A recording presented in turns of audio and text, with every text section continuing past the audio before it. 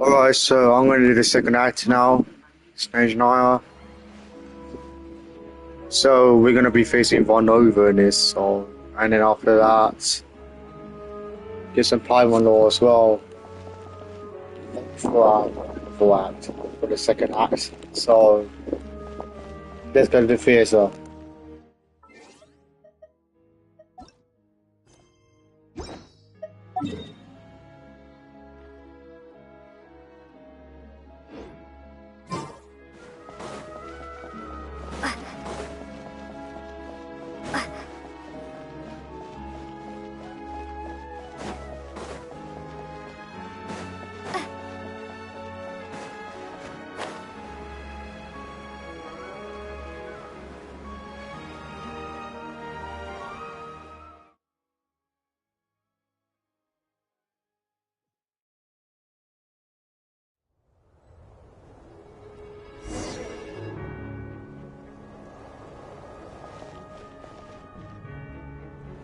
Go to the theatre.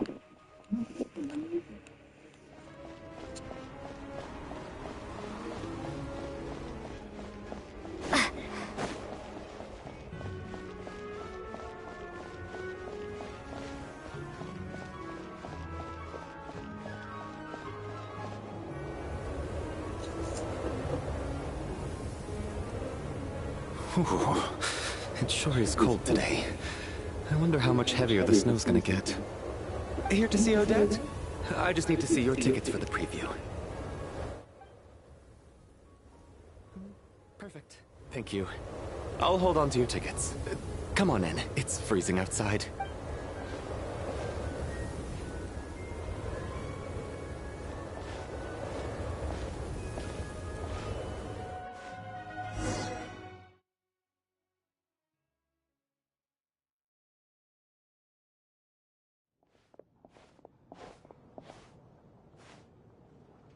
I think I'll leave the Lelek question until after the show's over. Then I'll go find Odette.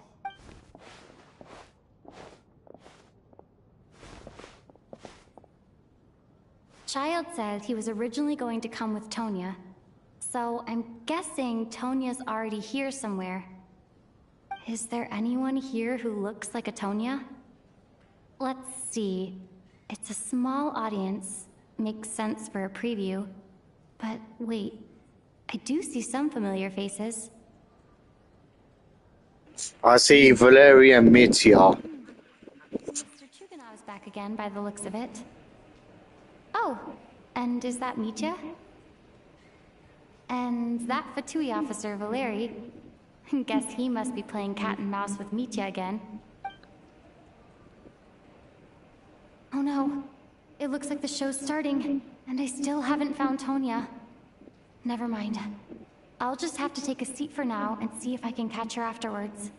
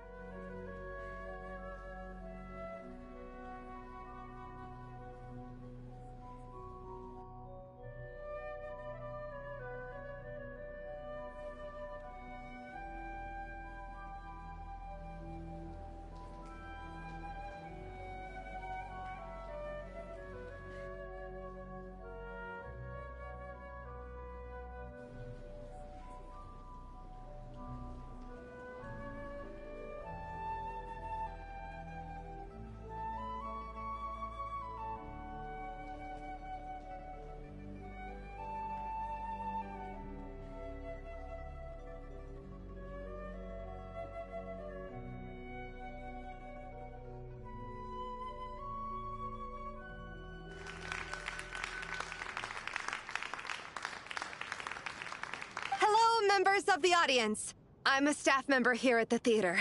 Today's performance was a very special one for us, as it marks the first attempt in a long time to revive the classic Snezhnayan ballet, Spirit Seeker. To commemorate this occasion, we would love to take a group photo of the cast, crew, and audience members present today. Could I kindly ask the audience to please come up onto the stage? All right, everyone, huddle in a little more. Now, look at the camera. 1, 2, 3.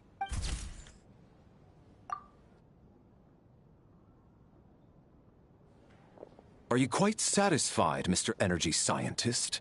I rather hope you don't have any other escape plans to add to my workload today.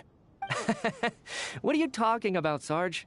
This was simply my way of inviting you to watch Miss Odette's new show with me. And wasn't the performance spectacular? In the future, I heartily encourage you to take a leaf out of my book. Find some soul-nourishing pastimes to enrich your time outside of work. It was indeed a fine performance, but I must correct you on one point. This is not time outside of work. These are working hours. Working hours and non-working hours are just a social construct. Human technology can never advance if we're too rigid in our thinking, Sarge. May we leave now? Already? I mean, I was kinda hoping to soak up the atmosphere for a little longer, but... no? Okay, guess I'm pushing my luck. Didn't seem like too much to ask, but fair enough. Off we go then, Sarge. Back to the land of working hours. Lead the way. That has to be her. She's the only person in the audience around Tonia's age. Excuse me? Are you Tonia? Huh? Your brother's busy today, so I took his ticket. Don't worry about him. He's fine. Oh, okay. Sorry for the trouble. What's wrong? Are you sick? No, I'm fine. It's nothing. Maybe she caught a cold on the way here because of the weather?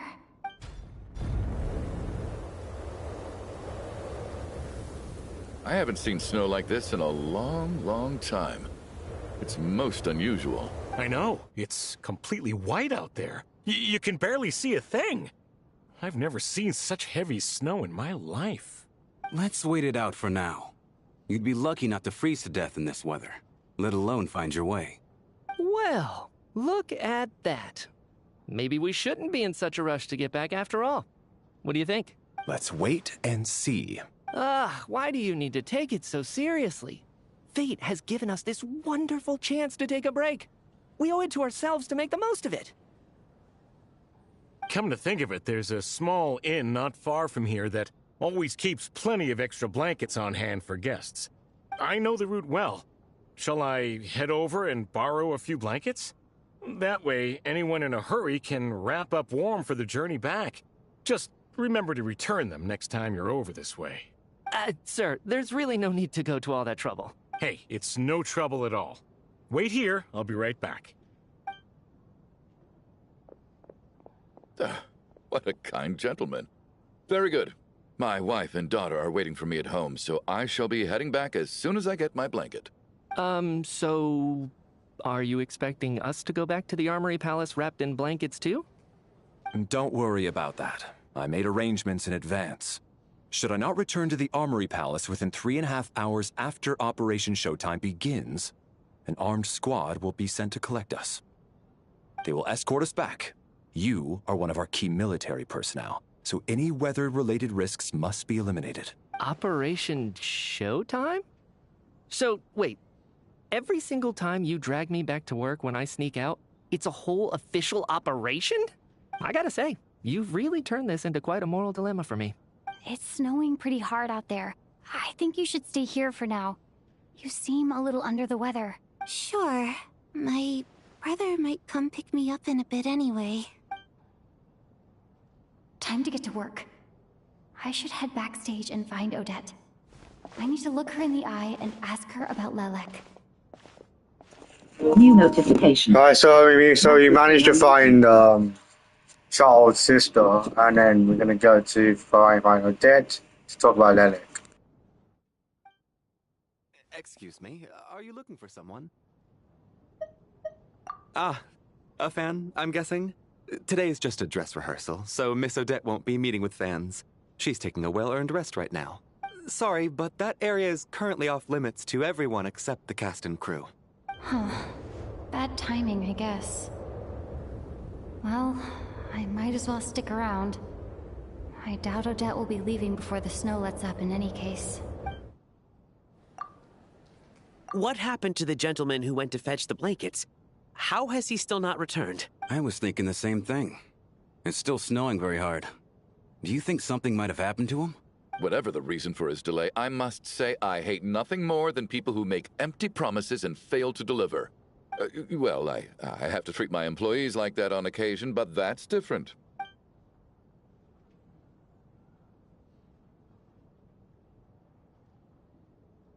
You seem anxious, Mr. Valeri. It's been nearly 4 hours since I left the armory. The army should have arrived to extract us by now.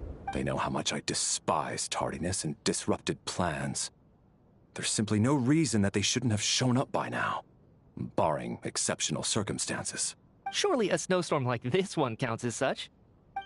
Few things in this world can stop the Snezhnayan army, Mr. Mitya. And a snowstorm is certainly not one of them. Why don't you go out and take a look? They might be right outside, waiting for your orders before they dare come in. An absurd hypothesis. I have no intention of leaving your side for even a moment until I have escorted you back to the Armory Palace. This doesn't look like an ordinary snowstorm to me. That guy who left earlier. It looked like he just vanished into thin air. Either that, or my eyes were playing tricks on me. A man-eating snowstorm? Come on. Night hasn't even fallen yet. Spare us the ghost stories. Traveler, didn't know you were coming today. How come you didn't say anything? Oh, right. I assumed you were looking for me and Vodenitsa. Odette's still backstage. Whoa, that's quite a snowstorm out there. I've been working backstage this whole time, so I didn't even notice. No wonder the audience hasn't left yet. Huh. Is weather like this rare even in Snezhnaya? Yeah, snow like this. I'm sure I've seen it out in the wild before, but never in the city. Actually, I take that back. I don't think I've seen snow this bad even in the wild. This is something else. It's not normal. If even Alosha thinks snow like this isn't normal, could it have anything to do with that monster people have been talking about? We can't stay cooped up here forever. Someone needs to go out and take a look. No need. I have plenty of experience with snowstorms. Besides, I work here while you're an audience member. I should be the one to do it.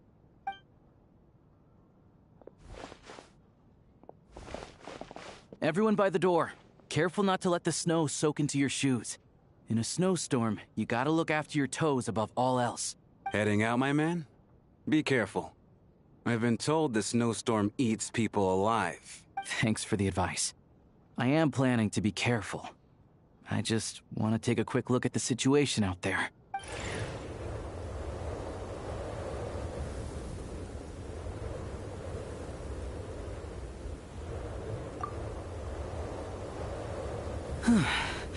He's back! He's back! How was it? What's going on out there? Did you see any soldiers patrolling the area? Something about this storm isn't right. There's no one out there. I didn't see a single soul. And something in the air gives me the creeps. This isn't your average snowstorm. I suspect it might be related to recent events in our nation. I strongly advise everyone to stay here until the snow dies down. Are you serious? So all of us are trapped here now? That sounds a little far-fetched to me. You want to go outside and see? I, for one, am not risking my neck in that weather. This just turned from a minor delay into a major hassle. We can only hope that our friend who went to fetch the blankets just ditched us and went home. Is it really that bad? But my daughter, I won't be able to read her a bedtime story tonight. Huh? What are you all still doing here? Whoa! It's snowing hard. Mate, that snowstorm's gonna fucking kill everyone. Oh, this is terrible. Luckily, it was just a dress rehearsal today, so there aren't too many people here. On the bright side, the theater's always well stocked with supplies.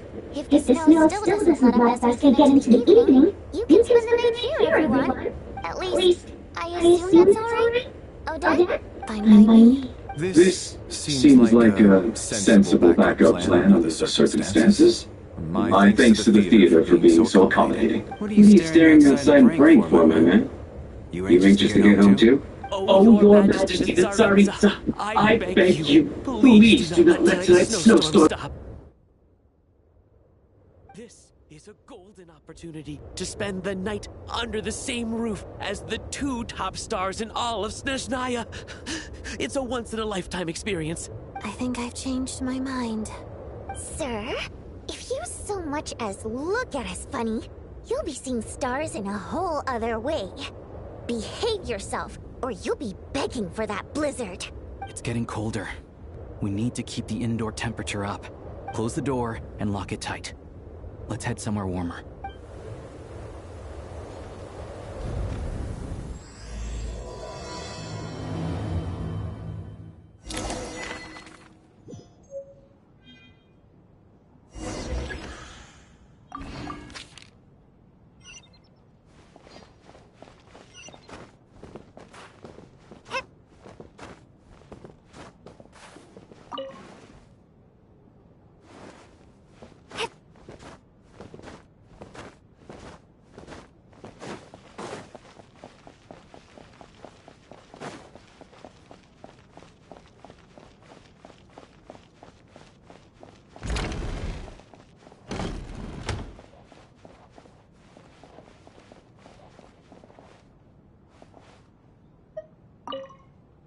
And then there's the aristocrats.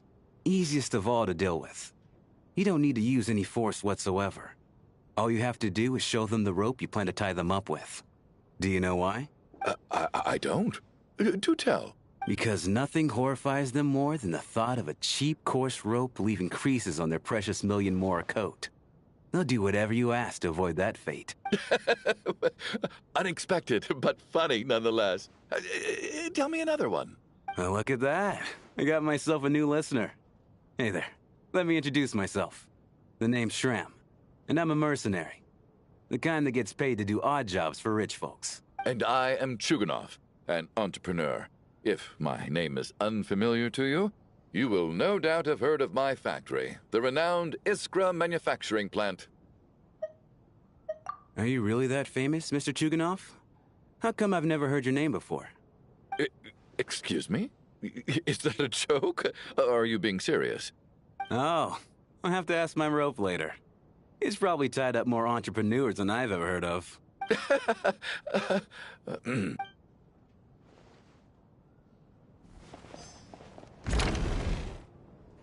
Right, that's Shram. Let's go to... Let's go to this lady. Sobolevo. My husband has major trust issues. To him, I doubt even this snowstorm is a good enough excuse for me to stay out all night. That's the price of marrying into wealth. You'll get used to it. I'm not about to stop you if you want to leave. But don't drag me along. Hello? Can I help you?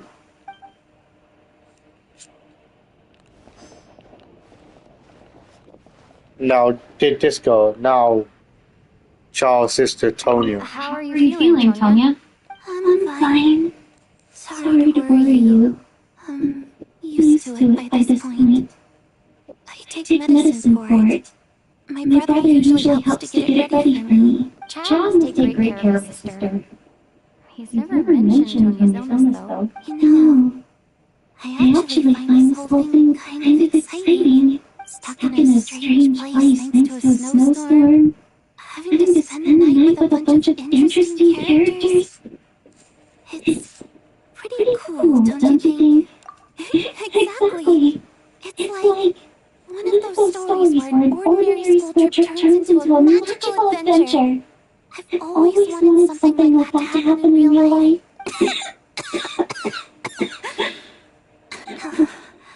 I'm fine, really.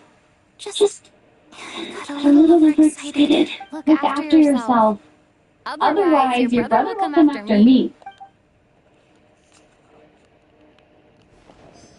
Right, next we'll go to...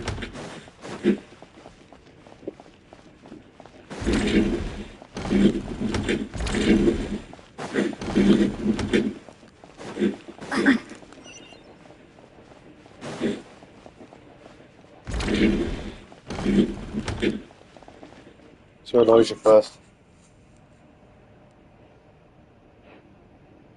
I don't think it's ever been this lively backstage before. I didn't know you were coming today. Hey, have you seen Chuganov? I heard he was coming today. Have you spoken to him at all? I'm with you.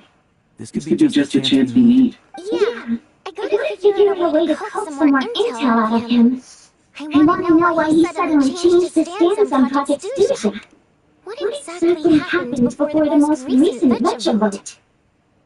For the Roka or just out of personal interest? There are other people around. Don't say the R word.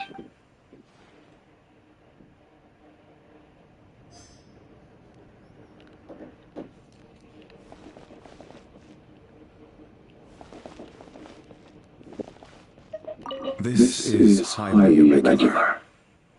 A delay of over an hour during an operation like this theoretically warrants a harbinger-level response. I wonder what the issue is. The storm? Or something else? Sarge, the day you learn to let go and just enjoy moments like this is the day you finally understand the meaning of life. Why, hello, ma'am. I believe you were the one sitting at a nearby table back at the Foyer restaurant. Any friend of the theater star performers is a friend of mine. It's a pleasure to meet you. I'm Mitya from the Energy Commission. Greetings. Major Valeri, head of the Special Assignments Battalion. Armory Palace Royal Grenadier Guards, 1st Regiment. I am here to ensure Mr. Mitya's personal safety. Please let me know if I can be of any assistance. Miss Traveler, I cannot help but notice that Miss Odette is stealing glances at me. Any idea what that could be about? I've racked my brains, but I can't think of anything I might have done to offend her. Perhaps she noticed me spacing up during her performance? But to keep racking the brains, you figure out that's what's wrong. Hey, you mean I really did do something to upset her? Well, thanks for letting me know. So, Mr. Mitya, is your work related to Project Studia? Yes, that's right. The higher-ups in the Patui transferred me from the Energy Commission to the Armory Palace because they wanted me... Really? I can't even talk about that?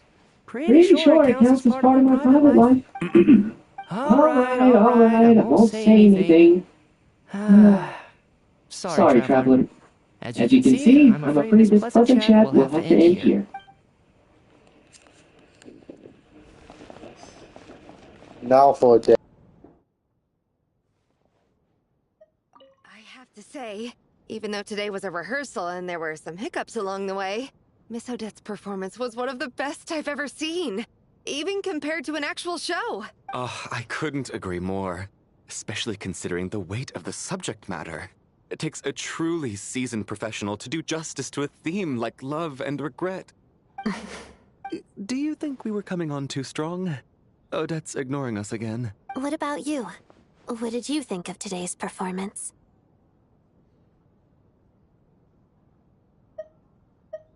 Oh my, that's very flattering of you. Thank you. I'll make sure to save a ticket for you when the show's performance ready. This doesn't seem like the time or place to bring up the subject of Lilac.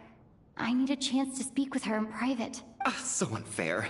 Talk about double standards. And now it looks like I've been spotted. You know Mitya too? No, I don't. I just have a feeling that he might be dangerous.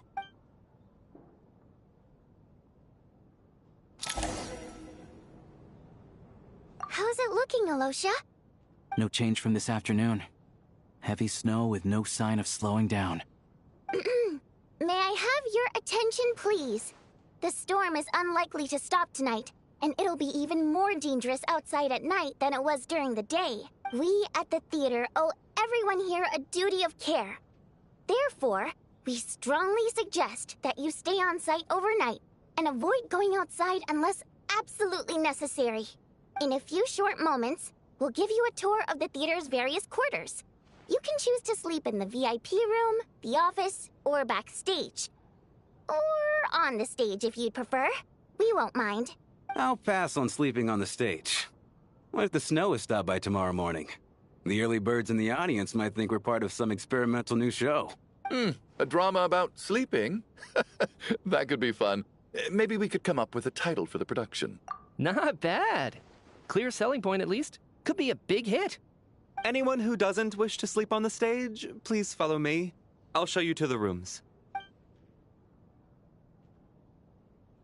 I guess I'll call it a night. Though, I feel like I won't sleep very well without Paimon here. I'm sure she'll be worried that I haven't made it back yet. But as long as she looks out the window, she'll probably realize what's holding me up. I wonder if she's feeling any better yet? At least she hasn't been getting any worse. Still, I should try and get back first thing tomorrow morning.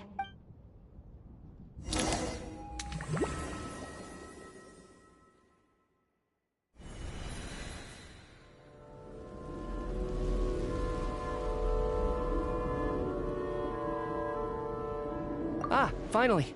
Welcome back to the world of the living, lazy bones. I was about to wake you. The black mist is almost on us. Still waking up, huh? You know, the black mist. It's been chasing us from below ever since we were born. You're just dozy. There's no way you've forgotten. Come on, let's keep heading up. Onwards and upwards is the only way to survive. Don't listen to a word those black mist cultists say. Here we go again. The endless march toward survival. What's going on? That black mist down there is creeping me out. And it's rising. Guess I should head upwards and get away from it. The black mist cultists believe that being swallowed by the black mist leads to everlasting peace. But if you ask me, they're just lying to themselves. We're the only heretics left. The only ones who refuse to give in. We have to keep going. But how do you actually know that they're wrong? Dangerous question there, Torgov. The moment your faith wavers, you start a chain reaction that ends in the collapse of your will. Put the question out of your mind.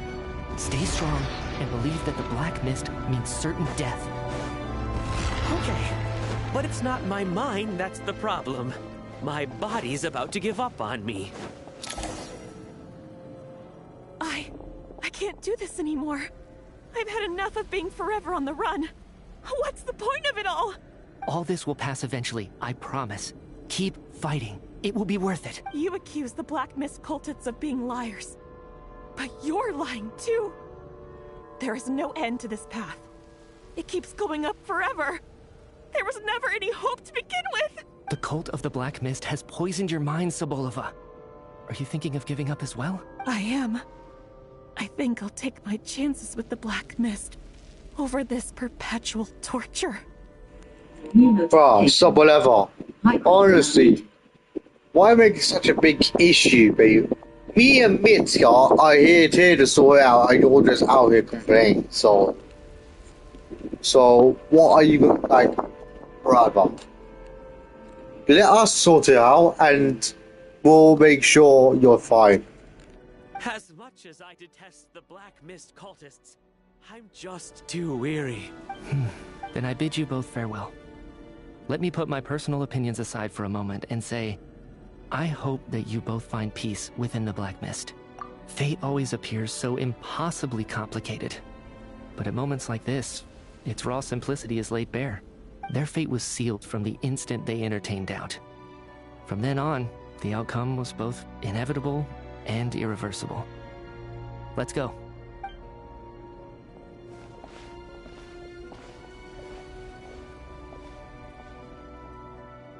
Torgov and Sobolova are gone. I never thought the day would come when even they would be swallowed by the Black Mist. It's just you and me now. Yes, it looks like it's satisfied. For now. This happens from time to time. But it won't be long before the Black Mist starts chasing survivors once again. No one knows how to stop its advance for good. Well, we should make the most of the precious moments of rest that those two bought for us. Huh? Are you really that sleepy, traveler?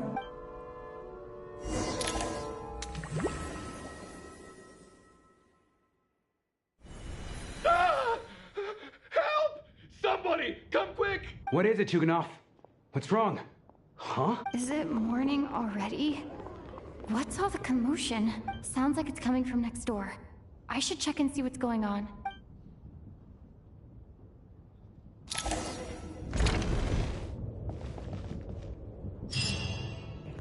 Bro, why everybody's running off?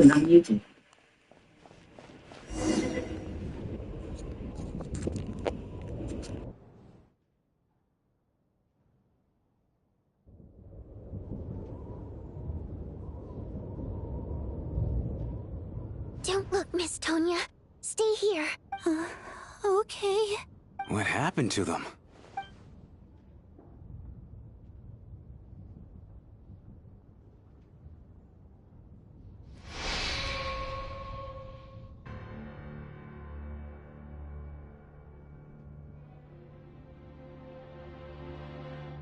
These two people have passed away. And the strange thing is that somehow I knew this was going to happen. I knew that they would be the ones to die. Have I seen this moment before? Or did I have some kind of premonition? I can't remember what it was. Let me take a look.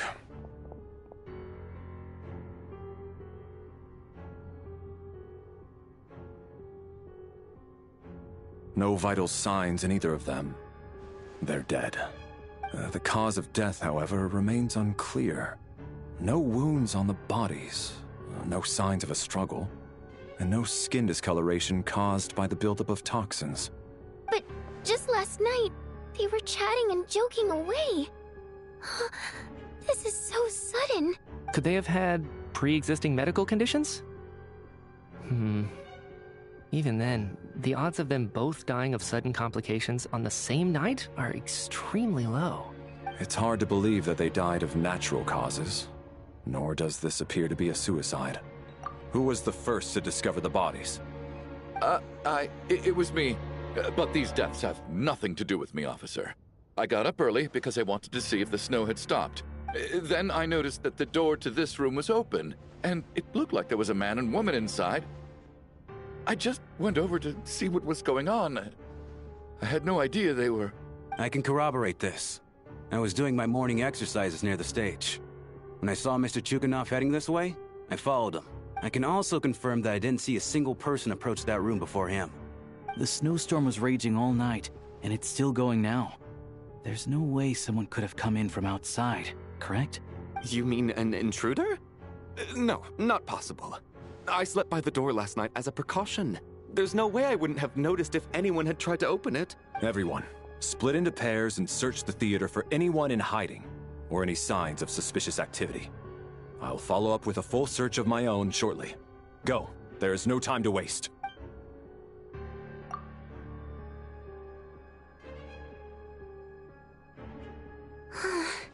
Nothing on your end either? Backstage is clear. No signs of suspicious activity. We checked the basement. Also clear. I don't think there's anywhere here that a living person could hide. Are we certain that the theater doesn't have a back door? Or any tunnel or passageway wide enough for a person to fit through? No, there's nothing like that. If people were sneaking in through some secret tunnel to avoid buying a ticket, we'd have sealed it off ages ago. I also checked the windows. All of them are locked from the inside, and there's no sign of anyone entering or leaving. It sounds like we can safely rule out the intruder theory. If anyone came in during the night in this weather, there'd be no way for them to avoid leaving footprints or water stains. This can only mean one thing. It's like one of those murder mysteries you see in novels and plays, isn't it? The ones where the killer is... one of us. We can't quite jump to that conclusion just yet. Could he be right? It's hard to imagine something like that happening in... Set in a theater during a snowstorm? A murder takes place and the killer is among us. It's such a classic trope that it seems... unbelievable. We got real life Among Us, and we got a murder mystery over here. Looking at who the killer targeted, and the clean entry and exit, it all adds up. I know what this is. It's obvious now that I think about it. What is? What have you figured out? Both victims were wealthy, well-known local merchants, and the door was deliberately left open so I would discover the bodies and witness the crime scene first thing in the morning. Such ruthless methods. This was your doing, wasn't it, Lelik? Lelik? You mean Lelik is among us, and he's the killer? Lelik. I know this code name. Member of the ROCOT, Anti-Project Snezhnaya. Always works alone. I've read the case files at the Armory Palace. Walk me through your reasoning, Mr. Chuganov.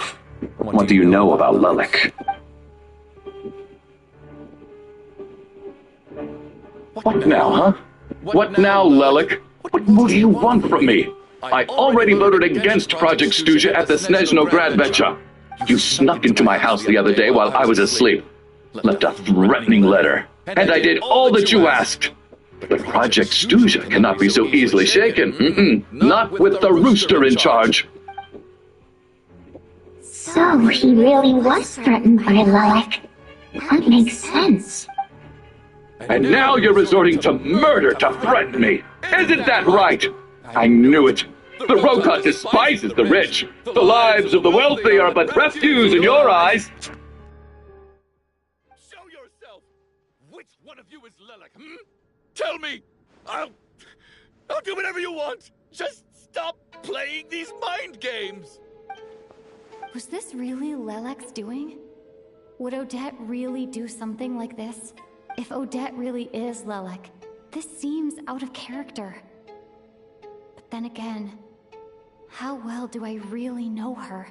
I'm probably the only one here with a compelling theory about Lelik's true identity. But if I reveal it now, I'll be putting Odette in the line of fire. What should I do? I don't think it's likely that Lelik killed anyone. At least from the stories I've heard, he's never killed anyone before. And his name has never come up in connection with any murder cases. Besides, even if Lelik did want to threaten you, why resort to such an extreme and roundabout method? It's not his style at all. Vodyanitsa doesn't know that Lelik might be Odette, but her assessment is pretty much identical to mine. Miss Vodyanitsa, why do you suddenly feel the need to speak in Lelik's defense? Defense? Oh, no, it's just... I'm worried that we're jumping to conclusions here, so I wanted to share my point of view. Also, I don't think the ROCOT is as bad as you're making it out to be. Well, if you think I'm so wrong, what's your theory then, Why don't you tell us who the killer is? The case is still evolving, Mr. Chuganov. Please do not prevent others from expressing their opinions so early on in the discussion. Even so, there's no denying that the recent threat received by Mr. Chuganov may well be an important clue. So there's still a good chance that Lelik is right here among us. I can't do this anymore. I don't care if it's still snowing outside. I have to get out of here. Whoa, take a beat. We all know it's far too dangerous out there. Even the soldiers couldn't get to us. Go out that door, and you might not live to tell the tale. And whoever this Lelik is, they're surely not going to murder anyone in broad daylight. Be sensible, my man. You're safer inside. As much as I regret having to say this, I'd like everyone to cooperate and refrain from exiting the premises until further notice. Because as things stand, every one of us is now a suspect. Unless anyone has further information to share, let's adjourn for now. Feel free to keep searching for clues, but make sure you don't go off alone.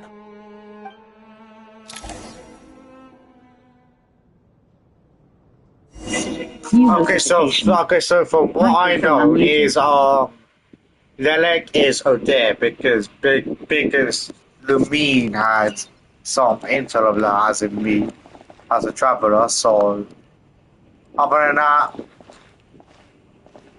we didn't make the case go on.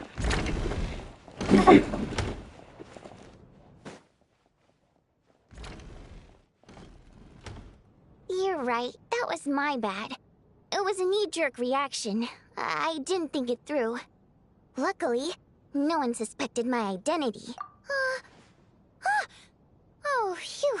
It's just you. I thought someone was eavesdropping. Since Vodyanitsa and I were on the same page earlier, I think I should share my thoughts with the ROCOT members first.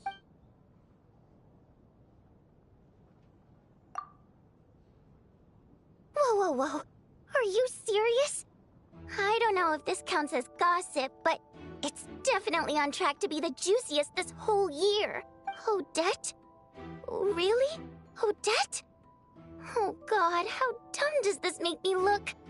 Lelek has been right under my nose this whole time, and I didn't notice a thing. Actually, it's exactly what you'd expect. Sometimes, hiding in plain sight is the best strategy.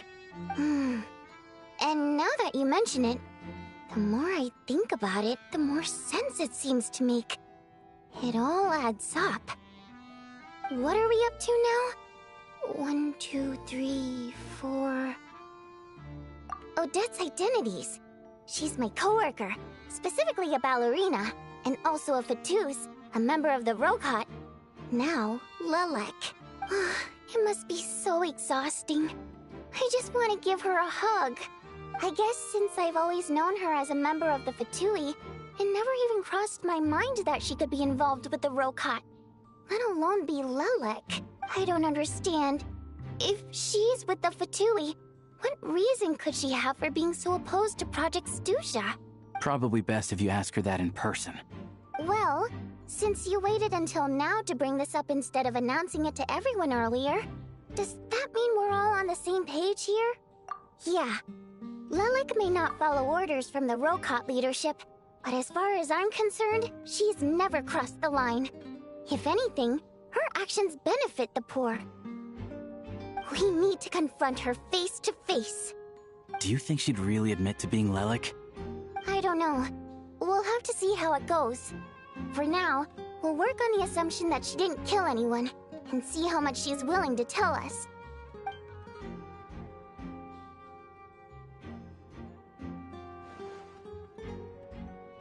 Now's her chance.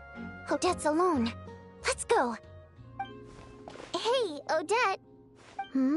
What is it, you guys? Shh. Keep your voice down. We need to talk. So, you're Lelek, aren't you?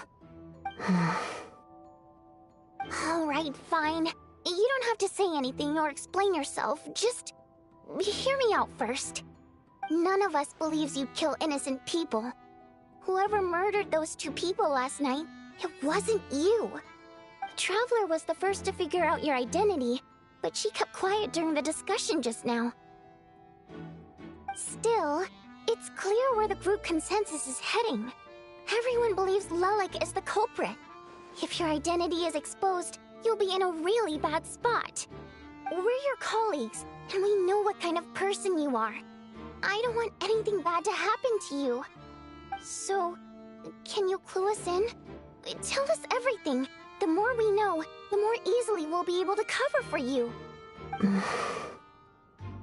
Alright. Yes, I'm Lelek. And no, I'm not the murderer. And thanks, but I don't need you to cover for me. Actually, I'm planning to reveal my identity. Huh? You're gonna reveal that you're Lelek? Here? That's right. I'll admit I was surprised at first when Chuganov guessed that I was here. It was just a lucky guess, but it caught me off guard. But after taking some time to assess the situation and confirm where everyone stands, I don't believe I have anything to worry about. Are you sure you don't need a second opinion? Given the circumstances. Mr. Valeri! What?!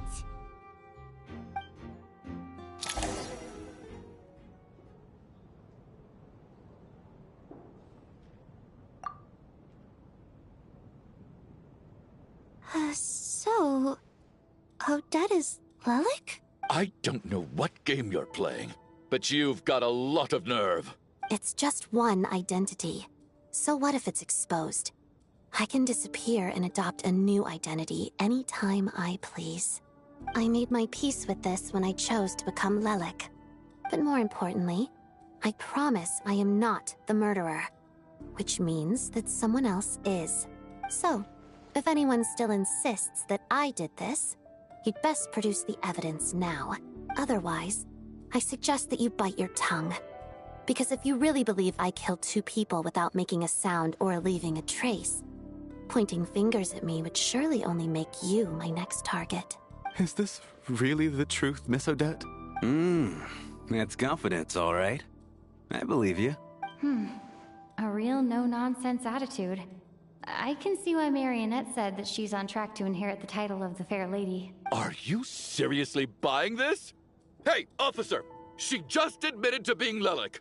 Aren't you going to do something about this? I do have one question, Miss Odette. Why have you chosen this moment to come forward and reveal your identity? If I didn't say anything, everyone would be focusing all their efforts on finding Lelik. And that is exactly what the real culprit wants. I don't want to be the scapegoat who lets the murderer get away with this crime. Despite all the accusations, she made the smart choice. A remarkable display of rational thinking under pressure. Clearly, Odette's talent extends far beyond the art of dance. She thought so far ahead. Ugh, why do I always feel like I'm one step behind her in everything? You've convinced me. Dealing with the murder case remains the top priority right now. Let's put the name Lelik and all related incidents aside until further notice. Nevertheless, the group still considers you the prime suspect. I assume you have no quarrel with that, Miss Odette? I understand. You're welcome to keep an eye on me around the clock. I have no objection. Mr. Chuganov? For my wife and daughter's sake, I'll let you off the hook for now. But don't think you're forgiven for breaking into my house and threatening me. Just wait till we get out of here, Lelik. We'll settle the score then.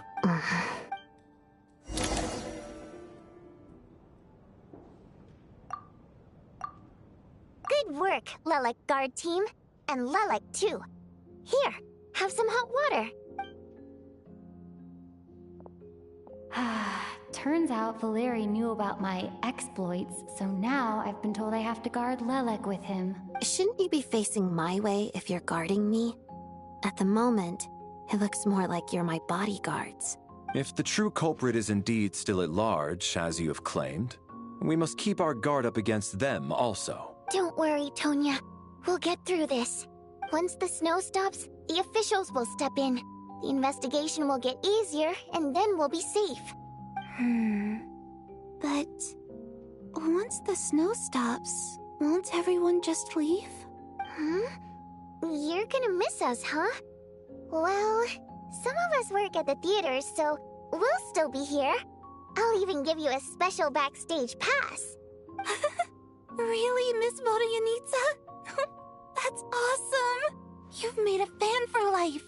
Aw, you're so cute, Tonya. All right, let's swear to it. I promise to give you the pass, and you promise to never change your mind about being my fan. Promise. Don't indulge her, Tonya. You don't have to swear an oath over things like that. You really do get carried away sometimes, don't you, Miss Vodyanitsa? Hey! Mind your own business! Don't be nervous, Miss Water Imp. Everyone's here. There's nothing to be afraid of. Excuse me? Do I look nervous? Don't be ridiculous. No. You sound nervous, lass. Oh. Wait, but how... Okay, plenty of people know that I'm a water imp, but still... How come you understand our primary mode of expression? Primary mode of expression. I've not come across that concept before. Do enlighten me, Vodyanitsa.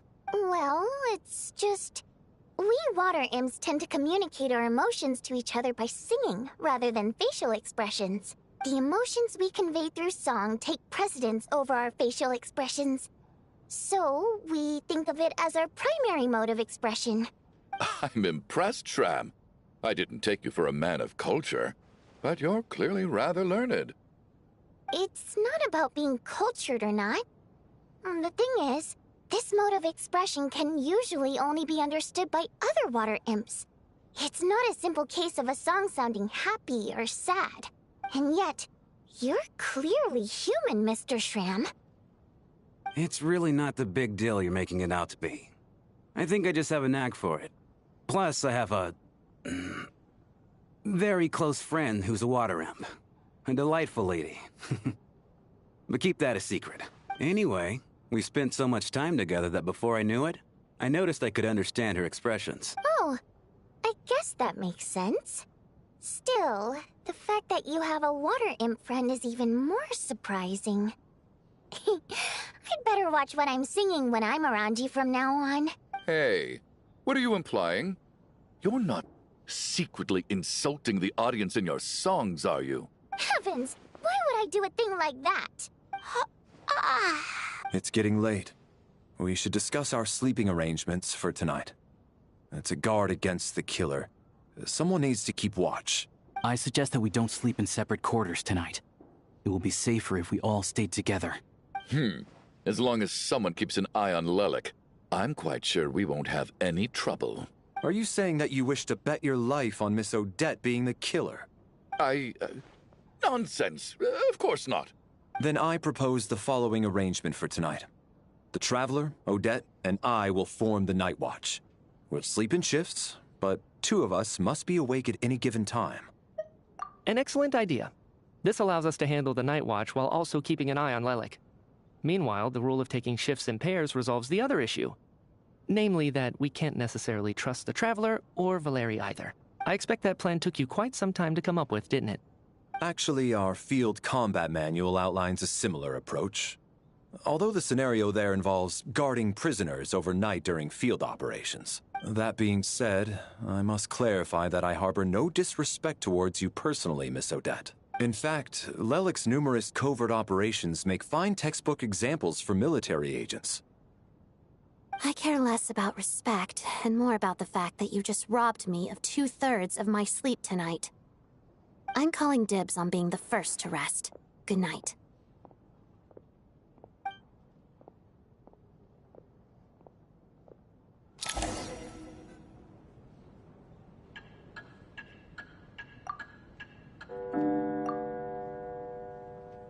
It's almost time. We should wake Odette. How are you faring? Oh, not going to argue with that. I'll take a quick nap. If you start to feel sleepy, wake me up anytime. It's finally time for Odette and I to share the night watch. I should wake her up.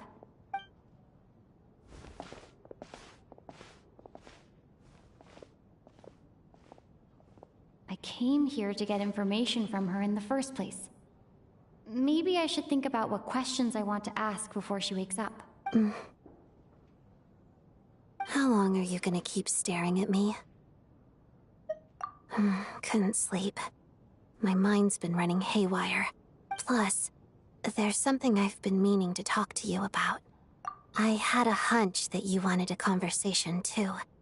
Let's take this chance to clear the air, shall we?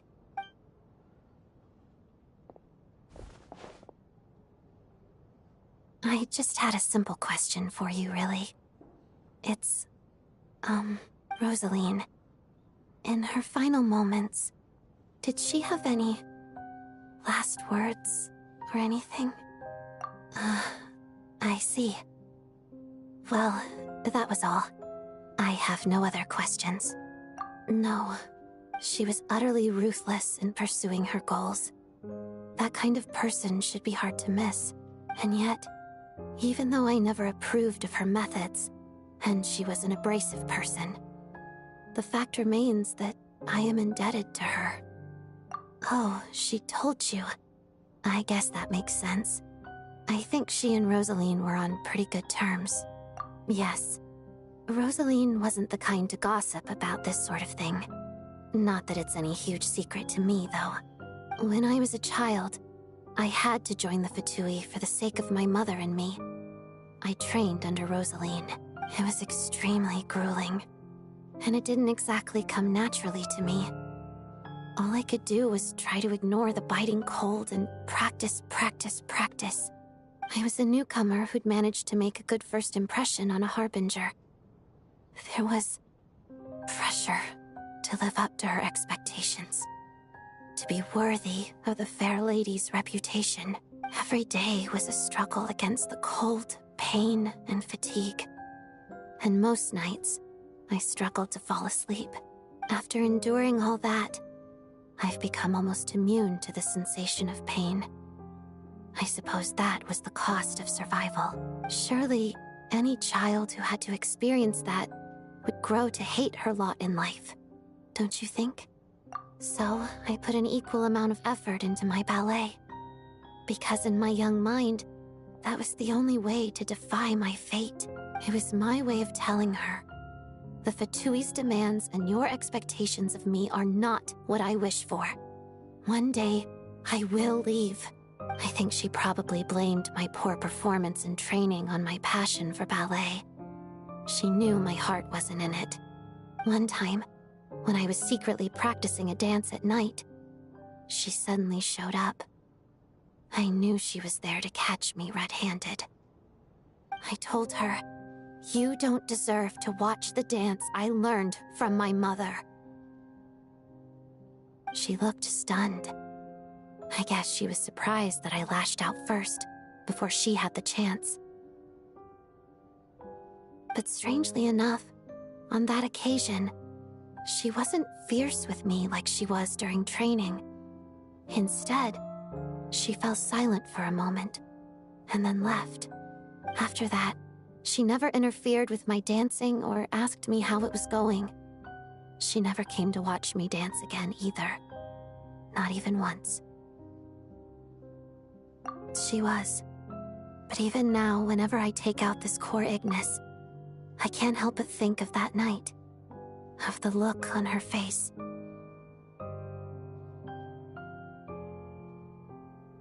Sort of. Although gift might be too kind a term. This is her flame sealed within ice. A symbol of her favor, yes, but also her way of keeping an eye on people. She knew the location of every piece of core Ignis. If any recipient started acting suspiciously, she'd be on to them immediately. Trust her to make even a mark of approval feel suffocating. So, when news of Rosaline's death reached Snezhnaya, many people immediately crushed their core Ignis. It gave them a profound sense of relief, like they'd broken free from her shackles. But I kept mine. With my sensitivity to pain being as dull as it is, the warmth from this core Ignis is one of the few things I can still feel clearly. I still wonder, did she really come to stop me that night? I wasn't sure, but I was scared, so I said some really awful things. I guess she didn't leave anything behind. Not that I expected her to. It's fine. It's just a bit of a shame that we couldn't settle our differences before the end. She did. Are you sure she was talking about this event? No, she didn't. I didn't even find out that she'd gone to Mondstadt until a while after she'd left. Wait, in that case... Okay, I will. Thanks for letting me know. There's something I'm trying to figure out. I'm beginning to suspect that Paimon's mystery illness is being caused by the energy research behind Project Stuzha. Paimon's very important to me, so I have to get to the bottom of this. I figured that since you're Lelek, you might know something about all this. The ultimate goal of this energy experiment is to create a weapon for the final battle. The weapon's construction was completed in Nodcry. Now, all that remains is to arm it with a sufficiently powerful energy. Yes, the weapon's development and all the related experiments are overseen by Lord Piero, the Jester, and the lab is located deep within the Armory Palace. I'm not sure why this experiment would be making Paimon feel unwell, though. The best way to get to the bottom of it would be to go there in person. Once we get out of here, I'll help you apply for an entry permit. And I'm hardly the organization's proudest member, as you know. You answered my question about Rosaline. I want to do you a favor in return. It's that simple.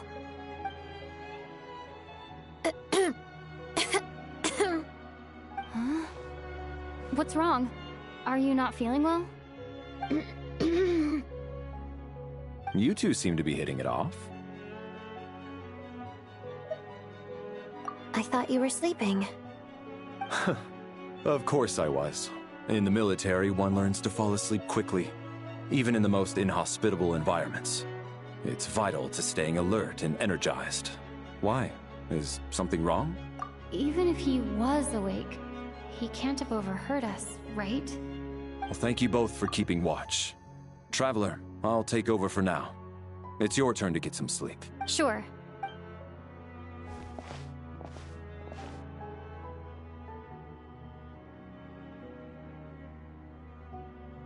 This is our second night here, but at least I found out a little more about Paimon's condition.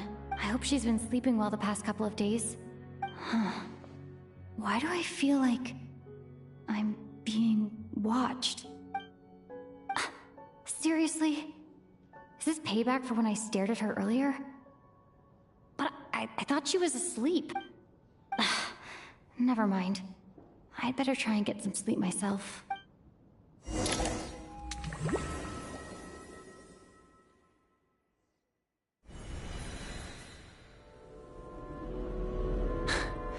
Hey, what are you spacing out for? Are you reaching your limit too? How long have we been walking for? Do you remember? Time's lost all meaning. Ever since we noticed that thing above our heads. What was it called again? A star key? Or key star? Anyway, the person who named it was swallowed by the black mist. Whatever it's called, ever since we noticed it, we've been walking up and up, hoping that as long as we reach it, we can find a way out of this place. But it seems like no matter how far we walk, we never get any closer. Well, we've come this far. You never know. Maybe we're almost there? Come on, enough moping. Let's go. The black mist is catching up.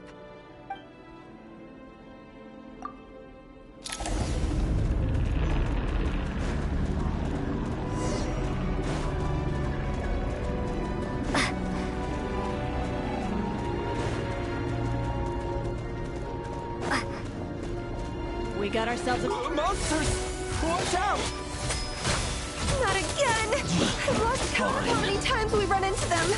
Be careful. What the? What the?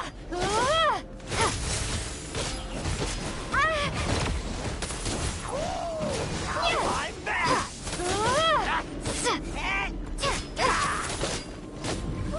Should've run faster.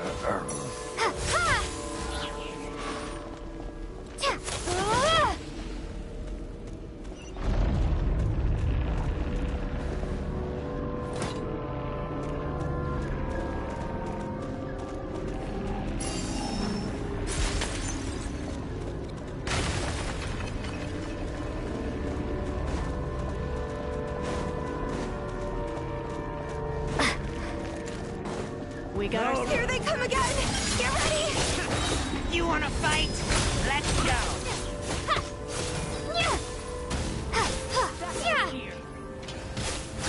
What the? Gotta...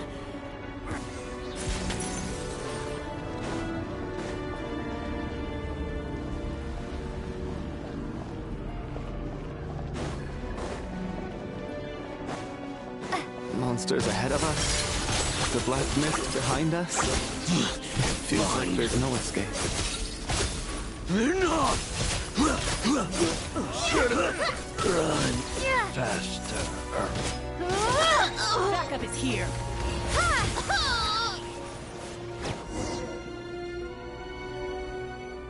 Are you hurt, Coolish? No. I'm fine. It's just... Suddenly, I don't want to walk any further. I get you. In fact, I reached my limit a long time ago. Sometimes it feels like there's hope where there shouldn't be. Yeah. The hope that the star gives us is the only thing keeping us going. But I'm not sure it's real at all. It may just be a collective illusion. Otherwise, why would it always be out of reach? We know you mean well, but you're only saying that to try and encourage us to keep going, aren't you? Thank you, friend. But enough is enough. Please don't give me any more false hope. Hope is poison in this place. You're going to continue, aren't you? I admire that. I've given up, but I wish you the best. May there come a day that you catch up to the star and leave this godforsaken place.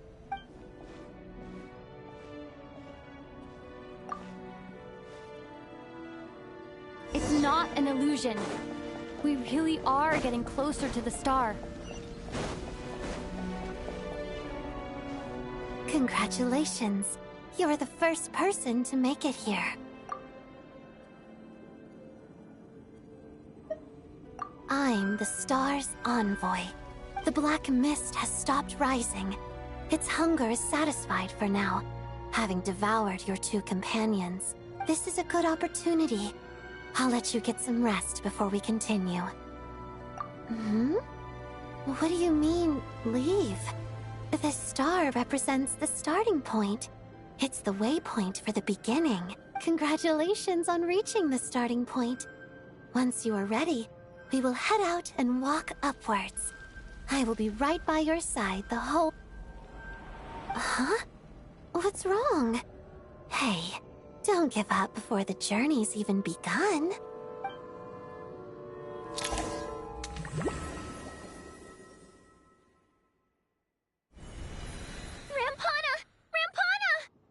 Is that Vodyanitsa's voice? What happened? Coolish, wake up! Please wake up!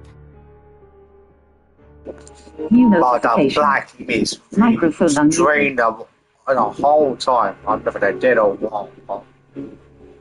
Somehow Odette's involved with this.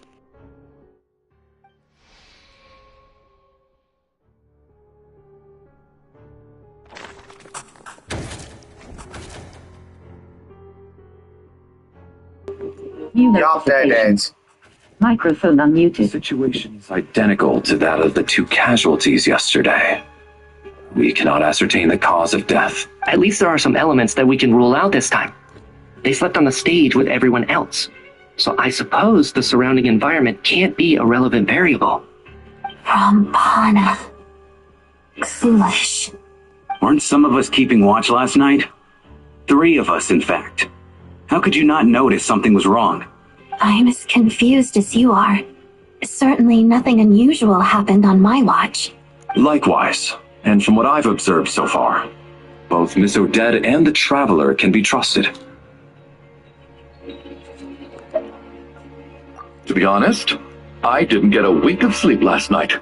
I couldn't help but think I was the target, so I just laid there with my eyes closed. I heard the Traveler and Lelic chatting, but otherwise I don't recall hearing any commotion during the night. Me too.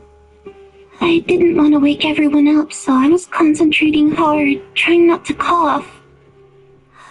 I hardly slept at all. If anything had happened, I'm sure I would have noticed. Then, what could possibly be causing this? Once was bad enough. I can't believe it happened again.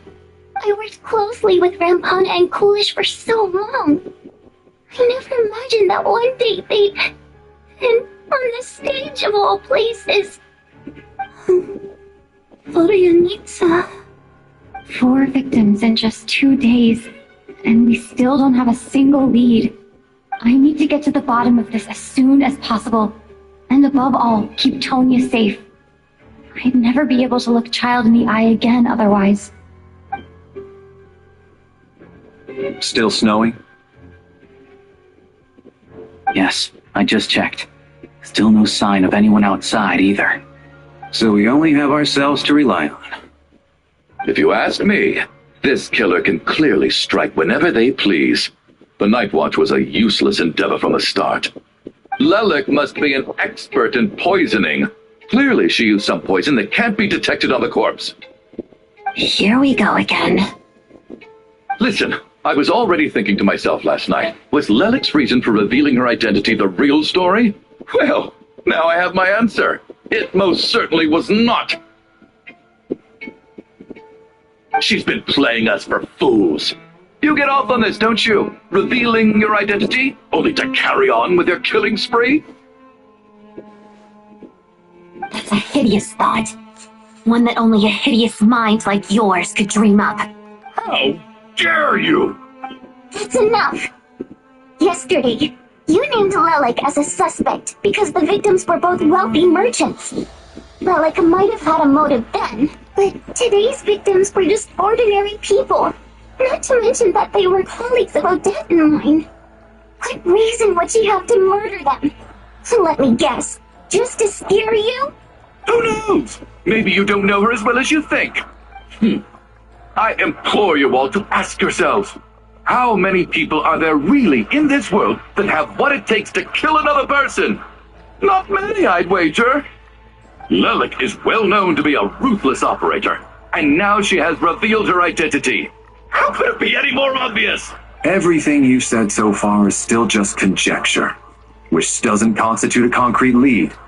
You need to back up your claims with some evidence. How can you defend her, officer? What did she say to you while you were on night watch? Maybe I shouldn't be so surprised.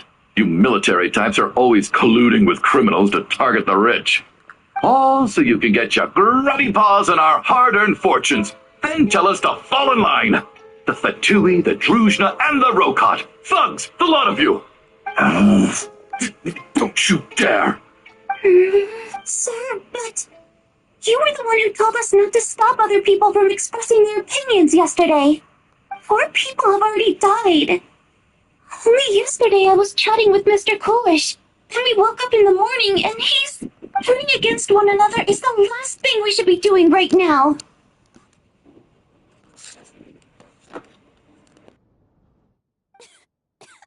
Little girl. Even if Mr. Chuganov is a puffed-up, pig-headed windbag who doesn't have a clue what he's talking about, he's still one of the victims here, isn't he? Quite. I had no intention of resorting to violence. But you're right, Miss Tonya. I ought not prevent him from speaking his mind. In any case, I believe Mr. Chuganov has calmed down a little now. We may resume our discussion. I don't think there's any need for that. What is there to discuss? Nothing about this situation is normal. Did you have an idea, Mitya? You're the brainiac here, right? Come on, clue us in. I've been mulling something over. All the leads we have so far concern things from outside the theater. Miss Odette's alter ego, the threats Mr. Chuganov received. But then there's the 2 double murder crime scenes themselves, which have given us absolutely nothing to go on whatsoever. That's highly unusual. Even with the most careful killers, there's always some evidence left behind. So what are you suggesting? I think this could be a supernatural event. It isn't characteristic of human-on-human homicide at all. Correct me if I'm wrong, but aren't you supposed to be a scientist? That doesn't sound like a conclusion someone like you is supposed to make. I got into scientific research because of my insatiable curiosity. But if the present situation defies all known scientific explanations, I don't mind shifting my curiosity toward the paranormal instead. Now that you mention it, I remember when I first came to the theater. I heard rumors about this place being haunted. Haunted? Yeah, I think I heard the same thing. But I mean, they're only rumors, right? We've worked here for years. Surely we would have noticed any spooky goings-on by now. Well, this has taken an unexpected turn. A haunted theater? If Paimon were here, she'd probably be hiding behind me in fear right now. Why don't we take this opportunity to look for clues again with a more open mind? Maybe a different perspective will help us see something different. Very well. Whether it's criminals or ghosts we're looking for, the same rules apply. Everyone needs to tread carefully. I'll move the bodies into the same room for now.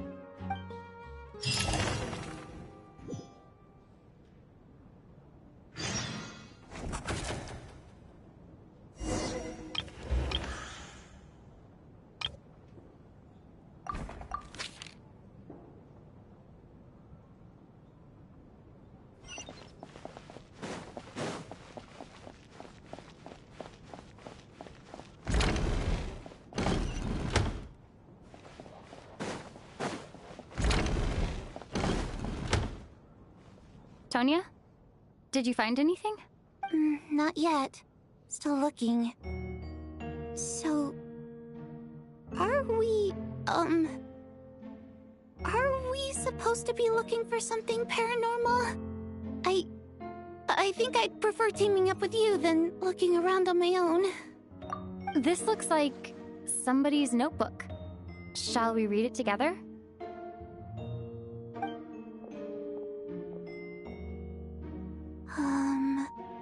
Well, it doesn't look scary or anything, so I guess it should be fine.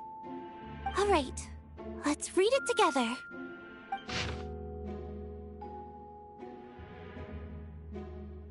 Huh.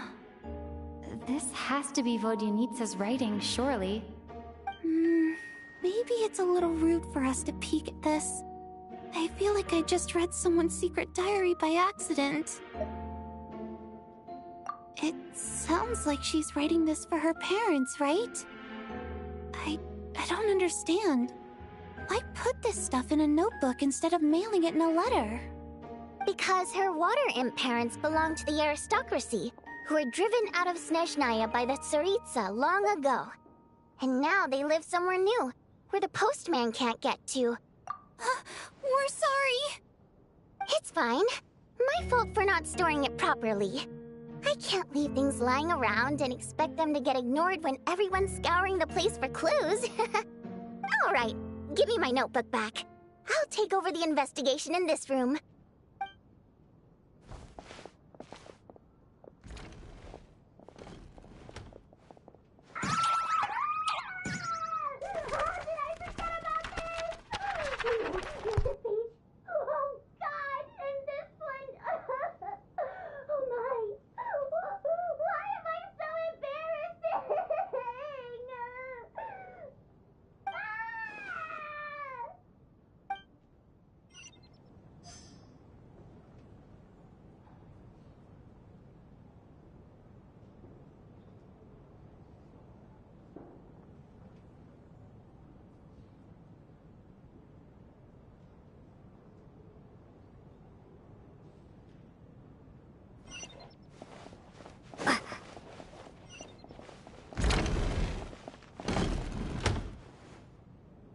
Valeri, come take a look at this.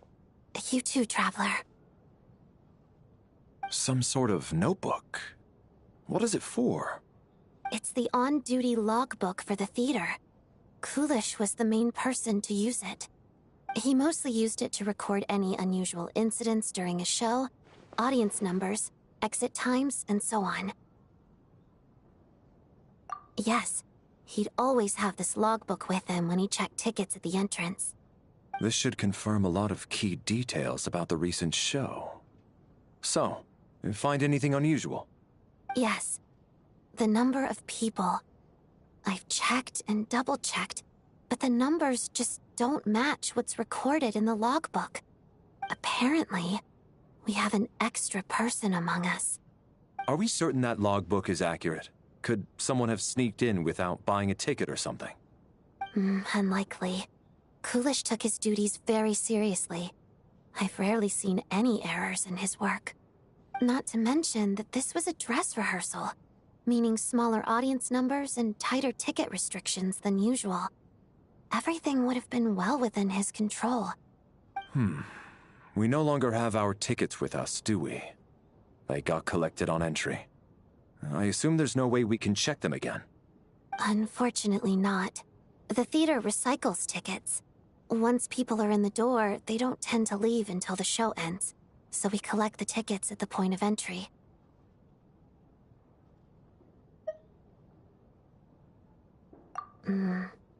Still, I'm inclined to believe that this discrepancy in the head count is significant somehow. Did an extra person just materialize out of thin air?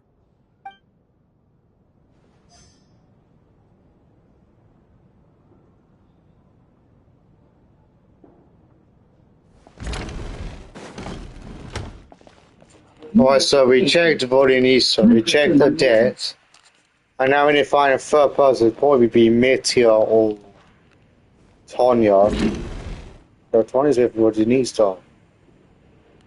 Mitts here would be the last one we need to check out. I know all sure. There they are. Ah, Traveler. Since you're here, come take a look at this. Alosha found it. We're both curious to hear your perspective. It appears to be an investigation report. And the focus of the investigation was the rumors of haunting we heard about earlier.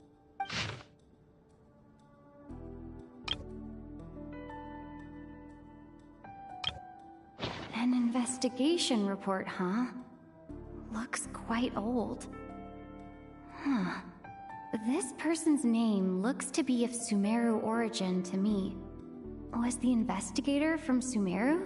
The theater manager must have hired an investigator once specifically to look into this issue. But it doesn't look like anyone ever looked at the report.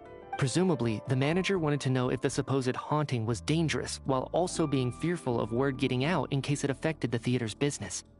Anyway, the bottom line is, the haunting is actually real after all. It's caused by an obstruction in the ley lines. Is there any chance this is the key to finally making some progress with the murder cases? Ley line problems are pretty unexceptional to me by this point. And while it certainly offers an explanation for the ghosts, it's hard to imagine what connection it could have to these two murder cases. Some of the language that appears at the very end of the report caught my eye. Angel civilization, ley line renovation? My area of research doesn't touch on any of that, so it's completely outside of my wheelhouse. Huh? A piece of paper just fell out from the report. It landed right by your feet.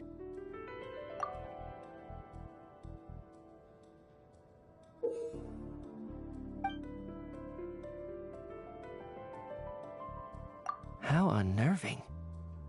It was tucked inside the report, so it must be a note left by the author. Death is near. Is that supposed to be what's going on here? With us, in the theater? But if so, how did the author foresee it? Could he predict the future somehow? Maybe things are more complicated than we thought. No, wait a second. If we take the report and the note at face value, they completely contradict one another. The report definitively concludes that the hauntings in the theater are harmless and cannot affect the real world. But the note seems to be warning of potential danger. The question is, what exactly does the note mean by death?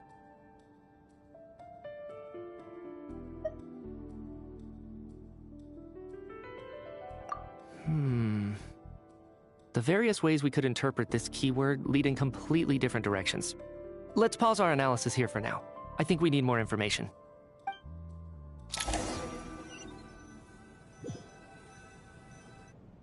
If we take all this together, it's not impossible, is it? If anything, it's the natural conclusion. Oh, I beg to differ. This sounds to me like a product of a researcher's vivid imagination. And perhaps it's because I'm still viewing this through the lens of a typical murder investigation.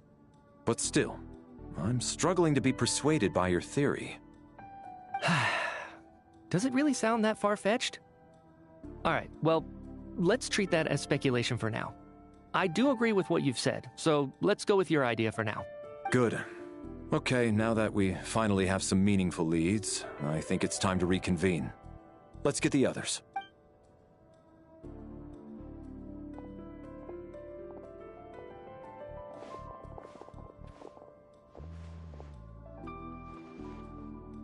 So, that's about everything we've discovered so far. I'll share my theory first. Based on what we've learned from the logbook, I believe the extra person among us is most likely the killer. If the killer had simply bought a ticket, it would have greatly increased the risk of their identity being exposed. I expect he or she either hid in the theater ahead of time, or found a way to slip past the ticket inspection. They then blended in with the group and waited for an opportunity to strike. What about the note found in the investigation report? Any thoughts on how that fits in? The killer may have simply planted it there as some sort of sick joke. I've seen my fair share of psychopathic killers. They love playing cryptic mind games. So, it has nothing to do with the haunting of the theater after all. This theory makes sense to me. If we have an audience member unaccounted for, chances are they didn't come here to watch the show. Could it really be that simple? So, in other words, all we have to do is find out who got in here without a ticket, and all our problems will be solved? Then let me make one thing clear. All the theater staff should be well aware that I came here for the rehearsal legitimately, yes? There's no way I'm the one who didn't have a ticket.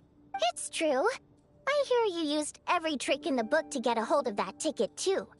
Everything short of throwing a temper tantrum and rolling around on the floor at the entrance. I most certainly did not degrade myself in such a way. Probably a stupid question, but I might as well ask. Did anyone here get in without having their ticket checked? Guess it was naive of me to expect them to just admit to it. Especially after the unprompted Lelik reveal. Once was already a miracle. Twice would be unfathomable.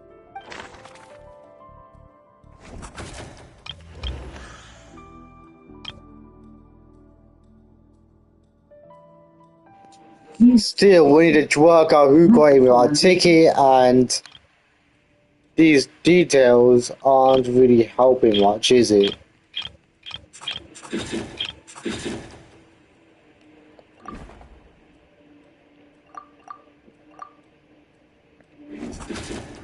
We have to catch this extra person, even if only for the victim's sake.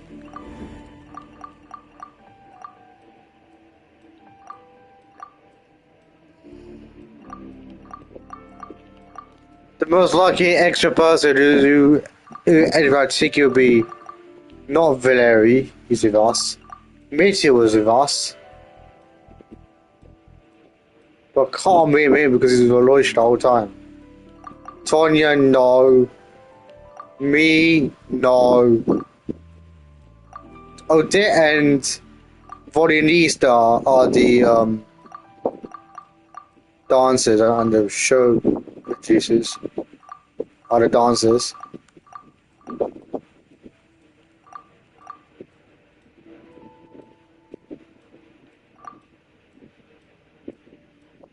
It's giving Aloysius vibes, but Mitya, no. Nah, it's none of us.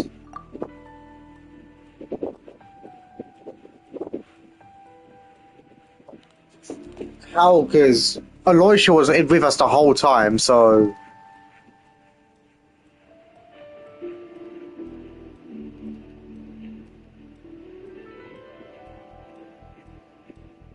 Are you sure?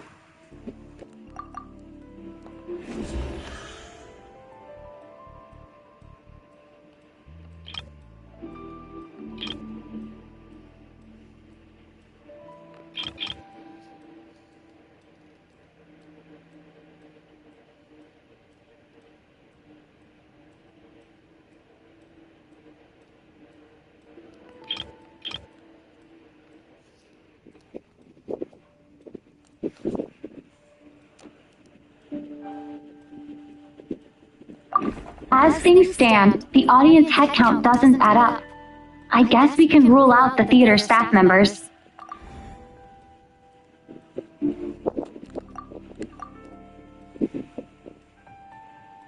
Saying Mitya, but... Go with him. Valeri came to the theater to catch Mitya.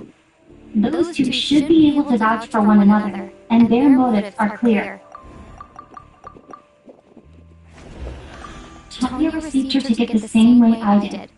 I assume Child got both of them together. In any case, I knew in advance that Tonya was coming.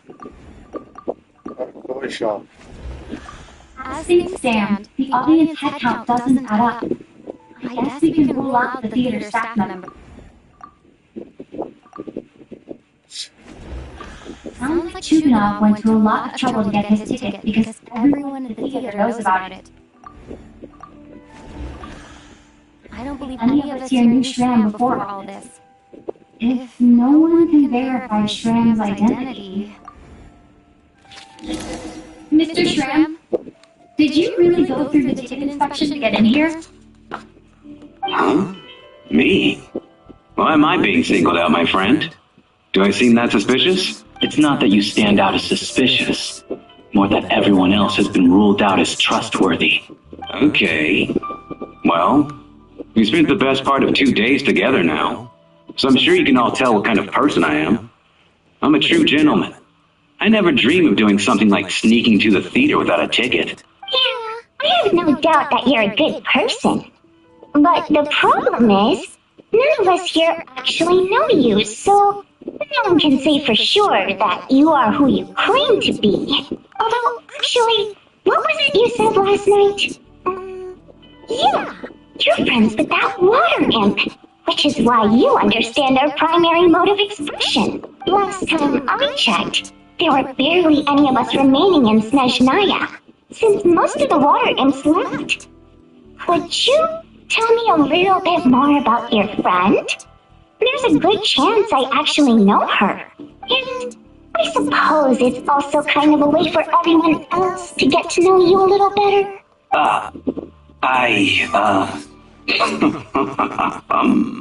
Good grief. Are you blushing? Pull yourself together, man. Stop giggling like a teenage boy. It's revolting. Hey, revolting is a little strong. All right, fine. I'll admit it. That water imp friend of mine, the truth is, we're dating. I was just the bodyguard hired by our family. But the stars must have aligned, because sparks began to fly between me and their daughter. Never in my wildest dreams did I think I'd get so lucky. We don't need details. Just get to the point. Okay. I'm just a little hesitant to reveal her name, that's all. You know how it is. These are delicate times, even with me to protect her. If word gets out that she's dating a human, both the Fate and human factions will give her a hard time. Really? Wait, no. That can't be. Huh? Shrek, what the devil are you talking about? Why is everyone looking at me like that? Surely you can understand where I'm coming from. Delicate times? Factions? Yes? You know, the Civil War? Last time I checked, the Fae and the humans were still at each other's throats. If I'm not mistaken, the last significant civil war in Snezhnaya history was over 400 years ago, when Her Majesty the Tsaritsa had just taken the throne and was consolidating her reign. What do you mean, 400 years ago? What's going on here? Is Shram from the past? All right, Mr. Mitya, you win this round. As far-fetched as it is, it appears that your theory may be correct. I'm just as amazed as you are.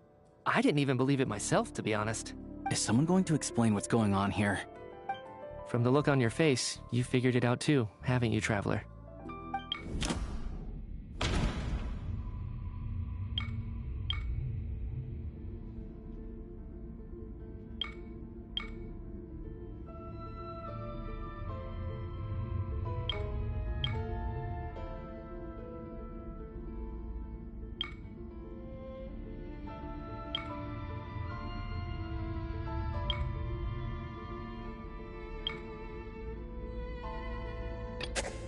That seems to be the case. Shram's the extra person, but there's no way of learning his identity from this clue.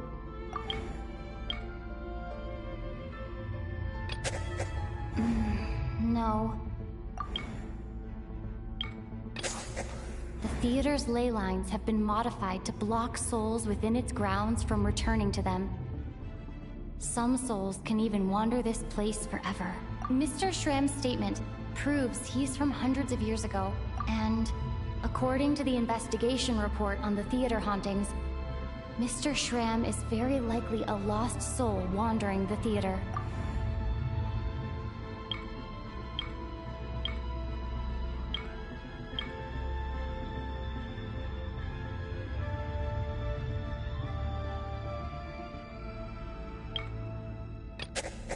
This is Mr.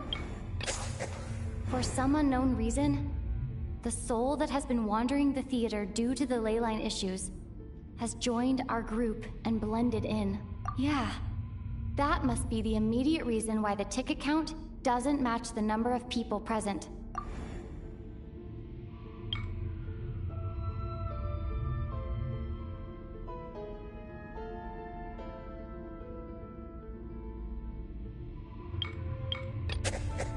Since we discovered... The contents of the investigation report have been verified. There are indeed leyline issues and wandering souls in the theater. Death likely symbolizes the deceased. Mr. Shram, for instance. Death is near. Huh. That must mean that there's a dead person in our midst. That's the truth, isn't it? Yeah, the logic is clear now. The investigation report said that there would be souls stuck wandering around the theater because the ley lines were cut off. Mr. Shram must be one such soul who died in the theater a long time ago. In which case, that also makes him our extra person. So when the note said death is near, it must have been referring to death as in the deceased, people who died a long time ago. Someone who died a long time ago. In short, there's a dead person among us. The extra person we've been searching for is a ghost from the past. You mean I'm a ghost? No. Don't make jokes like that, my man. There must be some mistake. But even if I was dead, I know for a fact I didn't kill anyone these past 2 nights. Yeah. Even if all that's true, the report also said the souls inside the theater can't affect reality, right? They're harmless. Then what if the problem isn't the souls at all, but the ley lines themselves? The ley lines have a powerful ability to attract and devour souls. Let's say that the ley lines are like a black hole, constantly seeking to engulf souls. But the souls that don't want to return are trying to avoid being sucked in. Huh. Why does this analogy sound so familiar? What happens when the black hole can't achieve its goal? I'm only speculating here, but what if it ended up swallowing innocent souls by mistake, or intentionally taking other souls to compensate? That could explain why we weren't able to determine a cause of death. If you're right, and their souls were devoured by the ley lines, it does make some sense. It does seem to explain a lot of the things we couldn't make sense of. Does that mean it's true? Except there's no concrete evidence. Mitya is relying on a lot of logical leaps.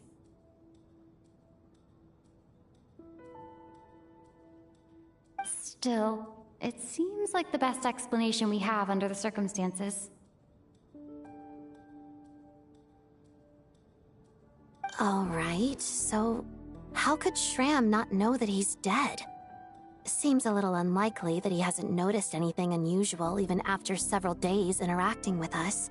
On the contrary, it's perfectly normal for a soul to wander the theater for centuries without questioning their existence or reason for being there. It's simply what's natural for them.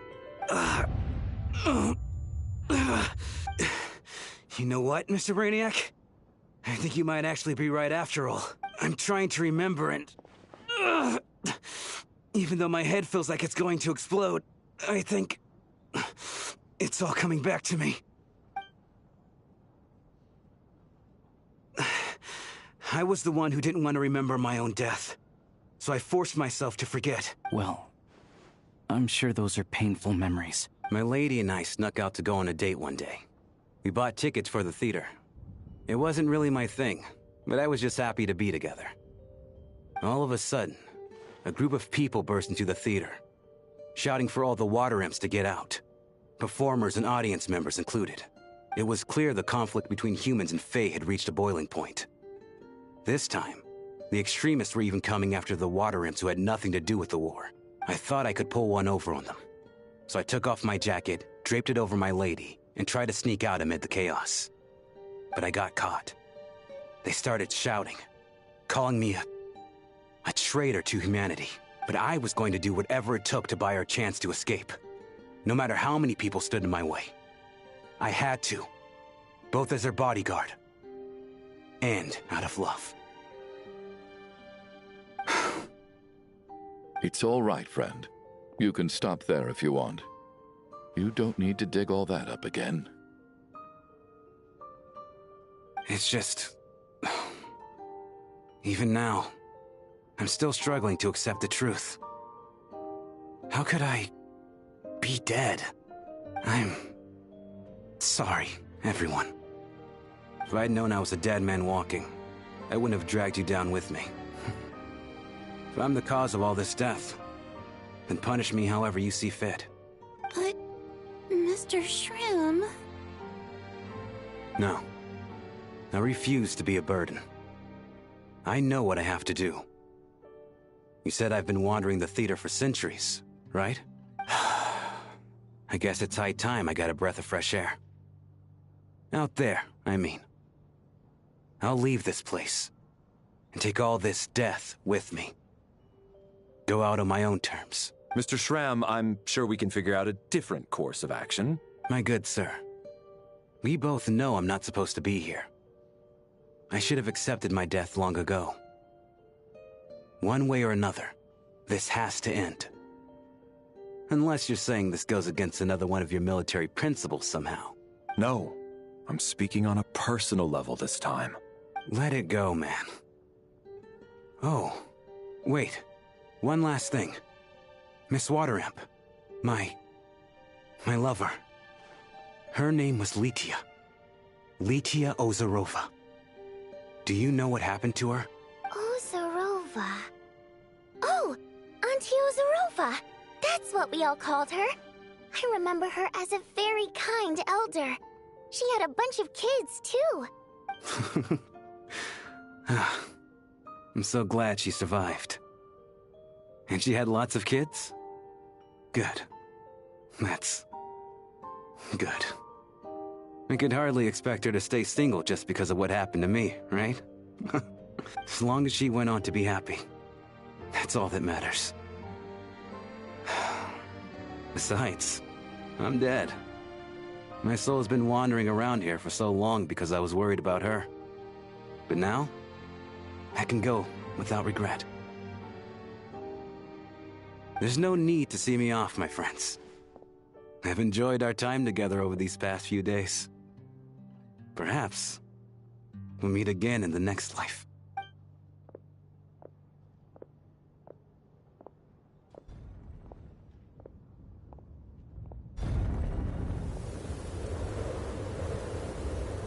Take care, my man. I knew Mr. Shram was already dead, but I still feel so sad. Death is cruel, no matter how we might try to make sense of it. So, was the conflict between Fae and humans really that bad back then? I was only little, so I don't remember much. It's terrible to think that so many innocent people had their lives turned upside down. Even the historical records about that time period don't say much about it. All people know is that the Tsaritsa founded the Fatui, drove out most of the Fae aristocracy without explanation, then used her terrifying power to suppress the humans. It seems to me like the Tsaritsa chose to make herself the enemy. She downplayed the conflict, directing whatever animosity both sides had for each other at herself instead. That's also why, despite how brutal the conflict was at the time, there hasn't been much lingering tension between humans and Fae since. Things have been fairly harmonious for the past few centuries. So, the Tsaritsa banished the Fae to protect the Fae living in the city? She offered herself up to be hated in exchange for peace. Maybe it's not quite as bad as it sounds. I don't think Her Majesty is too concerned if mortals hate her or not. And besides, there are very few who truly do. All this time, I had no idea. All right. If Mitia's theory is correct, then I think we can consider this matter settled. Let's all take a break. Ugh, if only this blasted storm wasn't still raging on.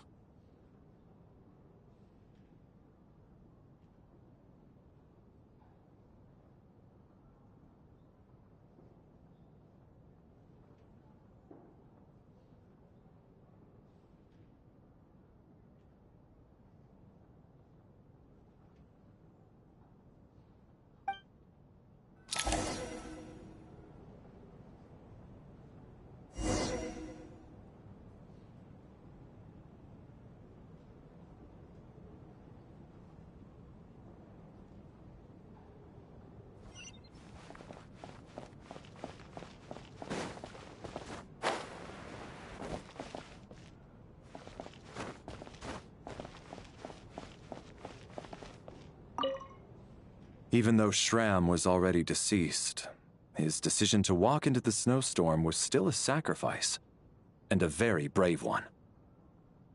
This is one of the few times I don't feel at all happy to have my theory proven true.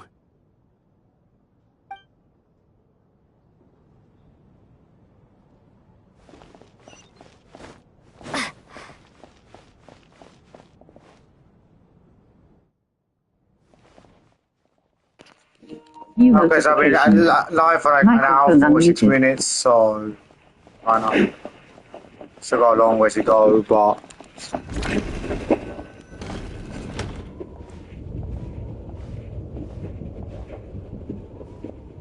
Looks like now we can just rest until the snowstorm stops. I still can't believe Shram turned out to be a ghost who'd been in the theater for hundreds of years. To think he was dead this whole time. What a strange turn of events. Knock, knock. Knock, knock. You know the door isn't closed, right? You don't have to knock. Think of it as a signal then. When I'm entering someone else's room and I knock, I'm here as Odette. If I don't knock, it's Lelek. Thanks. Please come in, Odette. So, why did you come to find me? Is there something I can help with? Volyanitsa said you knew about my secret identity from the start. But when everyone was discussing who Lelek could be, you were worried that revealing what you knew would be unfair to me. So you kept it to yourself, right? Yes.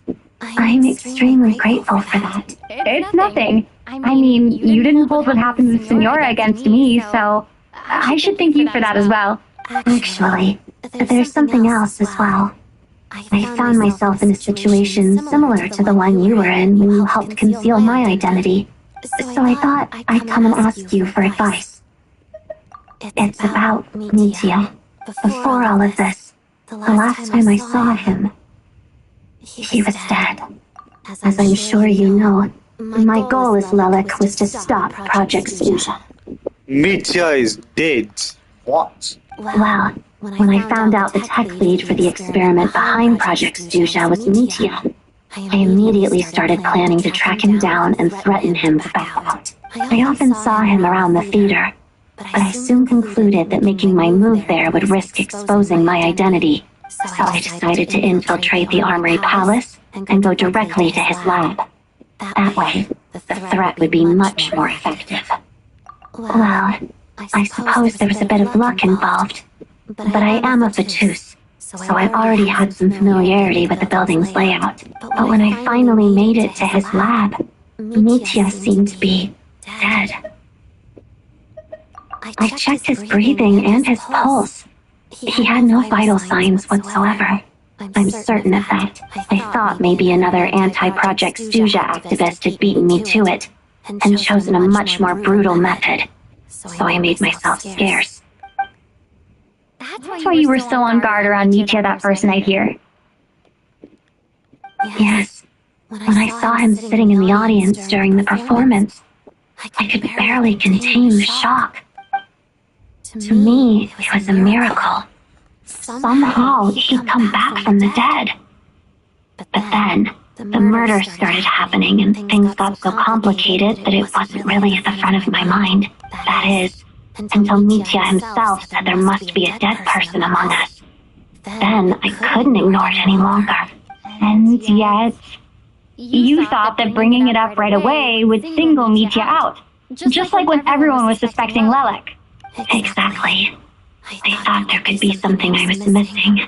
Besides, we soon figured out that Mr. Shram was a ghost, and we knew there was only one extra person, so we thought he had to be the one. But now it seems like there's another candidate. I understand why you kept it to yourself. There was so much information being thrown around during that discussion. Bringing up Mitya would have just introduced more confusion. So, what do you think we should do? Let me confirm one thing first. When was it that you found Mitya dead?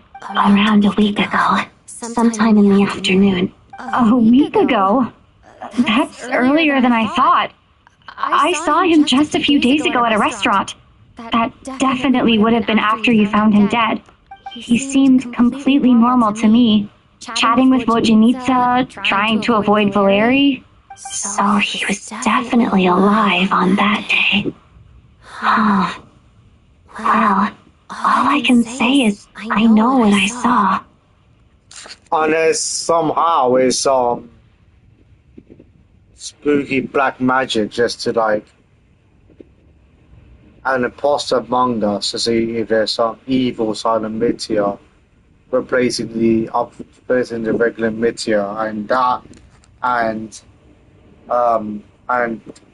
they think that the Meteor right now will be dead, so let's hear more. Here's a thought. The reason we even suspected a dead person could be among us was because of the problem with the theater's ley lines, but Mitya's death happened inside the Armory Palace. The ley line issue affecting the theater shouldn't reach that far. You're right. I guess he doesn't fit the profile of the person we were searching for. I think the chances of it being him are very low. Surely he can't have died for real in the Armory Palace. Unless what? Unless he really did come back from the dead. You're right. Do you think we need to disclose this to the others?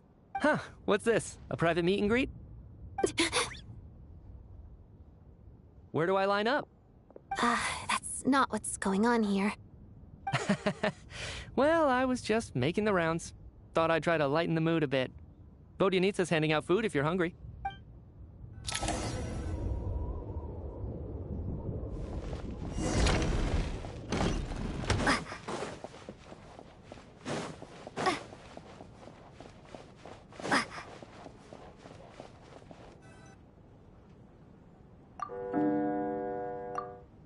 What is going on with this storm?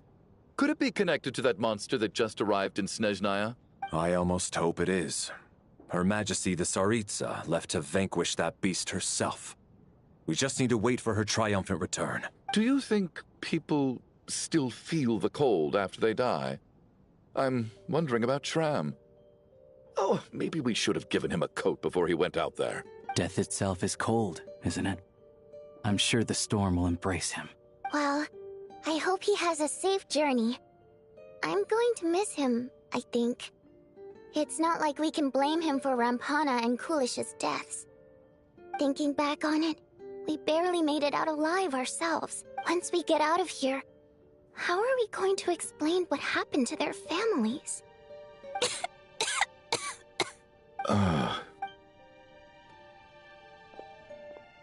Are you okay? Here, take this. I've never used it. Thanks. Look who's Mr. Nice Guy all of a sudden. Is it because Tonya stood up for you this morning? At least you know how to return a favor. Yeah, without Tonya, who knows how badly he would have been hurt. I told you already, I never intended to resort to violence. Duh, bunch of rascals. Little girl? I was rather surprised when you spoke up for me this morning. I didn't think I had many admirers here, so, thank you. Oh, no need to thank me. I said some bad stuff about you too. I've been, too embarrassed to admit it, but, you remind me a lot of my daughter. So kind to everyone, but never lets her old man off the hook. Unless my wife and I are having a fight, then she's always on my side, especially when she was little. Every time I took her out... All right, easy now. How long have you had that cough, Tonya? I don't know. It's probably been a while. I'm fine. Are you taking anything for it? Yeah. I'll be fine once I see my brother. He's gonna pick some frost fairy flower leaves and brew a tonic for me. I'll feel much better once I drink that. I see. That's good to hear, then. We should probably discuss arrangements for tonight. Now that the deceased has left our midst, there shouldn't be any more incidents. However, out of an abundance of caution, I'll keep watch. Shouldn't we take shifts? I can take one if needed. No need. I managed to get a nap in earlier, so I have plenty of energy right now. After all the tension of the past few days, everyone else should just focus on getting a good night's sleep.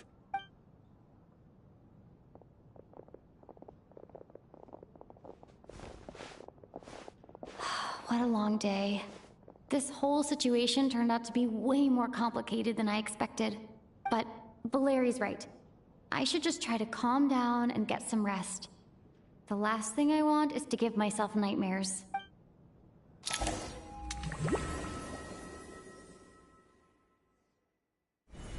She's awake. She's awake! Get over here, you big lug, and take a look! If you must call me something, call me Mr. Door. The Black Mist is coming. You need to go. Are you all right? Can you walk? We just got attacked by monsters on our way up. That Mr. Door fellow protected us. He just seemed to come out of nowhere. Not much of a talker, but when it comes to taking down monsters, that man doesn't hold back. Curses! The Black Mist is catching up to us. We need to keep going. Mr. Door, I don't believe I have a new notification. Microphone unmuted. Oh, seriously doing this again. Did you get to know me? I'm just Mr. Door. I have to find the door that belongs to me. Well, that will be the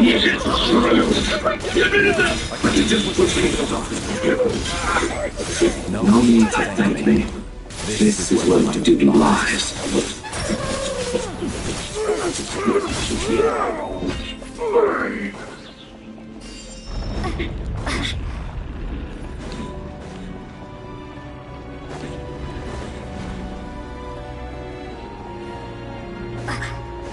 So we're doing this.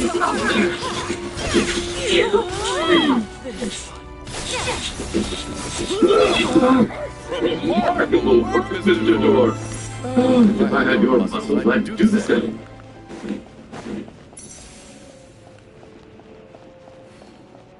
Are none of these doors the one you're looking for? No.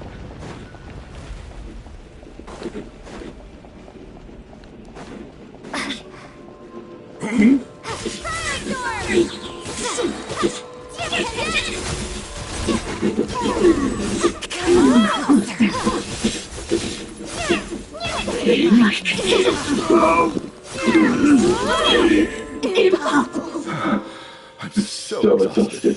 And the Black Mist is still rising. Oh, wait, look! There's more monsters down there! Are they coming from within the Black Mist? No! They're gaining on us! Quick, keep going! They'll be at our heels any second! Mr. Door, what are you doing? We need to get out of here! They're coming! Found it. This is my door. What? You mean you're going to stay here? I am the door. This is where my duty lies. No! You saved us! We can't leave you behind! You must keep going. A door can only keep things out for so long. You must make haste. But... You're right. Let's go! We can't let Mr. Door's sacrifice be in vain!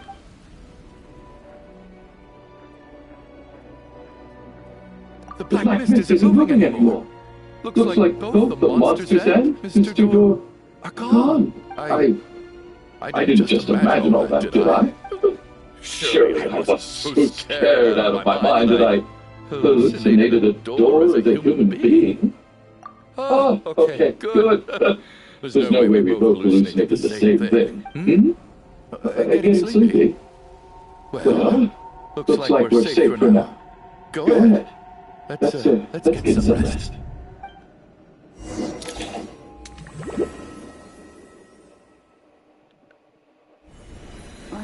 What time is it? Is it morning? I think I had a nightmare. Oh, I guess everyone's still asleep. These past 2 days have been exhausting. Valeri's keeping watch though, so he's probably the only one awake. Valeri?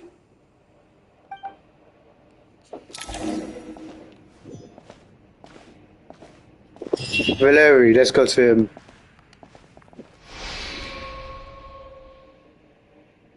It's the longer person ever, even though it seems if there's a burning issue, she should control her. Wake up! Everyone needs to wake up!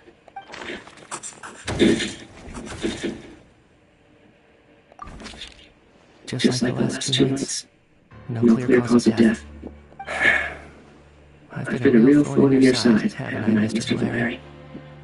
Now you can rest in peace. But for me, life will be all the duller for not having to run away from you, my friend. How's Tonya? Is she okay? I just checked on her, and it doesn't seem like anything serious. She's just exhausted from the past couple of days, and she's still recovering from her illness. We should let her sleep a bit longer. Valeri's dead. No. That means Valeri was the only one who died last night. If Valeri was awake and keeping watch, it would have been impossible to kill him without waking everyone else up. That much is certain. This is so frustrating. Why has nothing changed since yesterday? I thought we already dealt with the dead person causing all this. Actually, one thing has changed. There's only one victim this time, not two. Does that mean...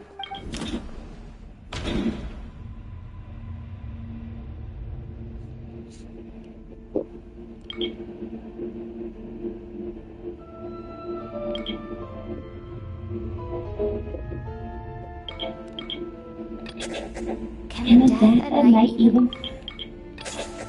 After the deceased strand left, there was one less victim last night. That more or less tracks. Is a reasonable conclusion, considering the only variable that changed. Oh, the number of people who die each night is equivalent to the number of dead among us. That's your theory, right? Exactly. We identified Mr. Schramm, and the night after he left, the death toll dropped from 2 to 1. By that logic, there must be one more dead person left among us. Another one? But there was only one person unaccounted for in the ticket checks, right? The head count should match up now. Having an extra person was definitely a cause for alarm. But being one person short isn't nearly as unusual. Someone could have left in the middle of the show, or made it out before the storm hit. One more dead person among us. If Nitia's theory is right, then what Odette told me seems a lot more relevant. It's just, at the time, we had no reason to think there was more than one dead person. If only we'd taken it more seriously as a possibility, maybe this could have been avoided. I'm sorry. This is my fault. I had information that could have been helpful, but I held back. I should have brought it up right away. I'm partly to blame as well. I was too quick to dismiss Odette's concerns. What is this about? What have you two been getting up to behind my back? Sounds like there's some big news you've been keeping from the rest of us. Well, we're all ears.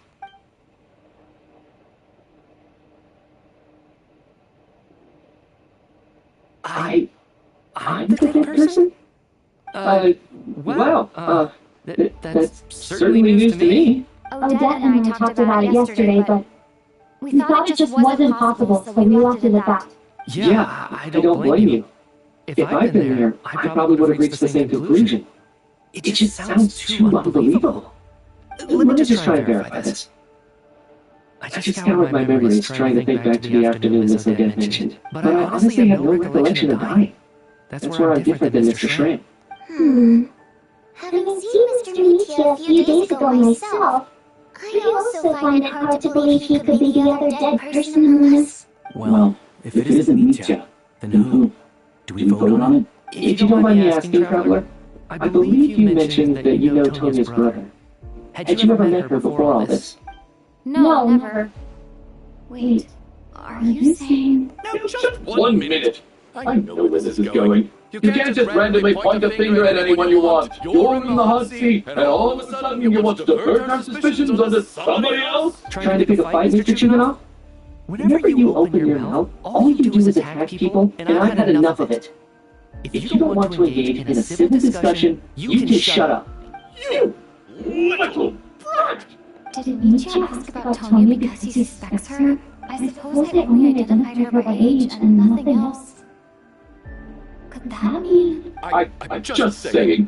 You're going around casting suspicion on people for no reason. How could Tonya be dead? I can vouch for her, if nothing else. I've seen her before. She's the sister of that Harbinger, isn't she? The one called Child. Oh, really? You're telling the truth? Since being here, I don't think I ever mentioned she was Child's sister specifically. Does Chuganov actually know her? If Chuganov can vouch for her, then it can't be Tonya either. In which case, it seems unlikely that there's another dead person among us at all. Miss Odette, could you go over that afternoon with me one more time, when you found me dead? No problem.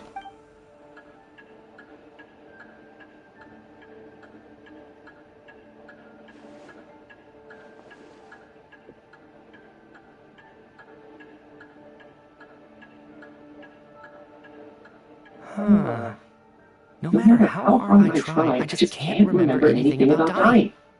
But I do remember something else. Miss Vodyanitsa, during our last meal together, I told you how some of the researchers were suffering from temporary memory loss. Do you remember that? Oh, yeah. You said it was hindering the progress of your experiments. You thought they were just under too much stress or something. Right. And even though I don't remember dying that day, I'm pretty sure I experienced something like amnesia. Some of my memories from that afternoon are missing. Are you suggesting you're missing the memory of your... Of course, how am I only just realizing this? Humans aren't necessarily aware of their own death. You mean being silently assassinated, or dying in your sleep? Situations like that?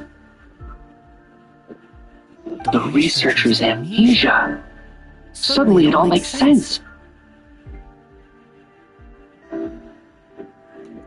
I must thank you, Odette. I think your perspective just helped me reach a breakthrough on a series of issues that have been troubling me for quite some time. All right. It's decided then. I'll be the one to leave today. Oh, leave? Hey, wait a minute. Aren't you rushing into this? What if you're wrong? You pay with your life. Come on, kid. Aren't you gonna fight for your life? This seems like a rash decision.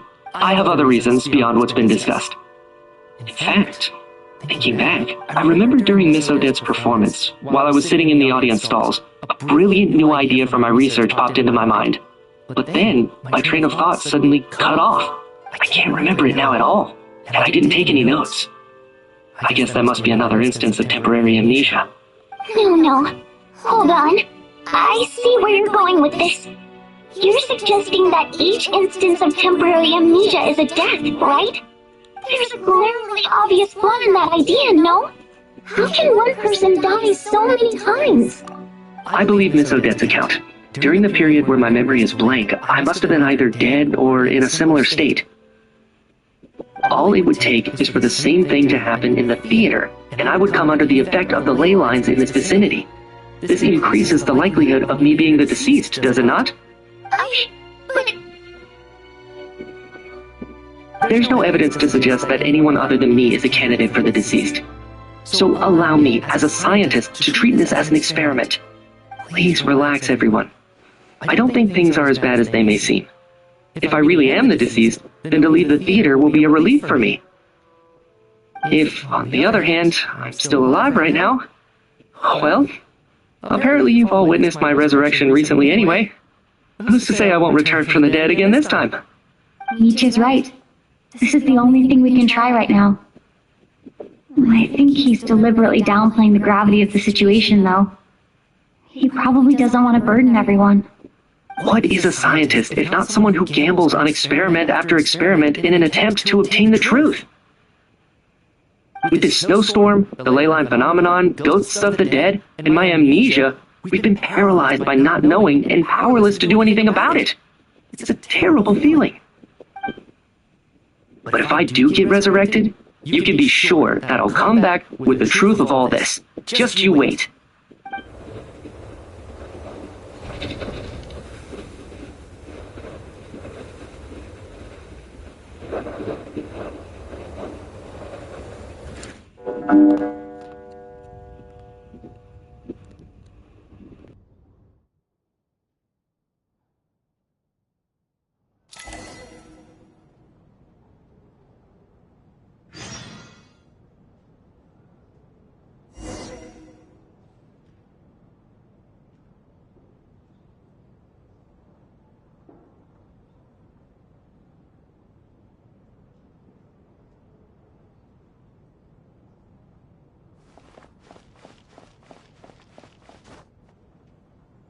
Poor Mr. Mitya.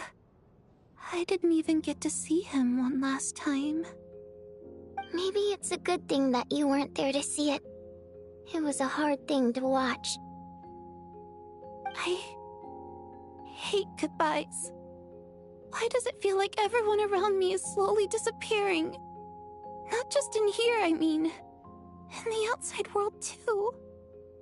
Maybe it's the realization that, at the end of life, everyone has to face it alone. Come to think of it, the main reason we're still alive right now is pure luck. Each morning here, for every one of us, there's the chance that we might not wake up. You could take it a step further and say that the same is true outside, too. Who can ever be 100% sure when they drift off to sleep that they'll open their eyes again in the morning? If I make it out of here, I'm going to cherish every moment that I'm awake and live without any regrets. Without regrets? I feel like a strange sense of anxiety has been quietly growing inside me over the last 2 days.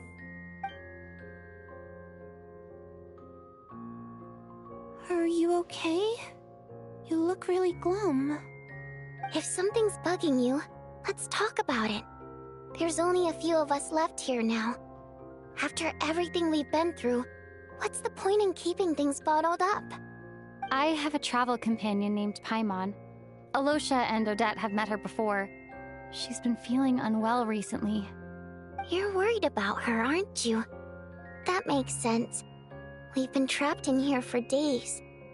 To be honest, I used to feel like I was just a spectator in this world, watching everything that happens from the sidelines.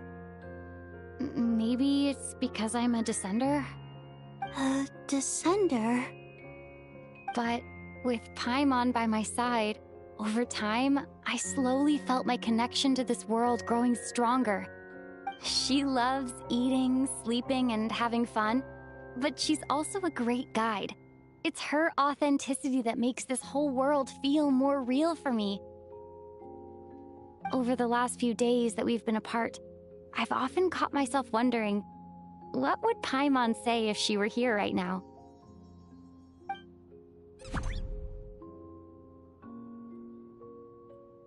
But by the time I snap out of it, the conversation has already moved on and I'm still in my own little world.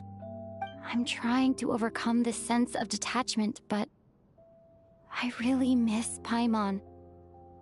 I guess, in a way, she means the whole world to me.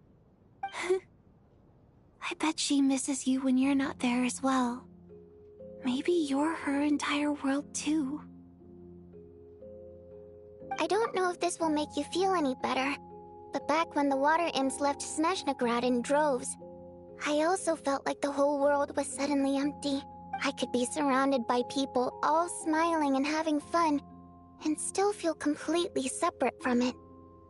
So, I totally understand how you feel. Later on, I started to think, maybe accepting the fact that our loved ones won't always be with us is something that takes a lifetime. All we can do is cherish their companionship from moment to moment. So, once we get out of here, you better hurry back to our side as fast as you can. You can't let your story end in regret. That's the trope I hate the most. Thank you. That's exactly what I needed to hear. But Vodyanitsa, if you hate goodbyes too, why didn't you leave with your people? That's just the choice I made. I used to regret it, but I don't anymore. Like I said before, singing is a water imp's primary mode of expression.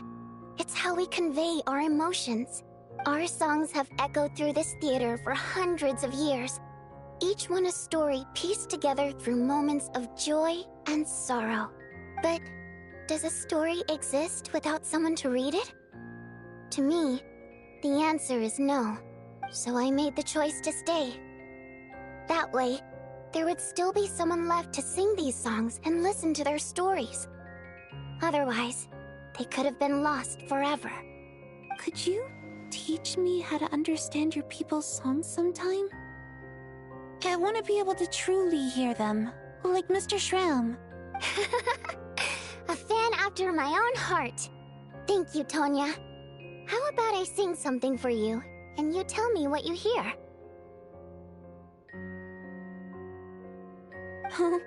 Okay, I'll do my best.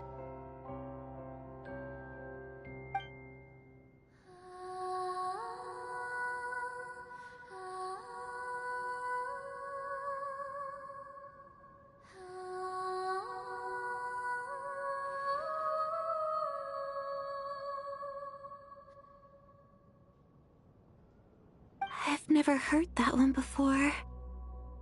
I feel like I can hear a sense of longing somehow. I wonder why that is. Color me impressed, Tonya. You're a keen listener.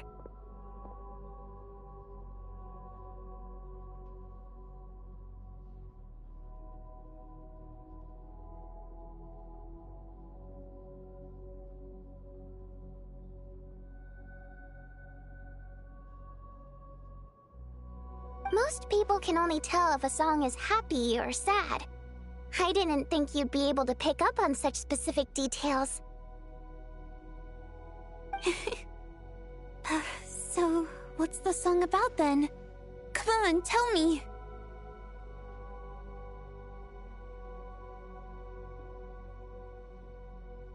I've actually never performed this song in the theater before, because it has more of a ceremonial purpose for our people.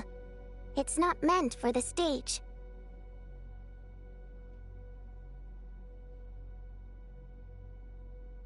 It means something like, "May those we have lost watch over us, and follow this song back home in the night, so that we might be reunited once more."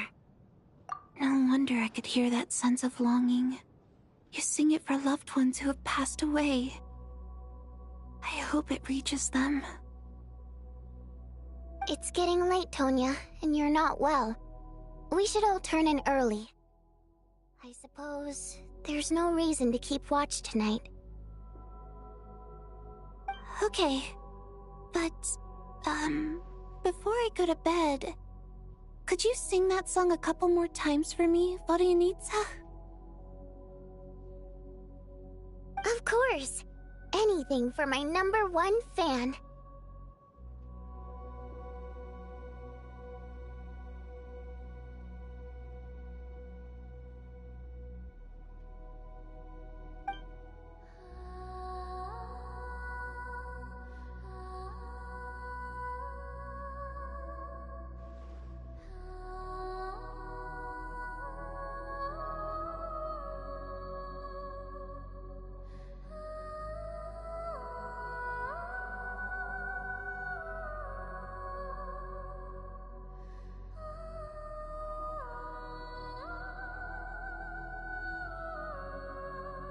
Once I get out of here, I definitely don't plan on ever coming back.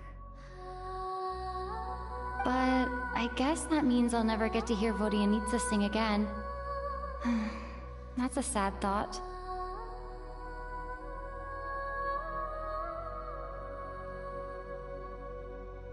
Before I fall asleep, I should cherish this moment of companionship while it lasts.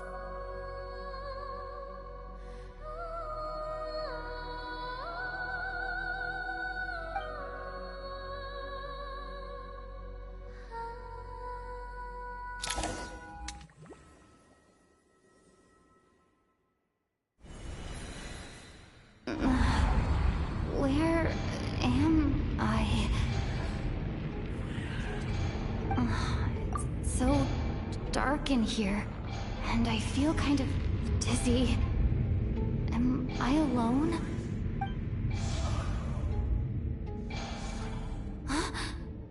What was that noise?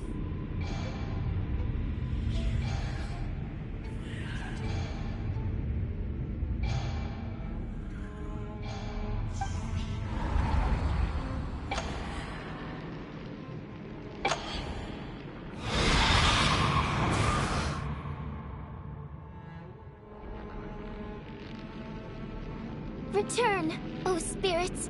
Fulfill your oath of protection.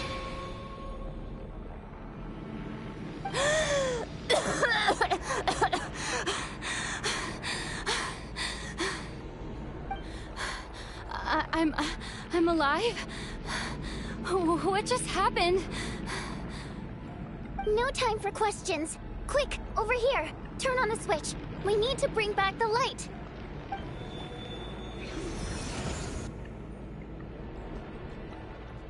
All right, we're safe. The spirit just now is called Night Prayer. The light subdues her, but she'll attack without a second thought in the dark. Sort of. I know it's hard, but you can't let this place go dark, or she'll kill you again.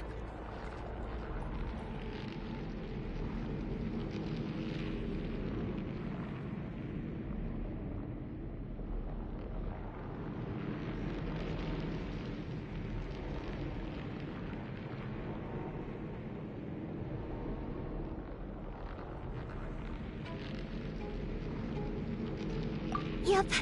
Luckily, I was here to resurrect you. Otherwise, that'd have been a real bummer. A bit more than a bummer, I'd say. Wait, so you have the ability to resurrect people? Sure I do. I'm your guardian spirit after all. I specialize in soul recall. Oh, it's nice to meet you, by the way. Oh, thanks. It's nice to meet you too. Alright, there's no time to waste. The black mist is already catching up. We need to avoid it at Night Prayer at all costs. Come on, let's go.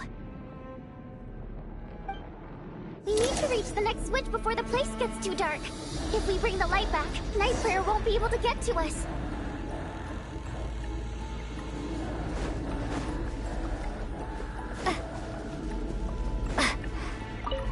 Sweet light! It's back! Shh! It's Night Prayer. We need to move quick, but don't let her notice you. Look out!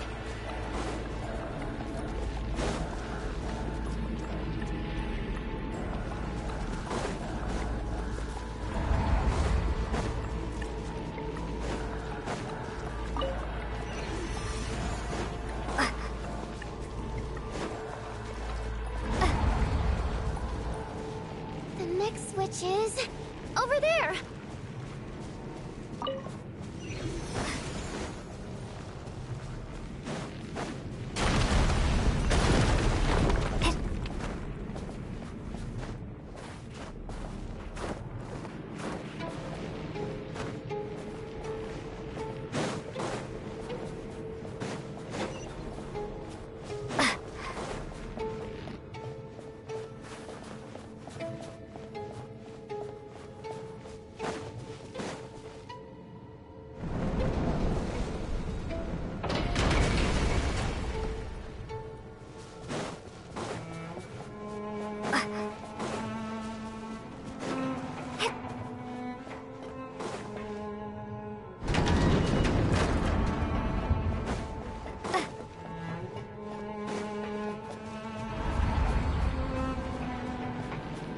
No, Night Prayer is here too. This can't be the only path. I won't let you die like this. Not on my watch. Maybe I wasn't meant for this world. Return, O spirits. Fulfill your oath of protection.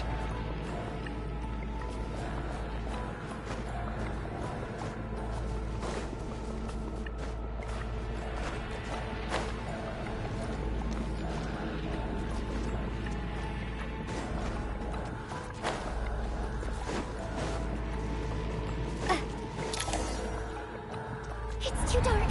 We're not gonna make it. Come on, faster!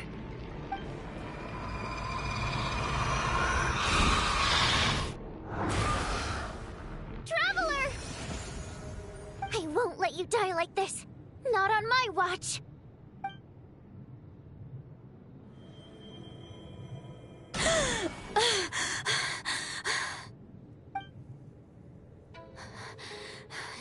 Even though it's not permanent, Dying is definitely not a pleasant experience. Great. You're back. Yeah, thanks to you. Time for you to get out of here. Quick, before the light runs out. What about you? You're not coming with me? I can't. I've already been used up. A guardian spirit's skills are finite. I can only resurrect someone so many times. I might not look any different, but my essence has been exhausted. Now, I will slowly start to fade away. I can go no further. The black mist is where I belong. It's okay. Why didn't you tell me sooner? Because it wouldn't have changed anything. That knowledge would have just burdened you. And a guardian spirit's role is to protect. But... Go. Now, before it's too late. I already hear Night Prayer approaching.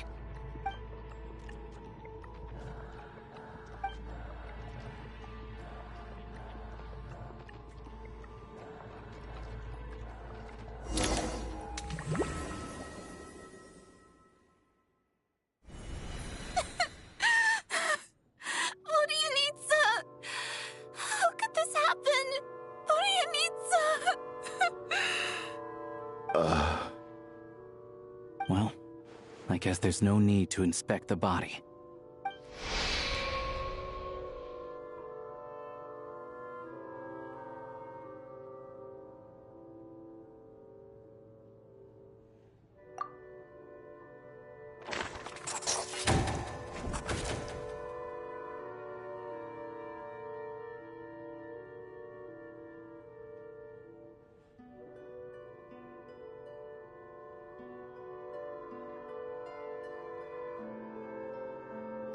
This wasn't supposed to happen. You lied to us, didn't you, Chuganov? You've been lying from the start.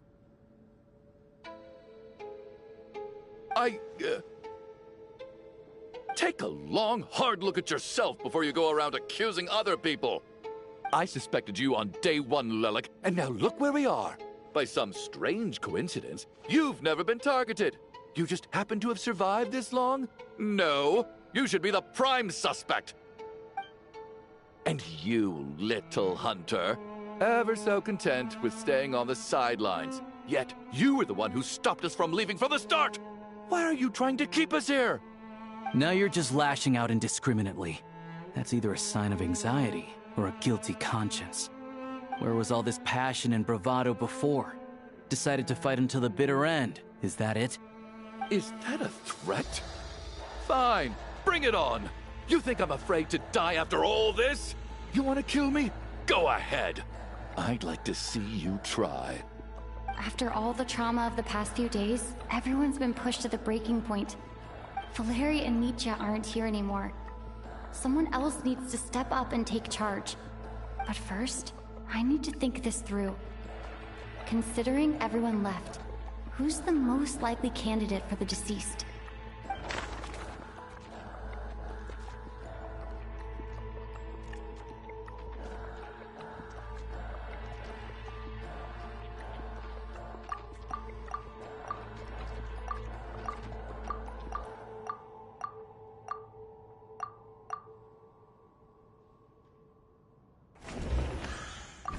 He's arguably the first friend we made after arriving in Snezhnaya. While he works at the theater, we've also met him outside of it, so... Of those who remain, the only person we've never met before is Tonya. There is room to doubt her true identity. People are easily misled by first impressions. Now that I think about it, Child's sister was in fact a label I imposed on her due to my own assumptions. But Mr. Chuganov vouched for Tonya's identity yesterday, with basically no other possibilities left. Could it be...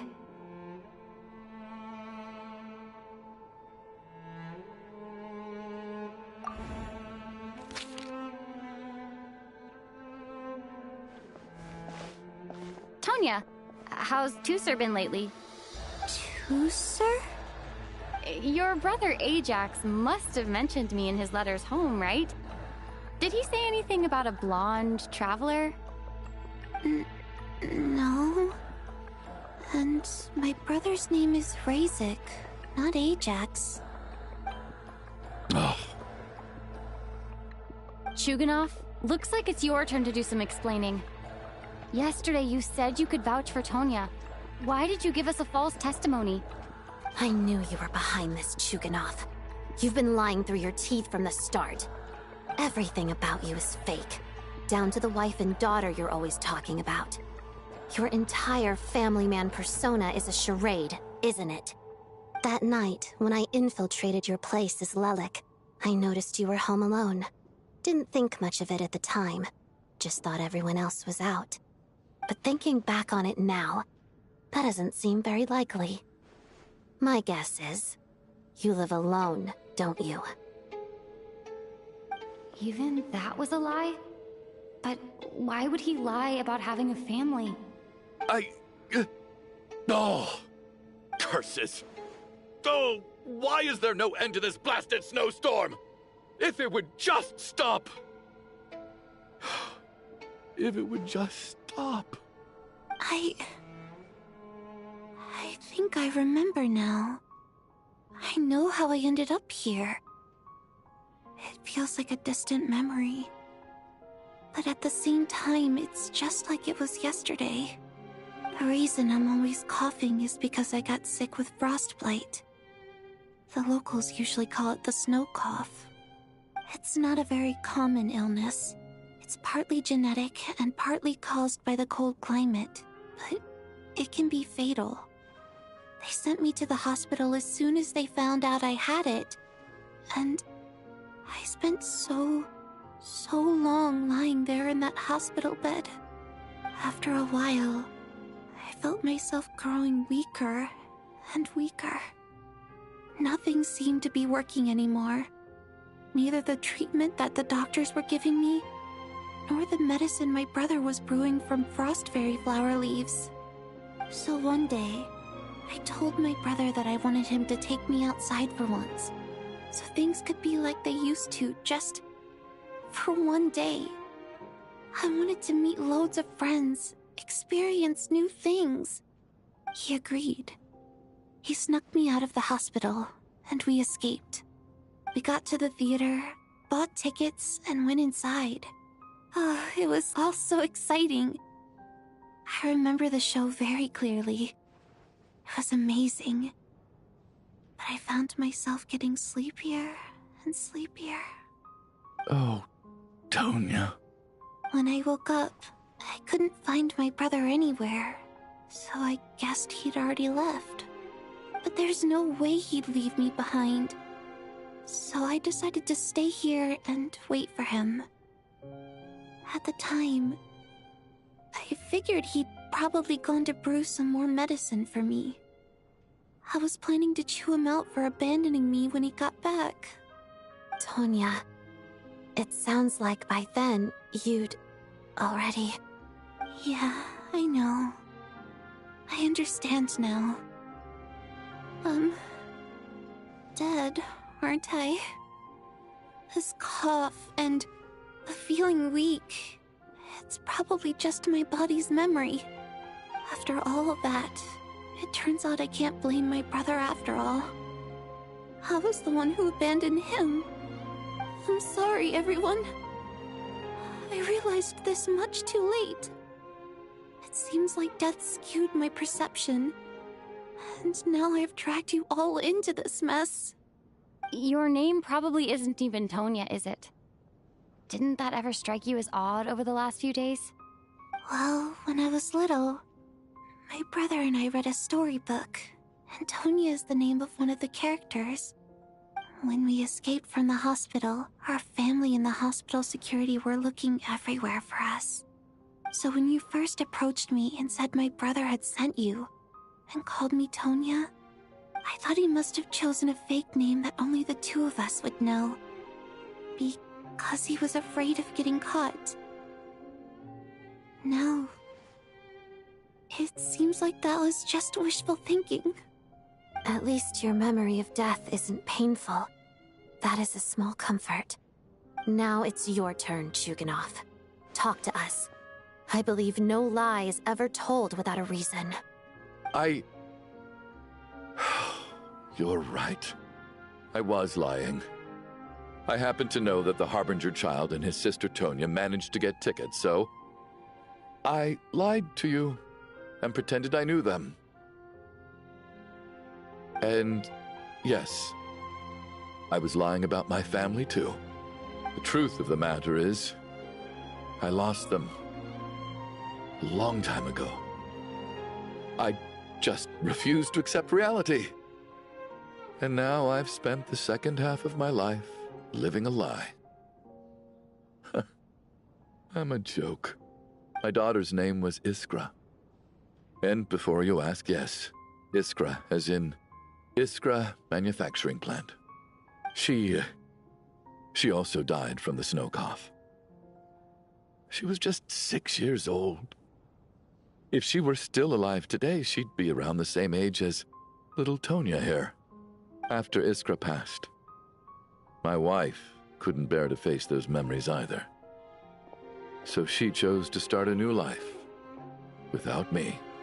One day when I came home from work and saw the empty room, I felt like I couldn't breathe. Subconsciously, I started to imagine that they were still there. I soon discovered that this was the only thing that made me feel any better, so I just embraced the delusion. Nothing more than a pathetic means of escapism, I know. But at least it's not a crime. So explain your false testimony, then. The night before last, when I was chatting with Tonya, she mentioned that her brother would brew medicine for her from frost fairy flower leaves. Combined with her various symptoms, I suddenly understood everything, including the fact that she was deceased. The snow cough used to be an incurable illness. I would pick frost fairy flower leaves to brew medicine for Iskra too. It took hours and hours on the stove. But the year after my daughter passed away, the jester of the Fatui announced that a cure for frost blight, also known as the snow cough, had finally been developed. It turned out that all previous treatments were completely ineffective. No better than random concoctions. That was the final straw for me. I just couldn't take it anymore. Just one more year. One more year, and everything would have been okay. So, more than anyone, I know full well that in this day and age, no one in their right mind would still be using frost flower leaves to brew medicine for the snow cough.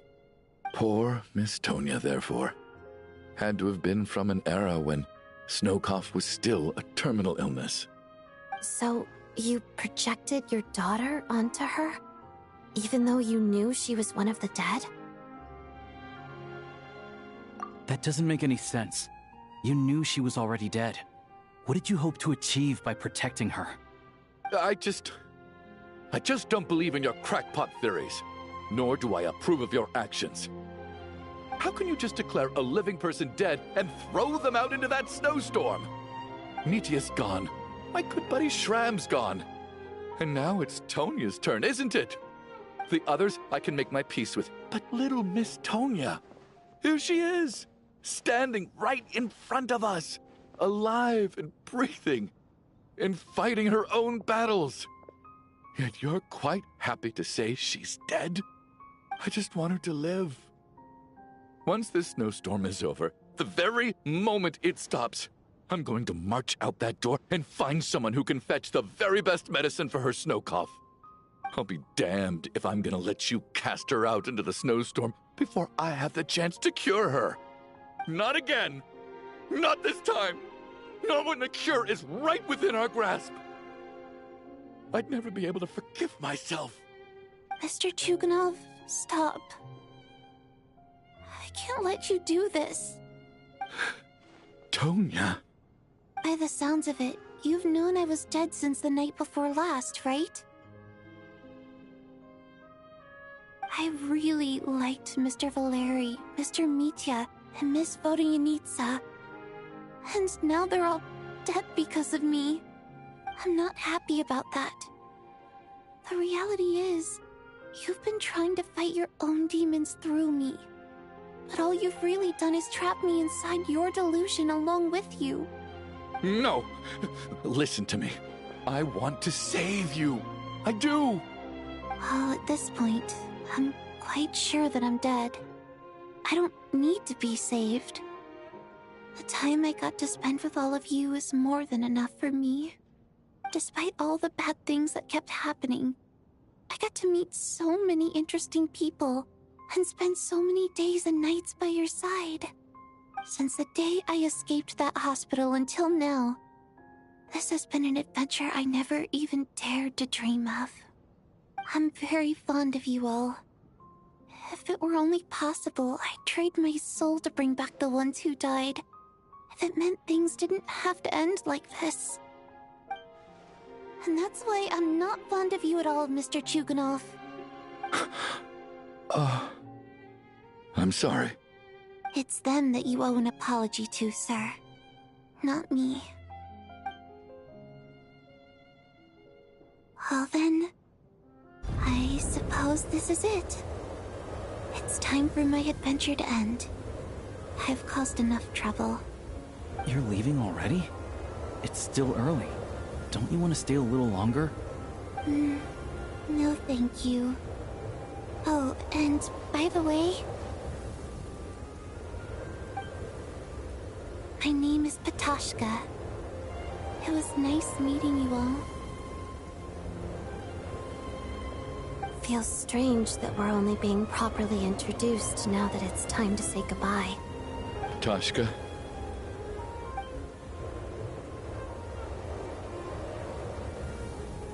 What are you doing, Chuganov? Are you crazy? Let me leave. I can't keep lying to myself anymore. In your dreams. Don't think you're getting off that easy when you had a hand in the deaths of so many people. The Fatui have honed quite an array of enhanced interrogation techniques since they were founded. Once we're out of here, Lelik will personally give you a taste of every last one.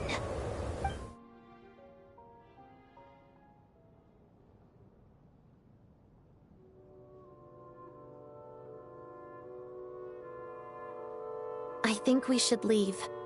I doubt this snowstorm is ever going to stop. For all we know, this storm might have destroyed all of Snezhnaya by now. Maybe even the whole world. Wait, we finally solved the mystery of the haunted theater today. Maybe let's at least try to enjoy tonight? Fair enough. I don't particularly feel like dying in Chuganov's company anyway. And yet you won't let me die first. Hey, Chuganov, on a serious note, if we do make it out of here, you should close down that factory of yours. A lot of people are freezing thanks to you. Is this really the time to be discussing my factory? All right, fine. I'll shut it down. Doesn't matter to me anymore. Am I hearing things? Or was that a knock at the door?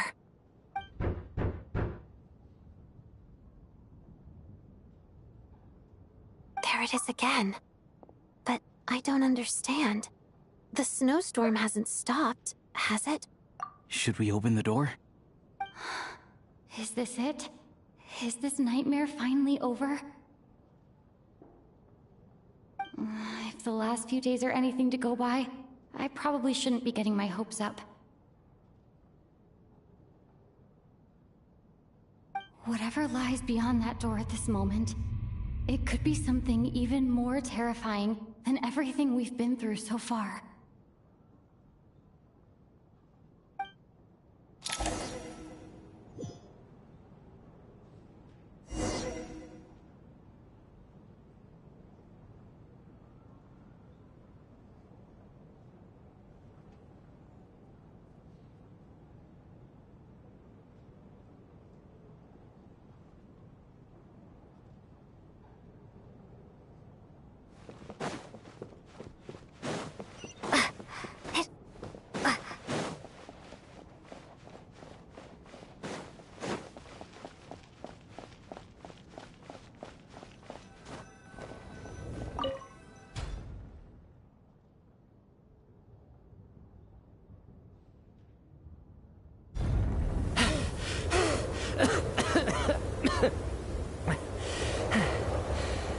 everyone. I'm back. How are you doing? Feeling any better? Much better, thanks. Whew, it is so good to have you guys here. I was a little worried that the theater would be empty by the time I got back. Let me see. Tonya and Vodyanitsa are missing, which means Vodyanitsa died last night. And then you discovered that Tonya was the other dead person. Am I right? Not Tonya. Petashka. First, tell us how you made it back here. Given the conditions outside, no one should be able to return alive. You're right. The thing that got me back safely was a song. I heard someone singing. After walking into the snowstorm, my mind grew hazy. I don't know how long I walked through the storm before my mind completely slipped away. Then, suddenly, I heard the sound of singing. The voice instantly brought me back to my senses, and I regained consciousness. So I followed the voice, searching for the source of the singing. I searched and searched, until finally, just a few moments ago, there was the entrance to the theater, right in front of me.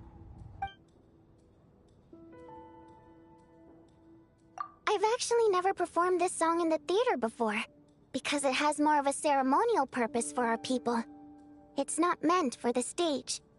It means something like, "May those we have lost watch over us, and follow this song back home in the night, so that we might be reunited once more."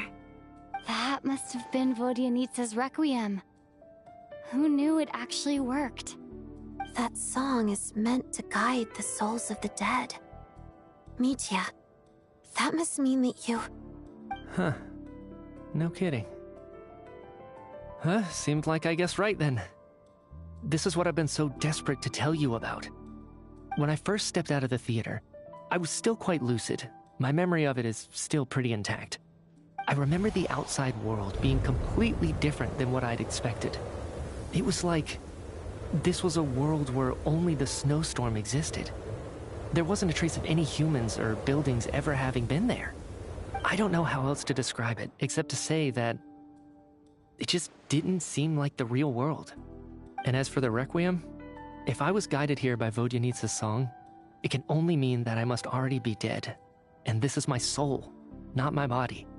But I didn't experience a clear moment of death while I was out there. Nor do I feel any different now than before I walked into the snowstorm. You don't seem any different to me either. In fact, this is something I've been wondering about for a while now.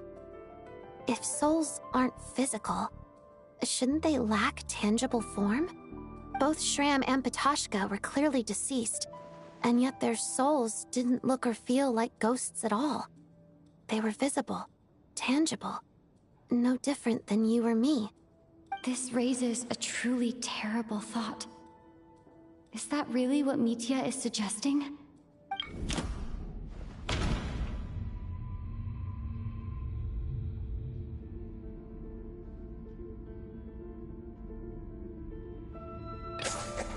Mitya's soul was summoned back by the Requiem, confirming that he is indeed already dead. And yet, he looks no different from us. Of course, if even the long-deceased like Mr. Shram can blend in with us undetected, then maybe we've all been dead from the very start. And all of us are now souls wandering the theater.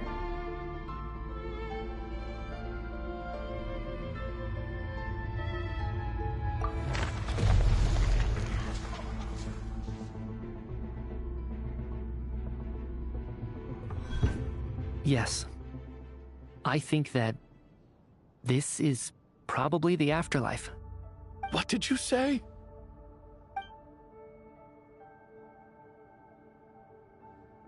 You heard me. We died in the theater. All of us did. But due to an obstruction in the theater's ley lines, our souls are trapped here, while an endless, infinite snowstorm rages outside. It's ironic, really. All that time, we were working so hard to figure out who the deceased among us were, when the truth was, we were all deceased. The only difference being some of us died more recently than others. Do you remember that note, "Death is near"? Seems like we misunderstood what it meant after all. Death was nearer than we wanted to think all along. The note simply meant that all of us were already dead. So all our attempts to survive, our search for the deceased, it was all for nothing? Hard to say. At the very least, we hoped 2 lost souls find clarity and go to where they belong. The presence of those 2 is probably what caused our souls to be drawn in by the ley lines. In which case, the deaths we've awoken to over the past few days were just souls returning to the ley lines for good. If what you're saying is true, doesn't that make us the lost souls now? Huh, no wonder. This afternoon, when I was moving Vodyanitsa's body, I noticed that the other bodies in the room hadn't decayed one bit after all these days. That's further proof that those aren't physical bodies at all, but merely our shells here in the afterlife. Am I really dead? This doesn't feel real to me at all. No, that's impossible. This cannot be how it all ends. I still find it hard to believe that all of us are dead. How exactly did we die in the real world? None of us have any memories of dying, right? Not even knowing how we died is preposterous. Good grief! Surely there has to be some reason. Exactly. It's hard to rest in peace when you don't even know how you died. It gave me lots to think about as I strode out into the snowstorm. I racked my brains trying to remember the cause of my death, the exact moment I died, the root of all of this, right up until my consciousness faded. Wait. Hold on. Right before I lost consciousness, I think I saw something. I can't remember. And I think I lost my notebook and pen. Mitya, your hand. Is that blood on your fingers? Huh? You're right. There's blood on the fingertips of my right hand. Looks like it's already dried. When did that happen? What the? I guess this was what I saw. I must have desperately drawn it in my own blood right before losing consciousness. What's wrong? Do you recognize the symbol? It's RUNOVA, the ruler of death. Huh? Alosha, do you still remember that Snezhnayan folktale you told me about? It was about the Grim Reaper. When someone's about to die, he appears as an incarnation of someone familiar to guide their soul into the afterlife. And as soon as you recognize his face, your life is over. I heard a similar tale when I was little. You think the Grim Reaper in this story refers to the ruler of death you mentioned? That's right. In which case, death is near could also mean that the Grim Reaper is here, disguised in a familiar form. Death, the deceased, and the Grim Reaper? So it's a triple entendre. When I first saw this note, I thought it contradicted the investigation report. But now it seems like that was the whole intention. So the Grim Reaper deliberately misled us. Then, we started suspecting each other and searched for the deceased while they hid in plain sight. By that logic, the one person most likely to be the Grim Reaper incarnate is...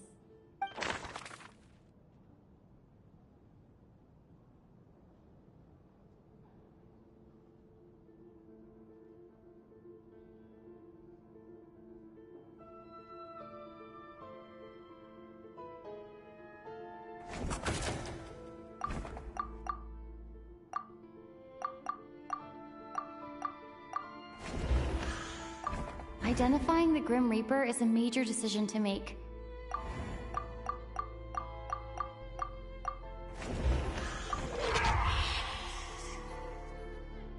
No doubt about it. It's Alosha. Looking back at how everyone has acted over the past few days, Alosha is most likely the Grim Reaper lurking among us.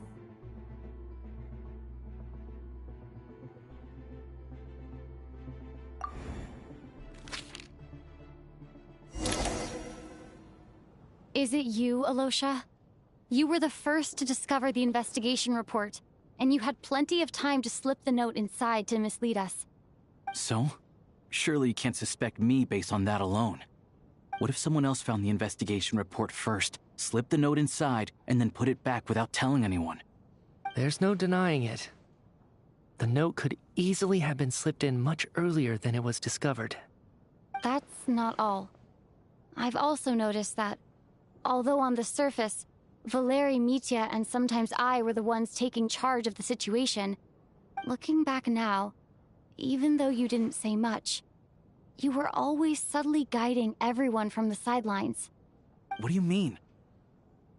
You were the one who emphasized how dangerous it was outside and insisted we all stay here. It was also you who suggested that we all sleep in the same place. And earlier today, you tried to convince Petashka to stay. I don't understand why, but it was out of character. So, you didn't understand my intentions, and now you're assuming the worst. Seems pretty unreasonable if you ask me. He still won't admit it? Fine. Let's see how he responds to the most damning evidence of all.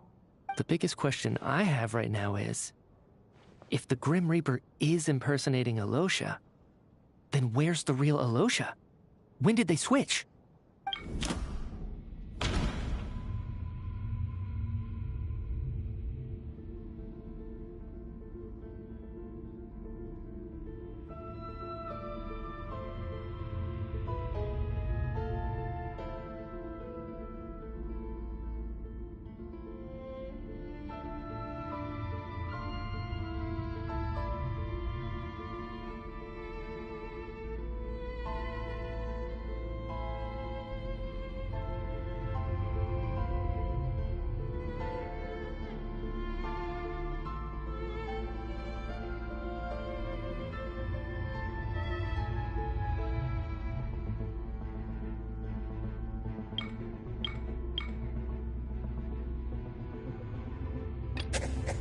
No. That's right. This was the moment. Right at the start, before any victims had even emerged, Alosha was switched with the Ruler of Death while everyone's guard was still down.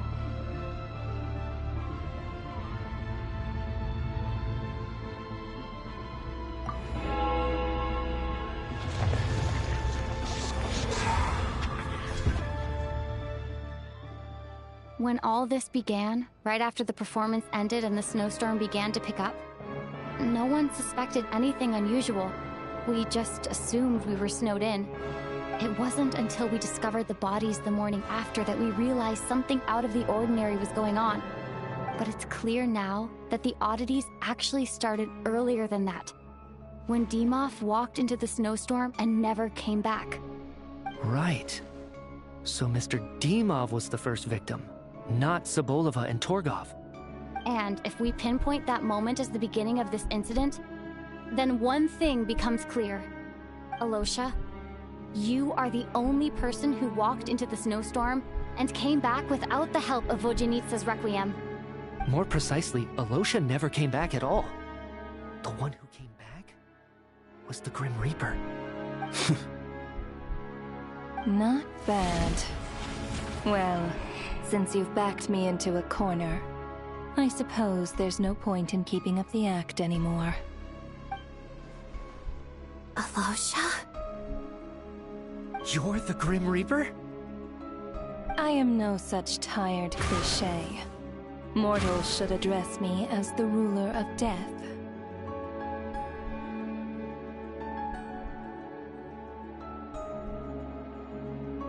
Before being wiped out for good, you identified deceased, and even sensed my presence. A commendable achievement, far beyond what I expected. I heard you can ferry souls. Those deaths each night. Were they your doing? Your initial conclusion was correct. Due to the existence of the two deceased, the ley lines yearned to reclaim those long-lost souls. Every night they devoured an equal number of souls to fill the void. This required no intervention from me. Though, of course, ferrying souls is indeed my authority. Here, take a look.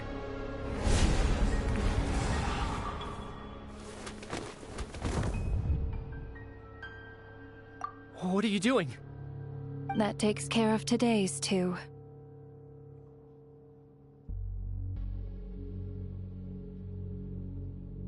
Don't get so worked up. You are already dead, and your souls must return to the ley lines. I know we're already dead. You murdered us, didn't you? Murdered? No. Murder is when mortals usurp my authority. Death is my jurisdiction. If I require someone to die, I need not resort to such laborious methods as murder.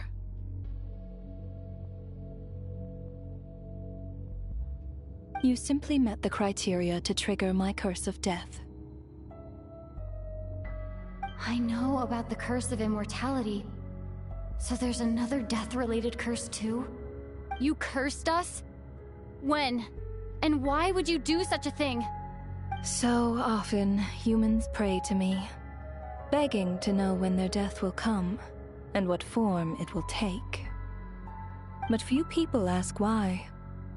If you must have an answer, know that death comes simply because one's time has come.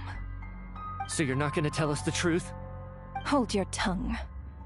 By all rights, you shouldn't even be allowed to speak with me. Those angels from the past are to blame for their reckless renovation of the ley lines here. It's made my work on this occasion infuriatingly complicated. Work? So trapping us here, making us watch our friends die, that's just another day at work for you? You clearly have a lot of questions. Fine. As a reward for your remarkable accomplishments over the past few days, I shall answer a few of your inquiries, provided they aren't too unreasonable. After the physical body dies, the soul must return to the ley lines for that person's death to be considered complete. My work encompasses the entire process of death, including, naturally, the guiding of souls into the ley lines, with which you are now so familiar. You must also be rather familiar with Natlan's Night Kingdom, I presume? It was I who supported the creation of the Night Kingdom. It provided a convenient means of guiding the souls of Natlan. Here, too, the ley lines connected to the theater underwent some modifications. The angels hoped to make them capable of accommodating the souls of some special creations. But this actually hindered their ability to accept ordinary souls to some degree. This effect manifested itself after you died from the curse in the theater, leaving you stranded in the afterlife, unable to achieve a complete death. But if souls who die from the curse of death fail to return to the ley lines within a short window of time, they will miss their chance for good. Then, they will remain forever suspended between life and death, no longer subject to the authorities of either. So if you don't resolve this matter soon, and see all our souls return to the ley lines before long, we'll escape your control. Mitya is sharp. This must be what RUNOVA was worried might happen, and the reason she got involved to begin with. But if you have the authority to guide souls, why didn't you just show yourself and get it over with? Why hide among us in the form of Alosha? You seek to understand the mind of a god. Very well. I'll tell you.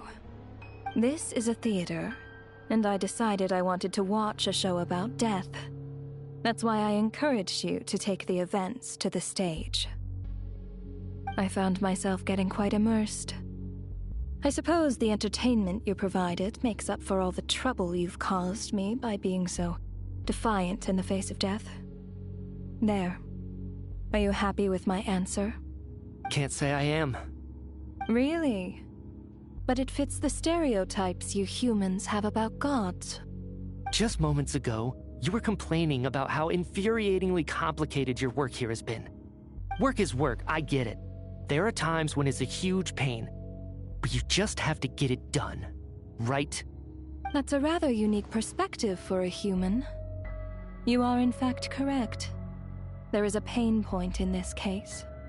Due to the obstruction in the theater's ley lines, there is a hard limit on the number of souls they can receive each day, making it impossible for me to ferry all your souls at once. Revealing my identity too soon would inevitably have led to futile resistance, and there was a risk that any souls who chose to run would disappear.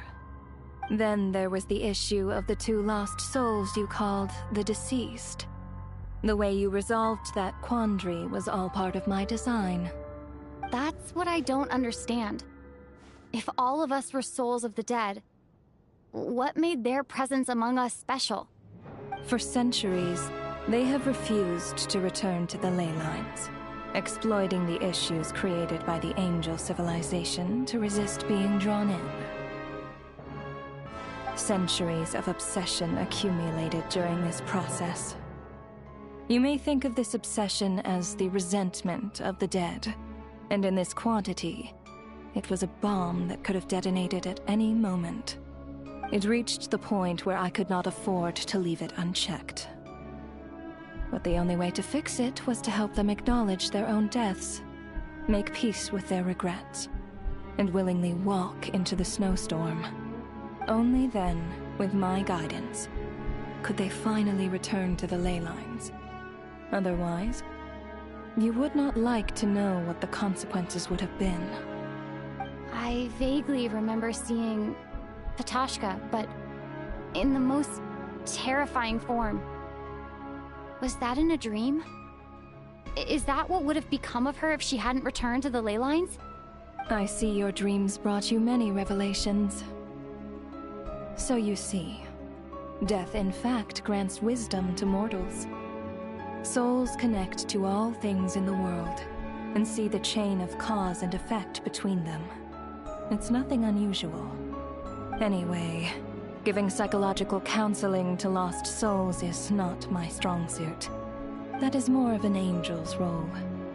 It was something I could not resolve directly using my authority, so I decided it was easier to leave the bomb defusal to you.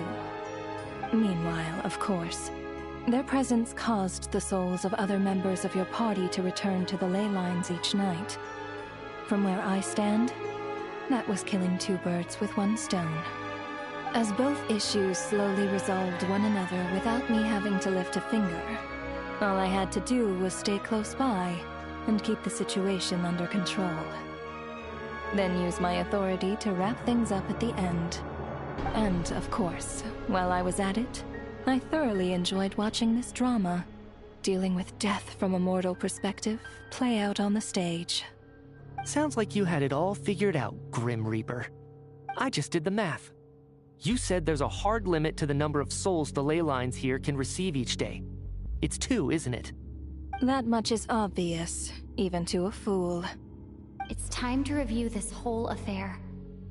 If the ley lines can only take in 2 people per day, I need to go over the deaths from these past few days again.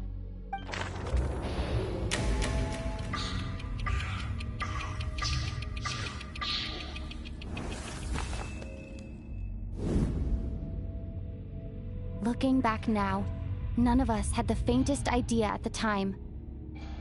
From the moment the staff member named Dimov walked into the snowstorm, the incident had already begun.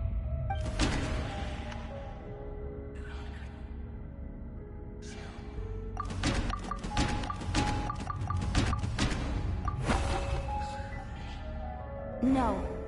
Let me go over this again.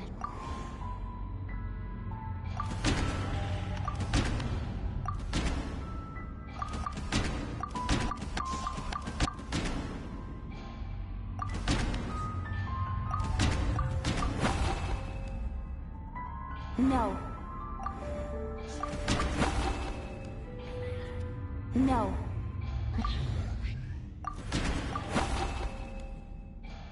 No.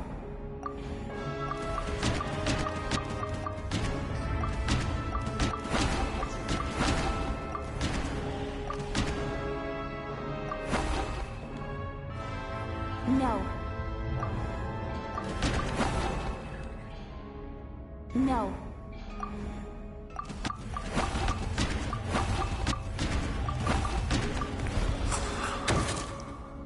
Alosha was the second to walk into the snowstorm after Demoth to investigate. During this process, the ruler of death assumed his identity, making him one of the victims.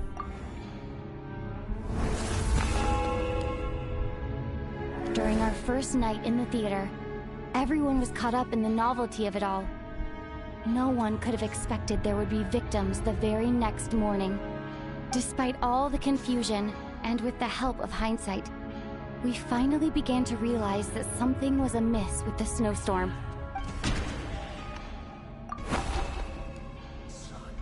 No.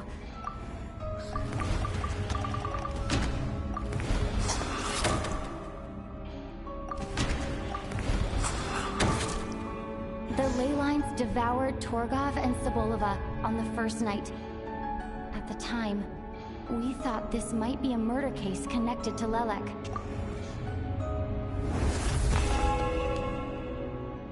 Odette and I spoke a lot that night.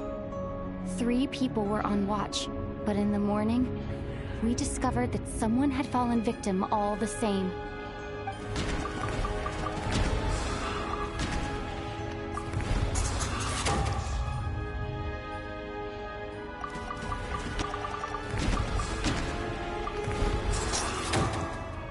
The deaths of Kulish and Rampana caused everyone to stop suspecting Lelek. Unexplainable phenomena occurred one after another, leading Mitya to suspect that we were caught up in a supernatural event.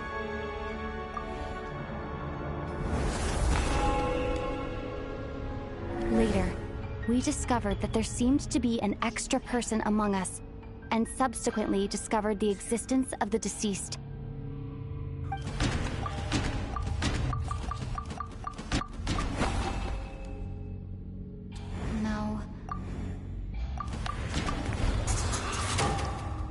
We thought it was all over, but Mr. Valeri's death was a rude awakening for everyone. Once again, the ley lines consumed him during the night.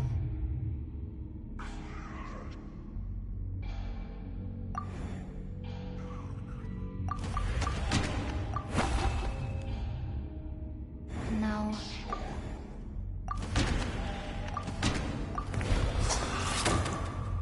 Mr. Shram realized he was the deceased and walked into the snowstorm to return to the ley lines of his own accord. It turns out there really was a dead person among us. A lot happened today.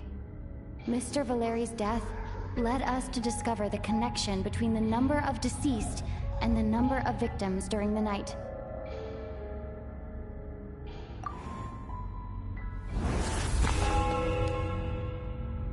The fact that there was more than one deceased seemed to bring us back to square one. Odette revealed some information she had been keeping to herself.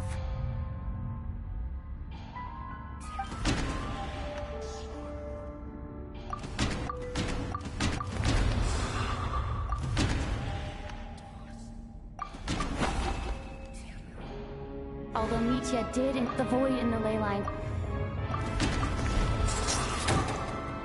Vodyanitsa was swallowed by the ley lines in her sleep. But the requiem she sang before falling asleep was quite a game changer.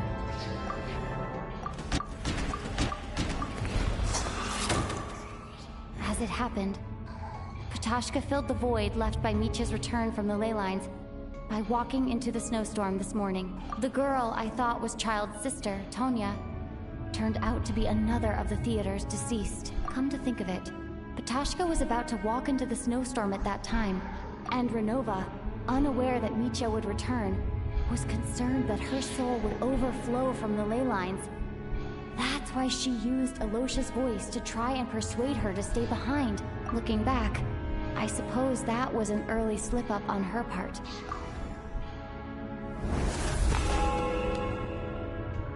No one could have expected anyone who walked into the snowstorm to return. But just after nightfall, Mitya returned, bringing crucial information with him. Various truths began to surface, including that all of us were already dead, and that the ruler of death was here among us.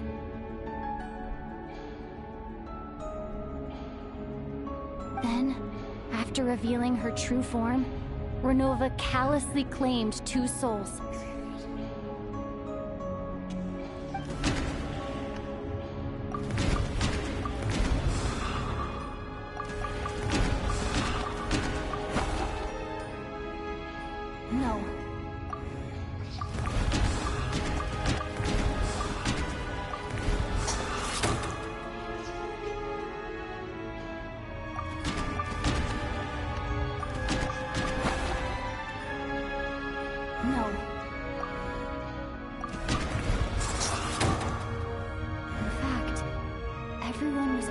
dead by the time we took the photo.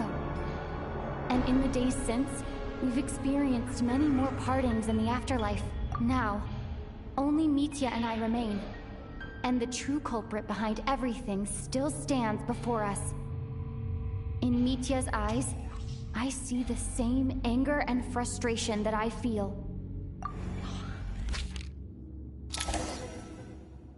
That covers everything. It's all clear now. Your work isn't finished here yet, is it? The Traveler and I are still standing here, safe and sound. The Water Imp's song threw things off a little, but it is of no consequence. The ley lines have already anchored your soul, and the first ray of light tomorrow morning will take you back. I, meanwhile, need to review my attitude towards the Water Imp race. So, the reunion in the night that Vodyanitsa mentioned, I suppose that was never meant to be a permanent reunion. That just leaves you, Traveler. My power only allows me to temporarily separate your soul from your body. The ley lines of Teyvat would not accept you, and your soul is firmly anchored to your body by your will, for a descender like you, who is not bound by Teyvat's rules. Your death can only be brought through the most violent of means, such as directly destroying either your body or soul. I have no interest in involving myself with Descenders, for now. Although, this may change if Asmodee remains missing, or you insist on interfering with our affairs. One last question then. All our struggles and sacrifices here, they were meaningless from the very beginning, weren't they? Death abides no reason. Besides, what you call sacrifice is merely a concept created by humanity. To me, it is nothing more than a self-indulgent charade in the face of death. Mere mortals fantasizing that their actions could reclaim something from my grasp. A truly laughable idea.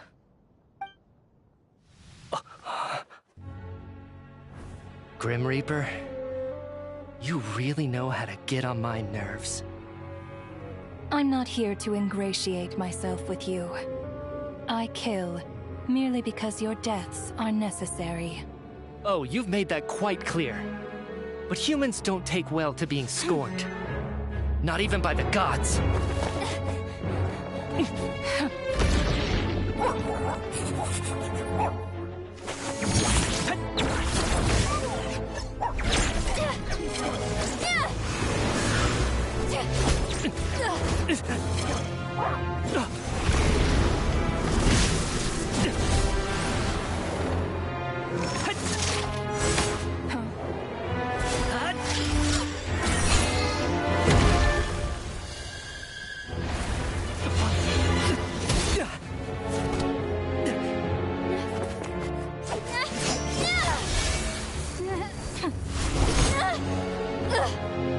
This is futile. You must know that you are powerless against me in my own domain. I suggest that you save your strength. For what? Maybe we can't change anything. But if nothing else, we can at least teach you to have some respect for the dead.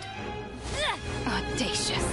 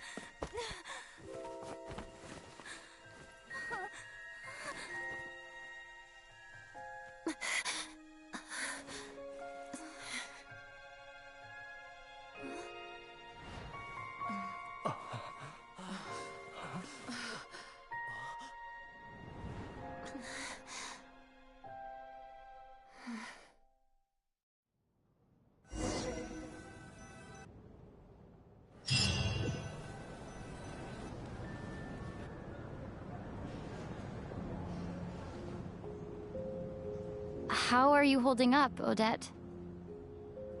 What happened to me? How much do you remember? What do you mean? Is the performance over? I can't seem to recall what happened. Has Odette already forgotten?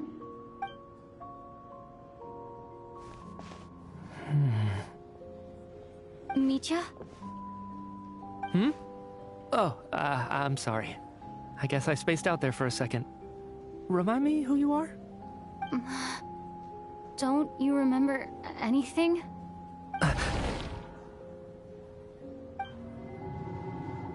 Yeah, I remember now, comrade. Looks like we guessed right. Just like me when Odette found me at the Armory Palace. For some reason, everyone killed by the Ruler of Death eventually came back to life. Just with one catch. They forgot what happened while they were dead. Odette and the others have already forgotten everything. Why were you able to remember this time? Could this be the reason? You said this is the Ruler of Death's symbol, right? I don't see anything there. You don't? Huh. Okay, I guess that makes sense. I carved this into my hand in the afterlife, so it's not visible in the physical world. Does that mean I carved this symbol into my soul? What an unsettling thought. Still, at least I get to remember what happened. I suppose it's a blessing in disguise. What about you, though?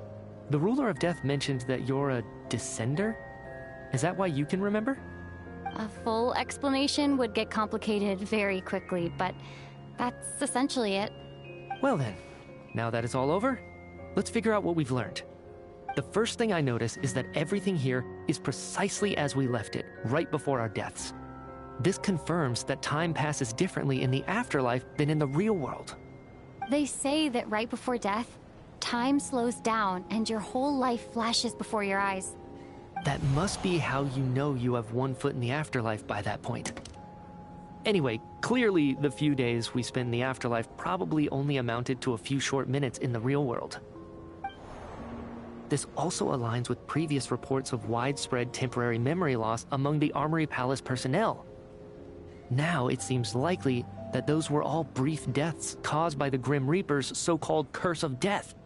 To those unaware of the truth, dying and coming back to life must feel similar to a short bout of catatonia.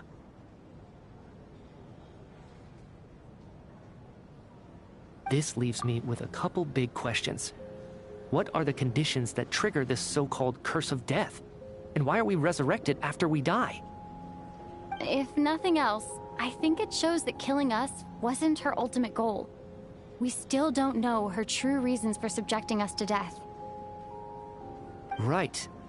This time only got complicated because of the situation with the theater's ley lines. That's why she had to approach it differently. If the previous incidents of amnesia among the researchers are anything to go by, killing us is usually a pretty routine matter. Come to think of it, wasn't I about to note something down before I died? I can't remember what it was, but I think it was something related to my research project. Sorry, Traveler. I'll catch up with you again later. Right now, I have to make a trip back to the Armory Palace. Ma'am, if I may, no one of your description has ever shown up in my investigations into Mr. Mitya's friends. Yet, you two seem very familiar with each other. Could you perhaps tell me where he was in such a rush to get to? And, by the way, have we ever crossed paths? Forgive the presumptuousness, but I feel a vague and indescribable sense of familiarity about you. I can explain everything. Could you help me gather everyone in the theater in one place?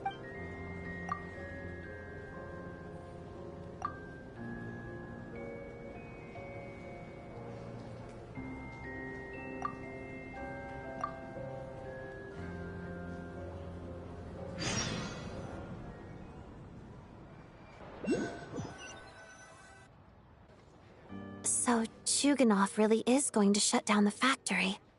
I guess this theater incident actually did us some good after all. So, you said I promised to take you to the Armory Palace while we were in the afterlife, yes? I believe you. I think I even have a vague memory of it. Agreed. Let's check in on her first. The whole reason for our trip to the Armory Palace anyway is to figure out what's going on with her health. Race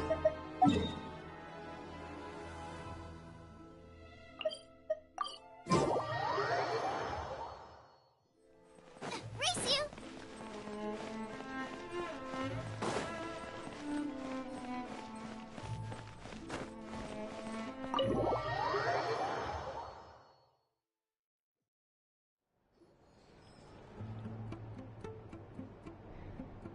I'm finally back. Even though a long time has passed from my perspective, as far as Paimon's concerned, I probably just went out to watch a very short show. I should keep my emotions in check when I see Paimon again, or it'll seem weird. Wait. The atmosphere here feels off. Shh. Stay quiet. Let's go inside and take a look. Have we still not been able to notify Child yet? We need new orders. What if that person comes back again? I'm so sorry. Under the circumstances, there was really nothing we could do.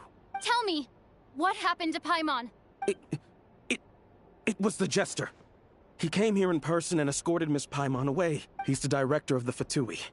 His authority supersedes all others and cannot be questioned. There was nothing we could do. How long ago did he leave? And what was Paimon's status? It was about an hour ago. Miss Paimon was fast asleep at the time. The Jester simply walked off with her as if it was only natural. I assure you, he absolutely did not use any force. Do you know where they went? The Armory Palace, most likely. Lord Piero, the Jester, has been overseeing the experiments there lately, keeping a close eye on their progress. Everyone in the Fatui has heard about it by now. I'm surprised he came in person. Whatever his reason for taking Paimon, he'll most likely return to the Armory Palace first, which is exactly where we were headed anyway. Then lead the way, Odette. Okay, let's go.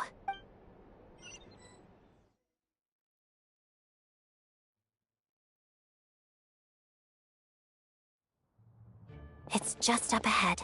Quick, let's get inside. No, I'll go alone. You know I'm planning to force my way in. You're with the Fatui, so you should stay outside. I was hardly planning on taking you through the official channels anyway. I'm here to force my way in, just like you. I may be a Fatus, but I'm also Lelik, enemy of Project Stuzha. Paimon's safety is paramount right now. With me around, you'll have an extra pair of hands. There might be devices inside that are easier for an insider to deal with. If you say so. Let's go. There's no time to hesitate.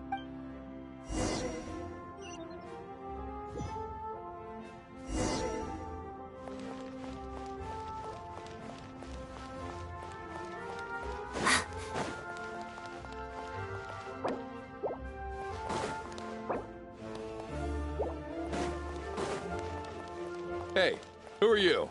This part of the Armory Palace is under restricted access. What do you think you're doing? No questions, please. We're short on time.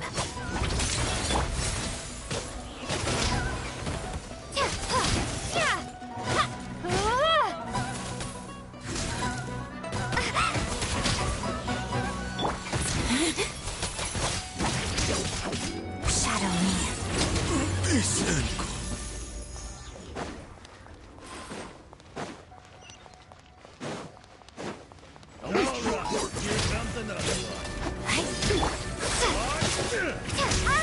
Encase!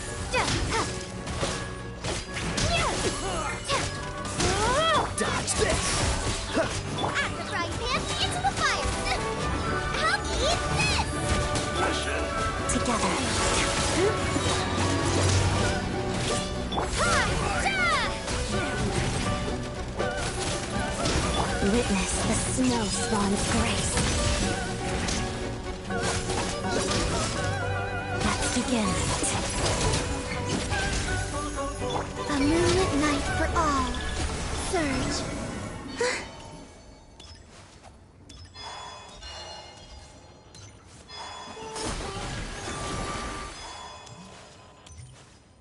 Trespass at your peril. Shadow me. Hard to die. Try harder.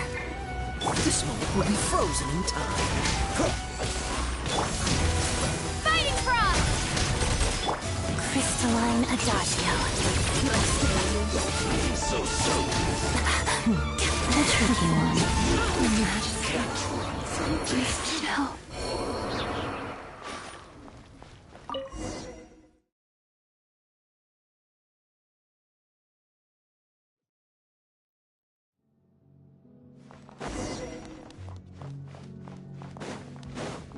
You have a pass?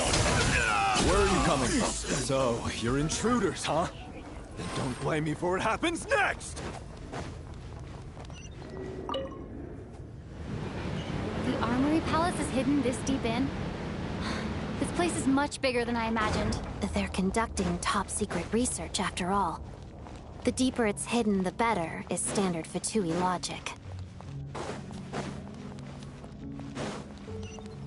The style doesn't really look like the Fatui's handiwork, though. They must have requisitioned some structures from a past civilization. Intruders! Stay alert!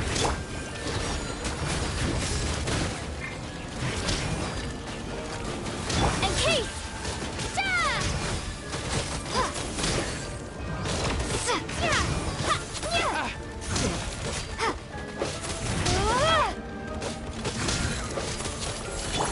Let's begin. Sure. That's it? Waltz of the snowflakes. Sure.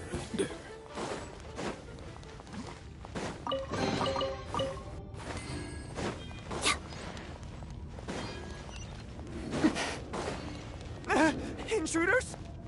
Don't come any closer! Just what are you guys trying to do here? I'm short work. Fix your skull! Time to kill one!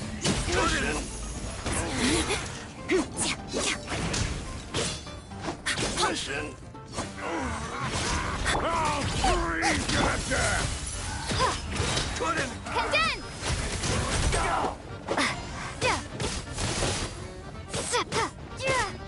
Time! Let's begin. Parada. No one interferes with a jester's work!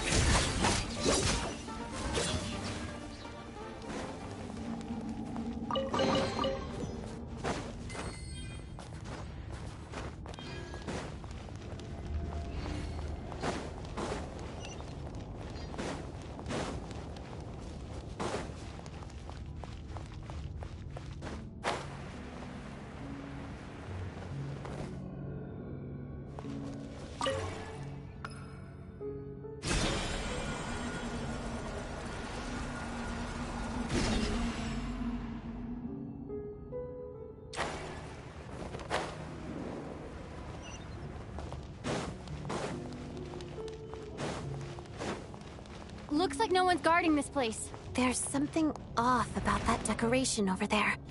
Look out! Let's deal with these before we move on.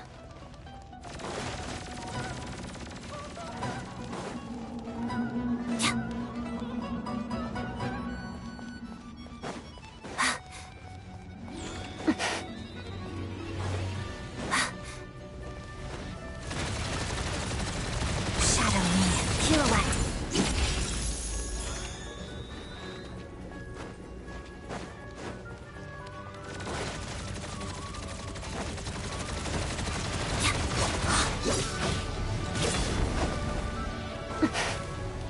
Let's begin.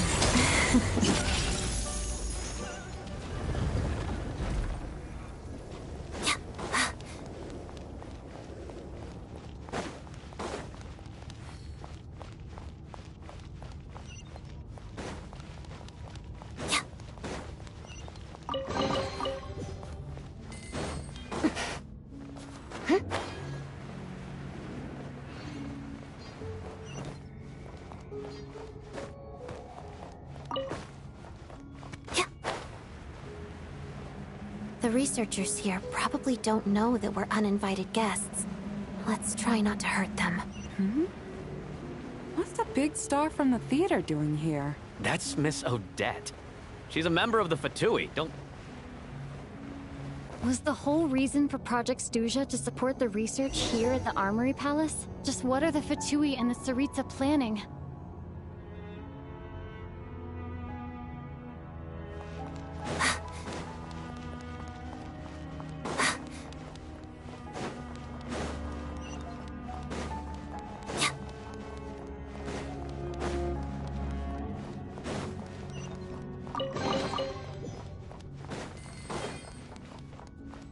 Whoa! Who are you? Never seen you around here before. Looks like there's no way through here. Maybe using the power of this prism could help?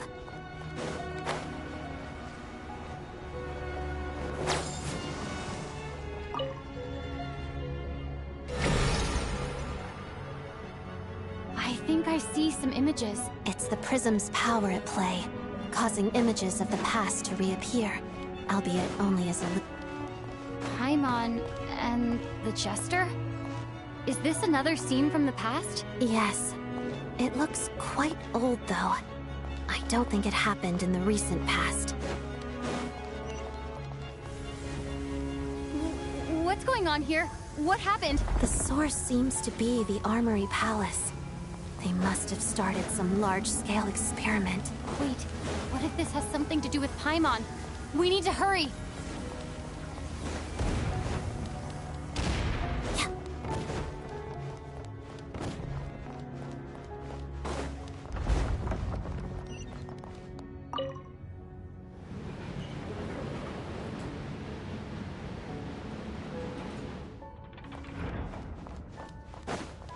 We're almost there.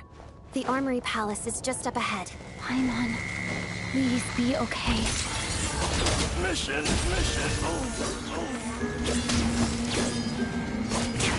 Crystalline Adagio.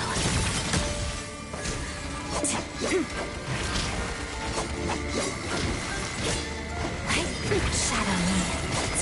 Cryostorm!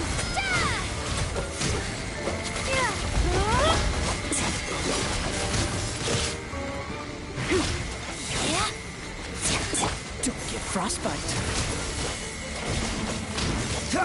Let's begin. Pirouette.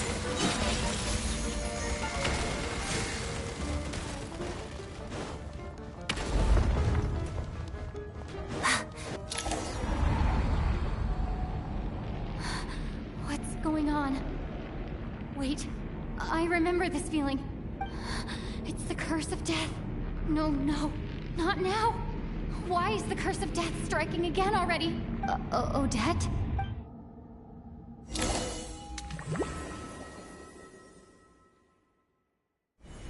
Is this the afterlife again? I need to find a way back to reality. Is that Odette's core Ignis? Could that be what just woke me up?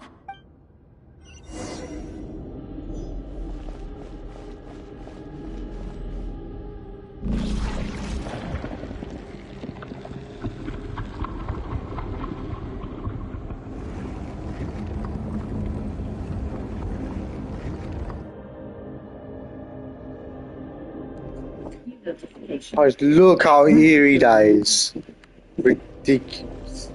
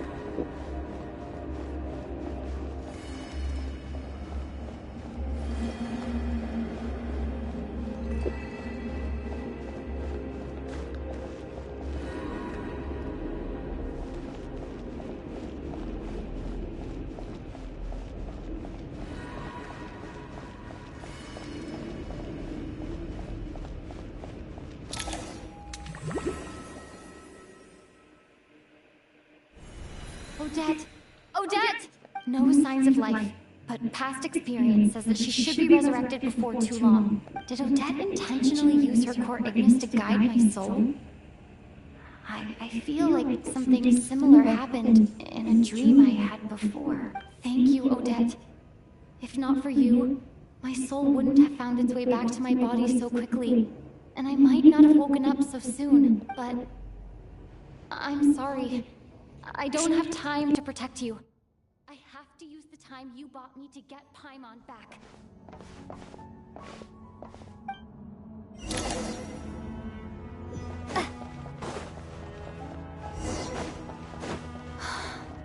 Sure enough, everyone here has been affected by the curse. Paimon!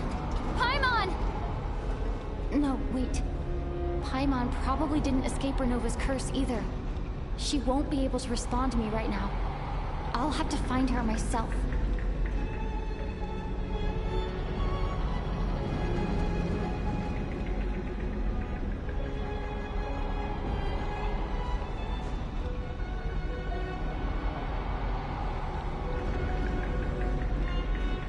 Mitya!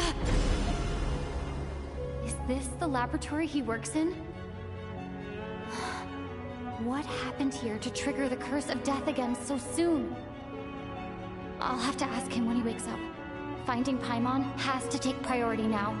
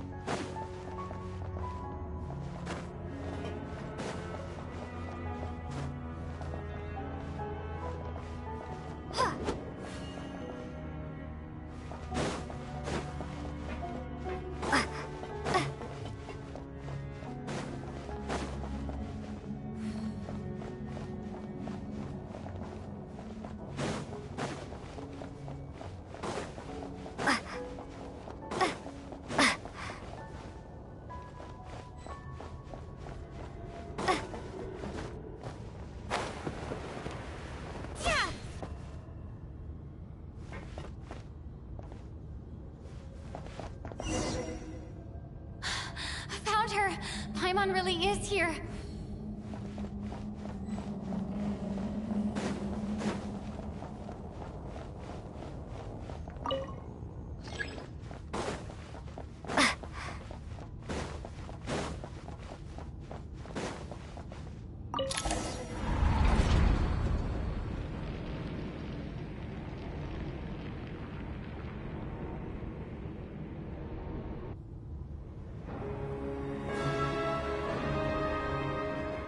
There she is, RUNOVA!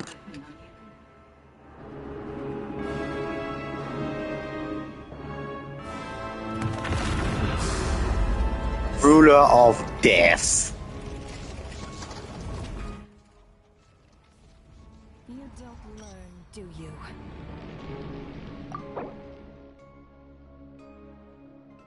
RUNOVA is a ruler of death, one of the four shades of heavenly principles in carrying of their will. She fulfills the duty pointed to her. For what reason does death come? Only because the destined hours has arrived. You've already been involved in one mass death, and now you show up at the scene of another. This might have passed for a coincidence the first time, but a second time?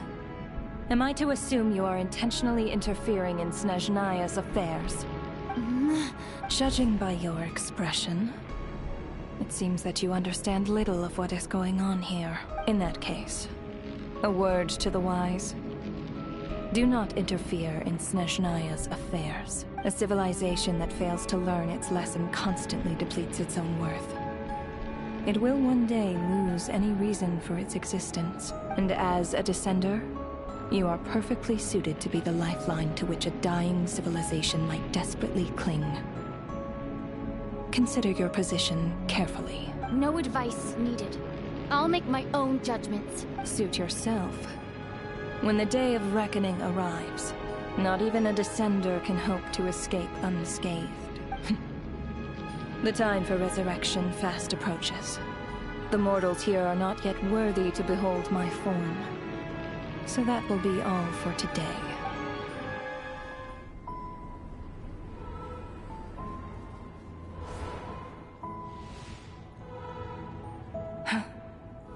That thing is coming with me.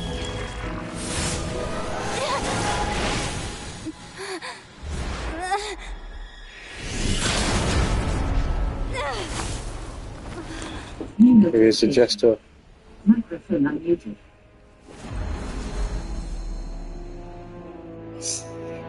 That intro is max. Sooner than I thought. The curse of immortality is stubborn, unable to enter the ley lines, yet not content to remain a Pure Dora, I'll give you that. Ruler of death. What do you want? You perplex me. Both you and you. That thing may be a creation of Celestia, but it possesses none of Celestia's power, let alone authority. Your obsession with it baffles me. No matter, the resurrection will soon begin. It's worthless anyway. I'll reclaim it next time.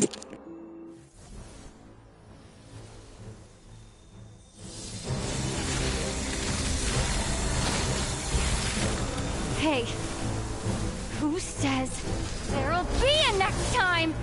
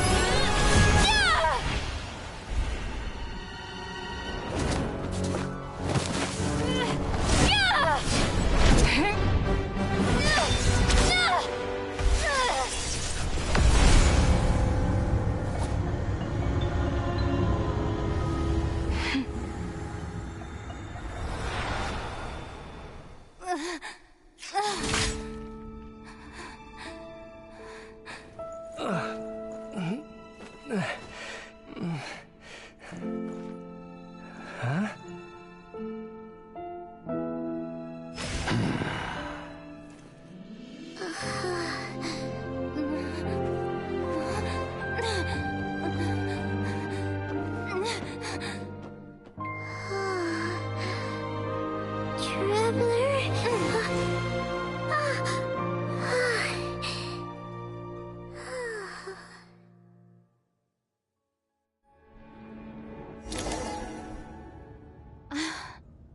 I missed you, Paimon. What are you talking about? We haven't even been apart for that long, have we? It was... different this time. You seem to be in pretty good shape. Yeah, Paimon's back in tip-top condition. It's the weirdest thing. Paimon fell asleep earlier, and when she woke up, she found herself here. The jester and that guy talking to him used some kind of energy on Paimon, and she could kind of feel it canceling out that other thing that was making her feel unwell. So, Mitya helped too? Apologies for leaving in such a hurry at the theater earlier. I was in a rush to verify some theories. Rest assured that your companion is perfectly safe. We reversed the effects that the experimental energy had on her. The jester specifically instructed me to do so. I suppose this is our first official meeting, Traveler. I could not let Paimon suffer in her condition for a moment longer, and so I simply took her without explanation. I hope you do not mind. But why would a big shot like you care about what happens to Paimon? As I said when you first arrived in Snezhnaya, we once spent some time together in the distant past. Oh yeah, you did mention that. And Paimon did think you seemed strangely familiar the first time we met. I'm afraid the reminiscing will have to wait. Mitya, let us continue with the report. What conclusions, if any, did you reach from conducting the final experiment of our energy research ahead of schedule? The good news is, my hypothesis regarding the Ruler of Death has been verified. As for the bad news, I recommend we suspend the experiments and Project Mistleton until further notice. Currently, we have no means with which to make a breakthrough. I say this purely as a scientist, guided by reason alone. I will trust your judgment. We shall put the project on hold until the Ruler of Death has been eliminated. Wait, what are you guys talking about? You want to get rid of RUNOVA? Like, how? By killing her? By whatever means necessary, so long as it removes the threat she poses to us. Until then, everything we do will be in vain. After what just happened, I've ascertained RUNOVA's goal. Or rather, the trigger condition for the Curse of Death. Okay, let's hear it. What she's doing is blocking Snezhnaya's technological progress, preventing us from possessing any means with which to threaten the heavenly principles. Just like the little lapdog she is. So, any ideas, research, or experiments that lead to technological progress can trigger the curse. Just now, for instance, I was set to launch a final phase energy experiment ahead of schedule. If the experiment was successful, we could have achieved a crucial breakthrough. As expected, though, the moment the experiment began, all the researchers, technicians, and witnesses died from the curse. All that effort, not to mention the energy and materials we relied on Project Snezhnaya to gather for us, went to waste. In the end, nothing was gained. Does that mean something similar happened when we were at the theater? That's right. During the performance, I thought of an important breakthrough regarding the experiment, and wound up dragging everyone into this. So the nature of the curse seems to be something like, when moments of technological progress occur, all life in the vicinity is taken away. What a violent method! Of course, that meant the curse was normally limited to the Armory Palace. Since outsiders are forbidden from entering, this mass death phenomenon went unnoticed.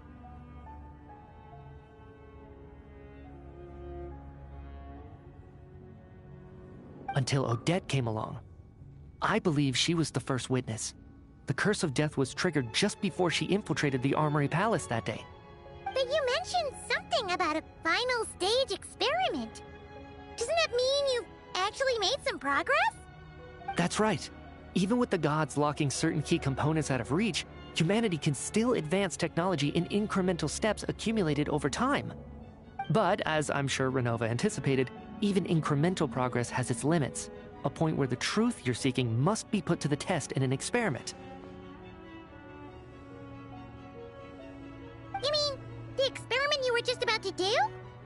Yes, we were at a critical juncture, a moment where the quantitative was about to translate into fundamental qualitative change. With this single experiment, we could have brought everything we've worked for to fruition. But now, after already being forced to fumble around in the dark all this time, it feels like we've truly hit an impenetrable wall. As long as RUNOVA's Curse of Death persists, we won't be able to advance the experiment or obtain any results. And with Project Snezhnaya having been in effect all this time, at our nation's current strength, repeated trial and error is simply unsustainable. Only by eliminating RUNOVA first will it be possible to continue advancing our plans. But she's the ruler of death! She can just kill whoever she wants, right? That's gotta be the scariest power ever! Is it even possible to beat her? We'll see. But one thing's for sure. She definitely can't just do whatever she wants. The best proof of that is me, standing here, very much alive. You're saying... Wouldn't it be easier to just kill all of us researchers for good? Why resurrect us over and over again? Why let us advance our technology to this point? So, you're saying even the ruler of death has limitations we don't know about?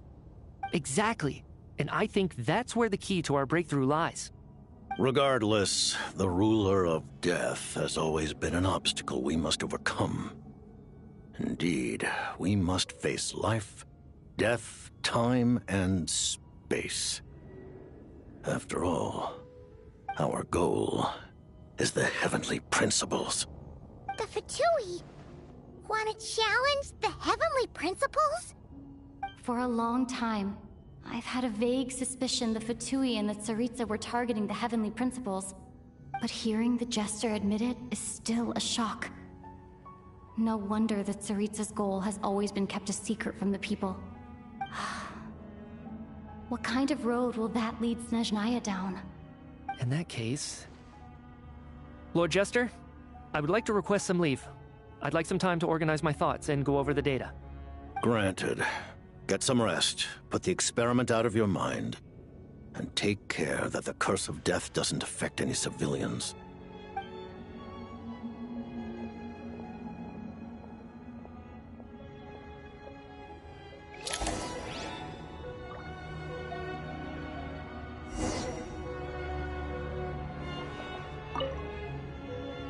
While there is yet time, allow me to offer you my hospitality, honored guest of Snezhnaya. Is there anything you wish to know?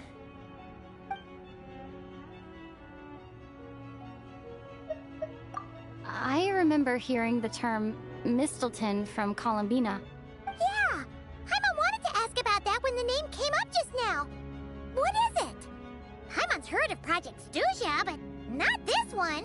As you know, Project Stuzha is a series of measures enacted to consolidate our nation's resources, the greater purpose of which is to serve Project Mistleton.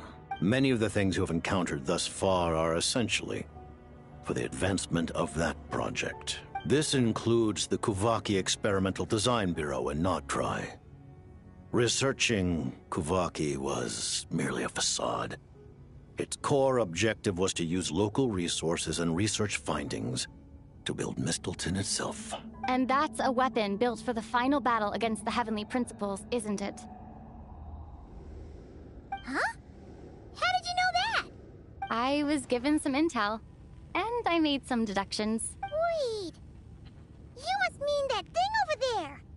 Oh, Paimon's gotta take a closer look at this thing. Especially after you guys sent so many people to Notdry to work on it. Kuvaki alone will not break through Celestia's defenses, let alone challenge the Heavenly Principles. The Heavenly Principles are no doubt accustomed to combating the power of the Light Realm, and elemental energy is simply the power of the human realm, converted to that form by the Heavenly Principles themselves. Any attempt to use this power against its creator would be a futile endeavor.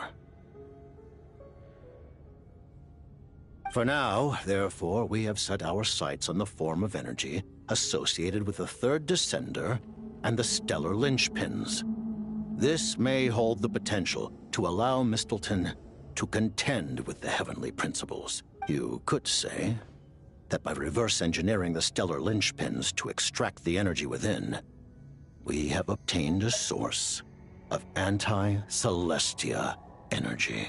The Kuvaki Experimental Design Bureau, Project Stuzha, and the new energy experiments. Huh. So, Project Mistleton is what ties it all together. And it looks like your plan is almost complete. No wonder the Ruler of Death came after you.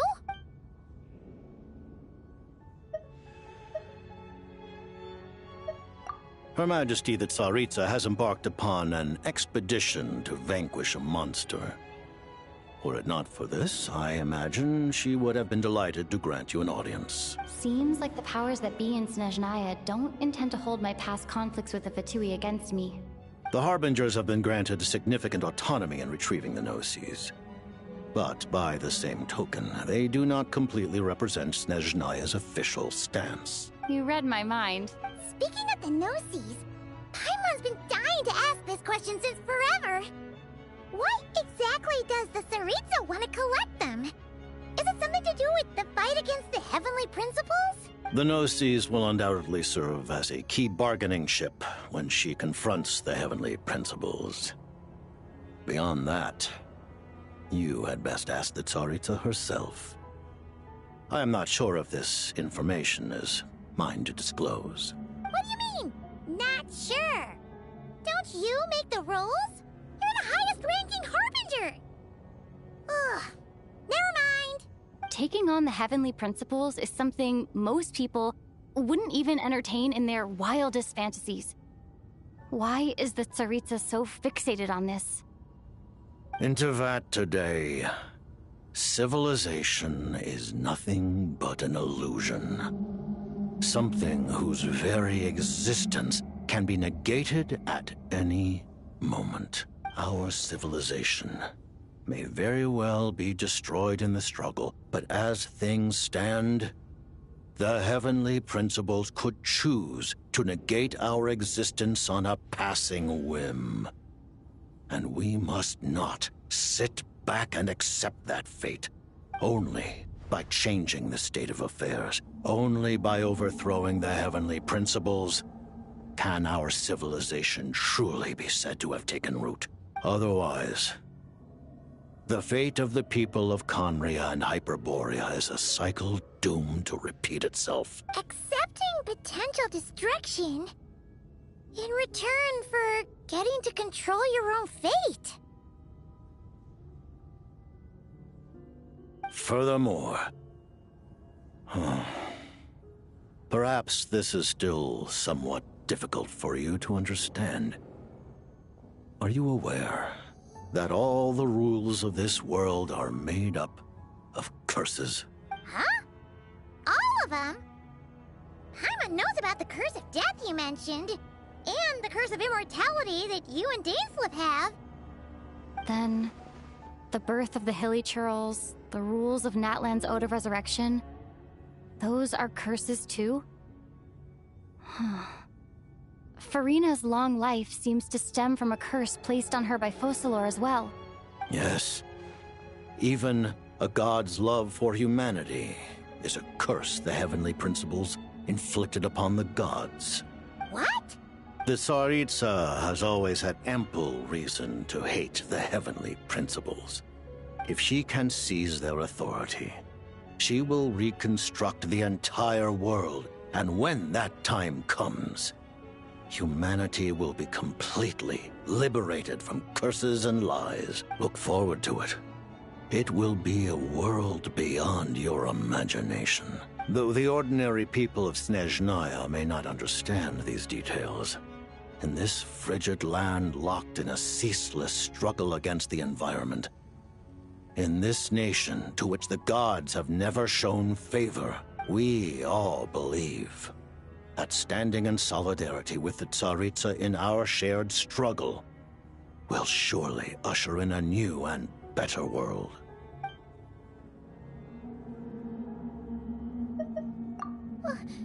Paimon really doesn't remember.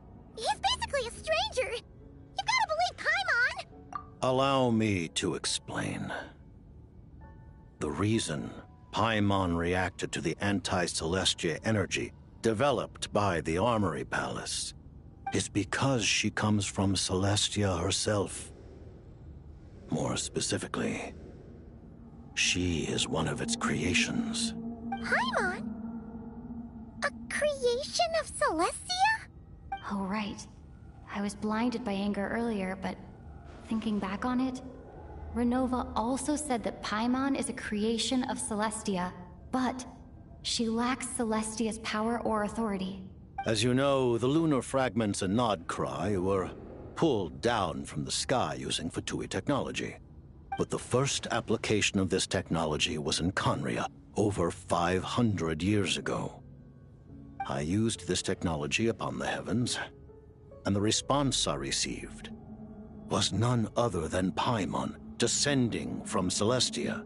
I presented her to the Vinster King, but he took no interest in this gift, nor did it satisfy him. Paimon then took up temporary residence in my palace until, of course, the arrival of the Cataclysm. Wait, Paimon's a little confused. You're talking about things that happened in Conria 500 years ago. You're saying Paimon was there for that? But Paimon doesn't remember any of that. Falling from the sky? Being given away as a gift? Having lived through the cataclysm, perhaps you too were burdened with some manner of curse. Although, losing your memories would indeed be the smallest price I've ever seen paid. But it's not just her memories from Conria. Paimon doesn't even know how she spent the last 500 years. She only has memories from the past few years. No matter how hard she tries to remember. What was Paimon like back in Conria? Did she know a whole lot because she came from Celestia? Was she super smart? Unfortunately, when you arrived in Conria, your consciousness was like that of a newborn infant. None could say what kind of being you once were in Celestia. During the time you lived in Conria, your personality was no different from how it is now. Aw, man! Paimon's plan to get her memories back and become super smart is ruined before it could even start. You know, even though Paimon lost her memories, she still feels weirdly close to you for some reason. That must mean you took pretty good care of Paimon back then, huh? On the contrary, I completely ignored your existence. I was entirely focused on my struggle against Troptatir the Wise. But now, as I see it, it is as if you are the only sane thing that survived that era of insanity. And thus, are worthy of protection. Noted. Man, Paimon's gotta stop projecting friendship on everyone she meets. But, Traveler? Even though you know Paimon's some creation of Celestia now, you still want her, right? You're not going to abandon her? Oh, phew! That's a relief. Paimon's just learning about this, too. She's barely even processed it. Thank you for telling me so much. I'm a bit surprised, honestly. I didn't expect you to be quite so transparent with me. Given the circumstances, the Fatui need not hide anything from our allies. Allies? To advance Project Mistleton, we must first resolve our issue with the Ruler of Death. And, if I presume correctly, you have no intention of letting her actions go unpunished either, do you? That's right. Ever since she said she intends to reclaim Paimon when we next meet, I figured reconciliation was out of the question. Against an opponent of this caliber, deliberating over our allegiances would waste time we do not have. We must join forces unreservedly with whomever we can, if we are to stand anything like a fighting chance. You're going to challenge the Ruler of Death? Just for Paimon? But Paimon's only... Thank you! Oh, thank you! Oh, gee! Now Paimon doesn't even know what to say! Anyway, Paimon's super touched! The Tsaritsa will return in triumph in short order, and the Fatui shall hold internal discussions regarding the enemy. The time for us to meet again will come very soon. Got it. Thanks for your help with Paimon. I'll be sure to look after her for you. There was just one other thing. Well, it's just a request, really. Paimon really wants to see what this Mistleton thingy you're gonna use against the Heavenly Principles looks like. Of course, Paimon knows it's top secret and stuff, but she just had to ask. It's okay if the answer's no. Certainly you may. Oh, for real? Actually, maybe it's best not to. What if RUNOVA suddenly pops up again? She might take this chance to... While the technology is not yet fully developed, it has nevertheless reached the stage where Celestia's creations are unable to damage it. In that regard, you may rest assured. Oh. Wow. No wonder Paimon felt so out of sorts recently, even though it was super far away. Alright then! Paimon's ready to take a sneaky peek at this top secret super weapon!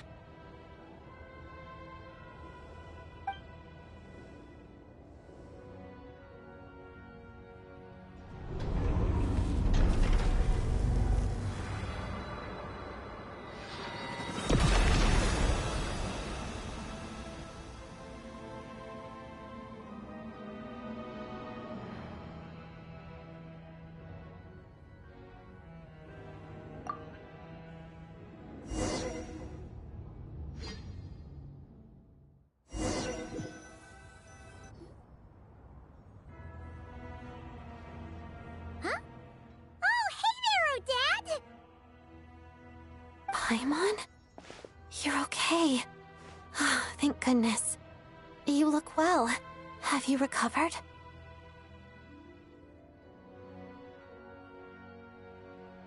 Long story short, yep, Paimon's all better. What are you doing here? Were you waiting for us? That's right. When I woke up, I wanted to go in after you, but the guards had woken up as well. It would have been tough to take them on alone, and there was no easy way to sneak past them. So I returned the way I came and waited for you here. It was thanks to you that my soul found its way back to my body so quickly. Thank you. Huh. That actually worked? Nice. I just figured I'd try my luck when that ominous feeling struck me. Really, you should be thanking this thing instead. Anyway, and now that things here are all taken care of, I have other things I should get back to.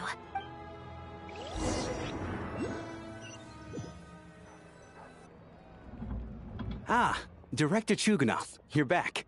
We just received notice that Project Snezhnaya has been suspended, so we've convened an emergency meeting.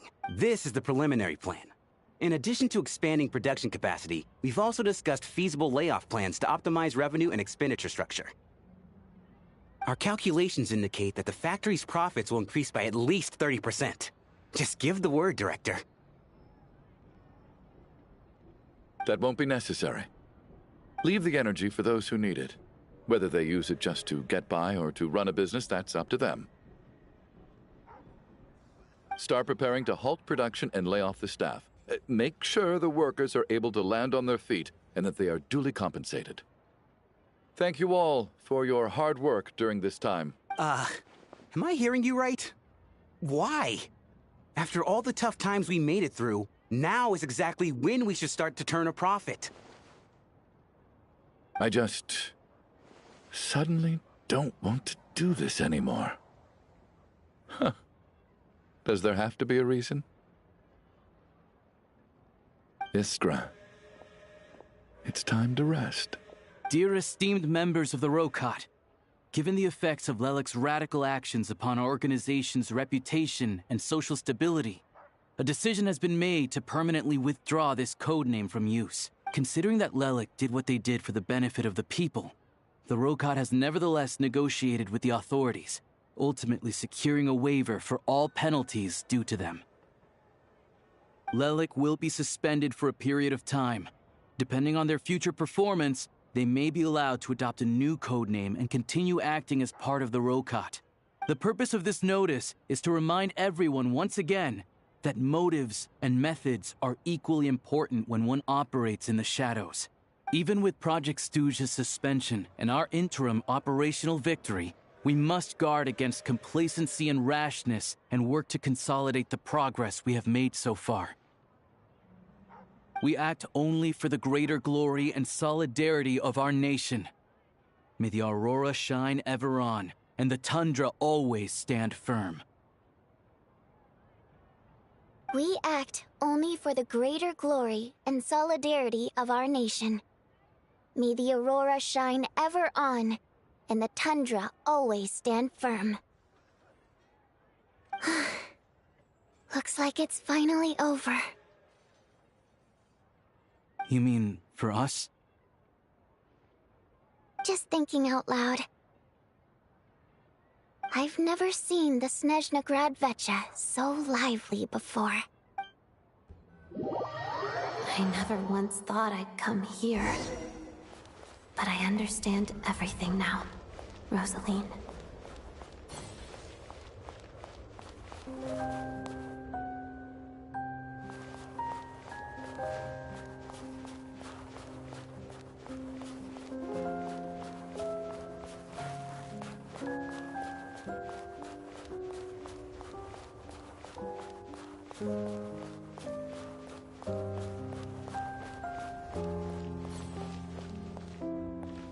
I've seen Spirit Seeker performed many times, including by your mother.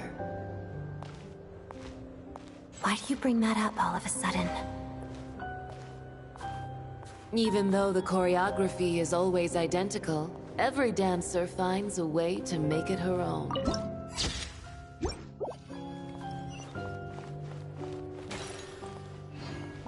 So you actually want to talk to me about ballet?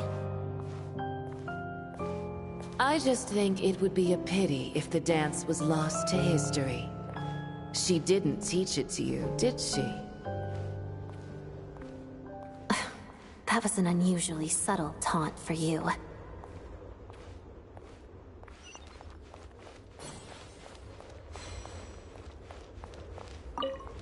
We embraced one another on the snow-swept plains, melting the ruthlessness of time. But when our bodies, in pieces, are cast to the winds, what of our love will remain behind?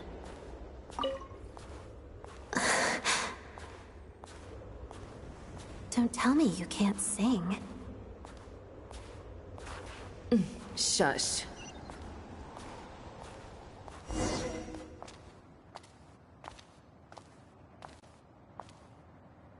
I understand her hatred. The Fatui robbed her of the life she should have had. I never opposed her dancing. Yet still I became an enemy of her ballet. I'll just keep my distance. Many despise me. I'm used to it.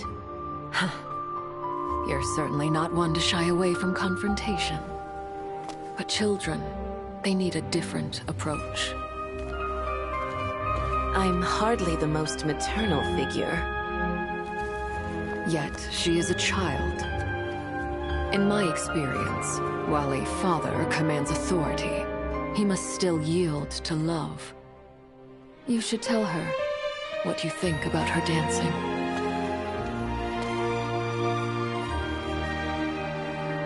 Odette will soon take the stage at the Koralyevsky Theater. This could be your chance. Geonosis secured. It went smoothly. I'll be there. Have them send me an invitation.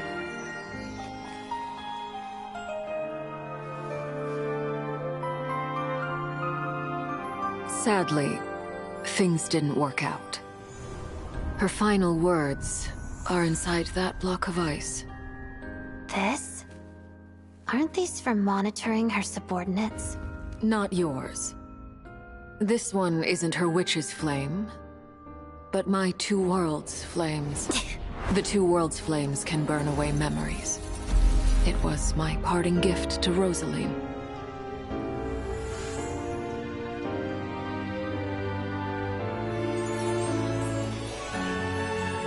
If all goes to plan, she and I will both live to see the Tsaritsa succeed. I believe she'll find peace. But if anything happens to me, she needn't follow in my footsteps. The cryo-energy will fade away in time. Then the two worlds' flames will burn away all memories of the Fatui. She'll be free to dance. She deserves this. I will handle the aftermath. The choice is yours, child.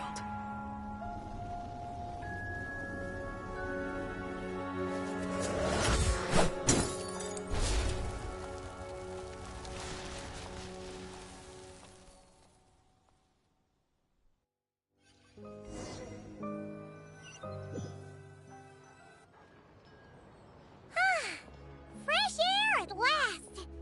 Paimon's head isn't spinning anymore, and the fever's all gone.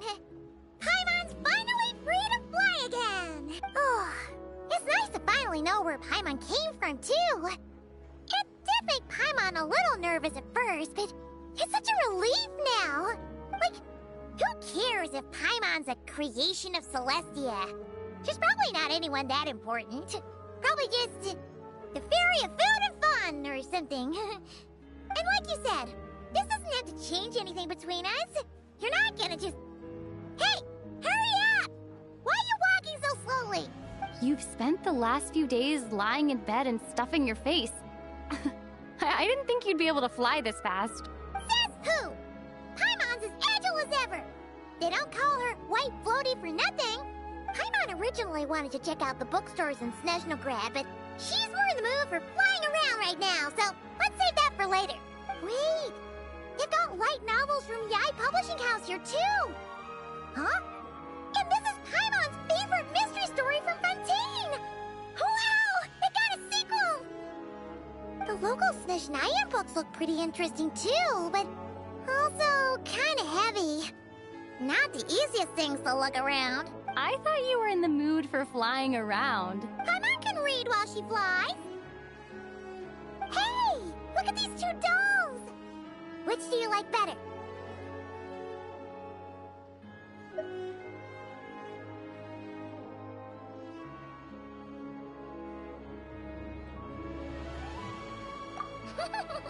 Alright! Boss, we'll take both. Paimon will have the other one. Oh, I thought we were only getting one. All right, fine, I'll pay. There you are. Thanks for visiting. Paimon will grab this and then... Huh?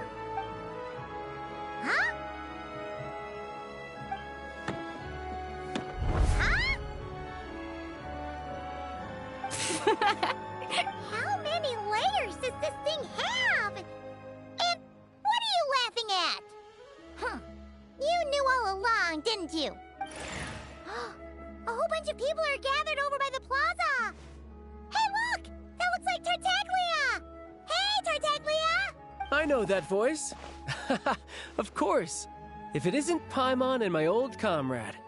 You're looking well, Paimon. All better? Yeah! The Jester knew I was wrong and fixed Paimon right up! Thanks for sending someone to keep Paimon safe, too. Oh, yeah. About that. That was... kind of embarrassing. Who could have known that our director would go looking for you in person?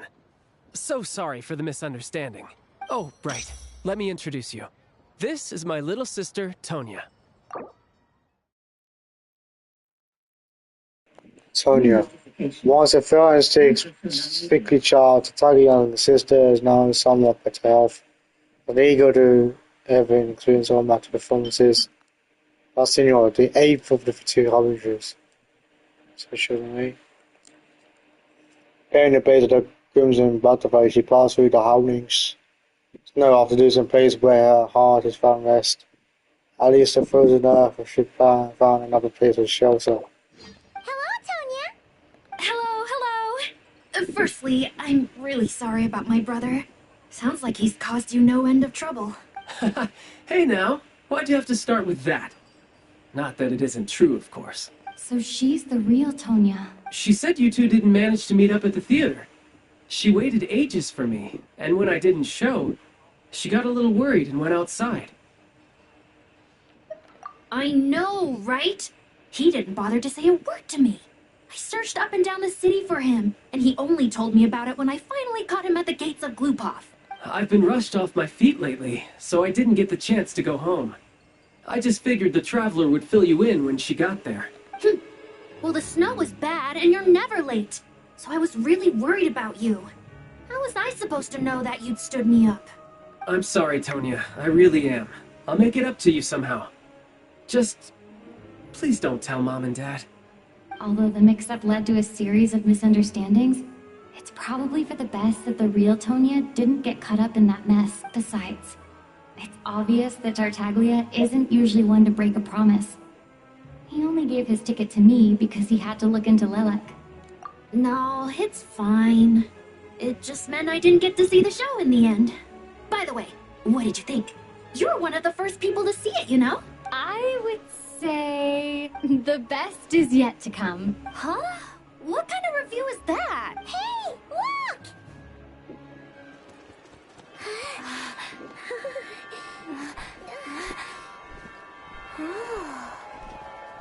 The Tsarevitsa.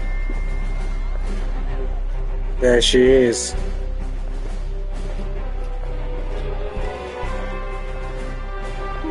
Daleka and Vesna, too.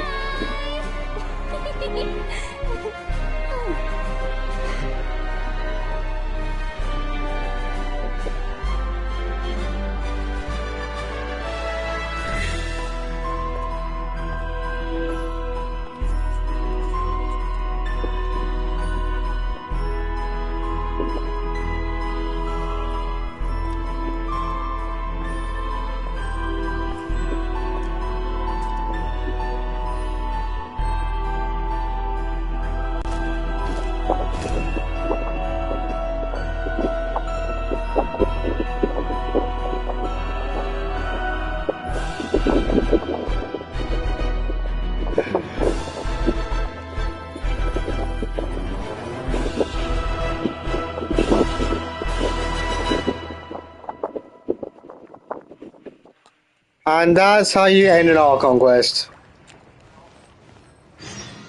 The Sarita's return back to our throne, and that concludes it. Act 1 good start, Act 2 with the murder mystery and facing RUNOVA, and getting the Paimon lore of Piero. Wait, that's really good. We've been filming for 4.5 hours, so over by version 7.1 we can get Act 3 and 4. So yeah, I'm going to stream that.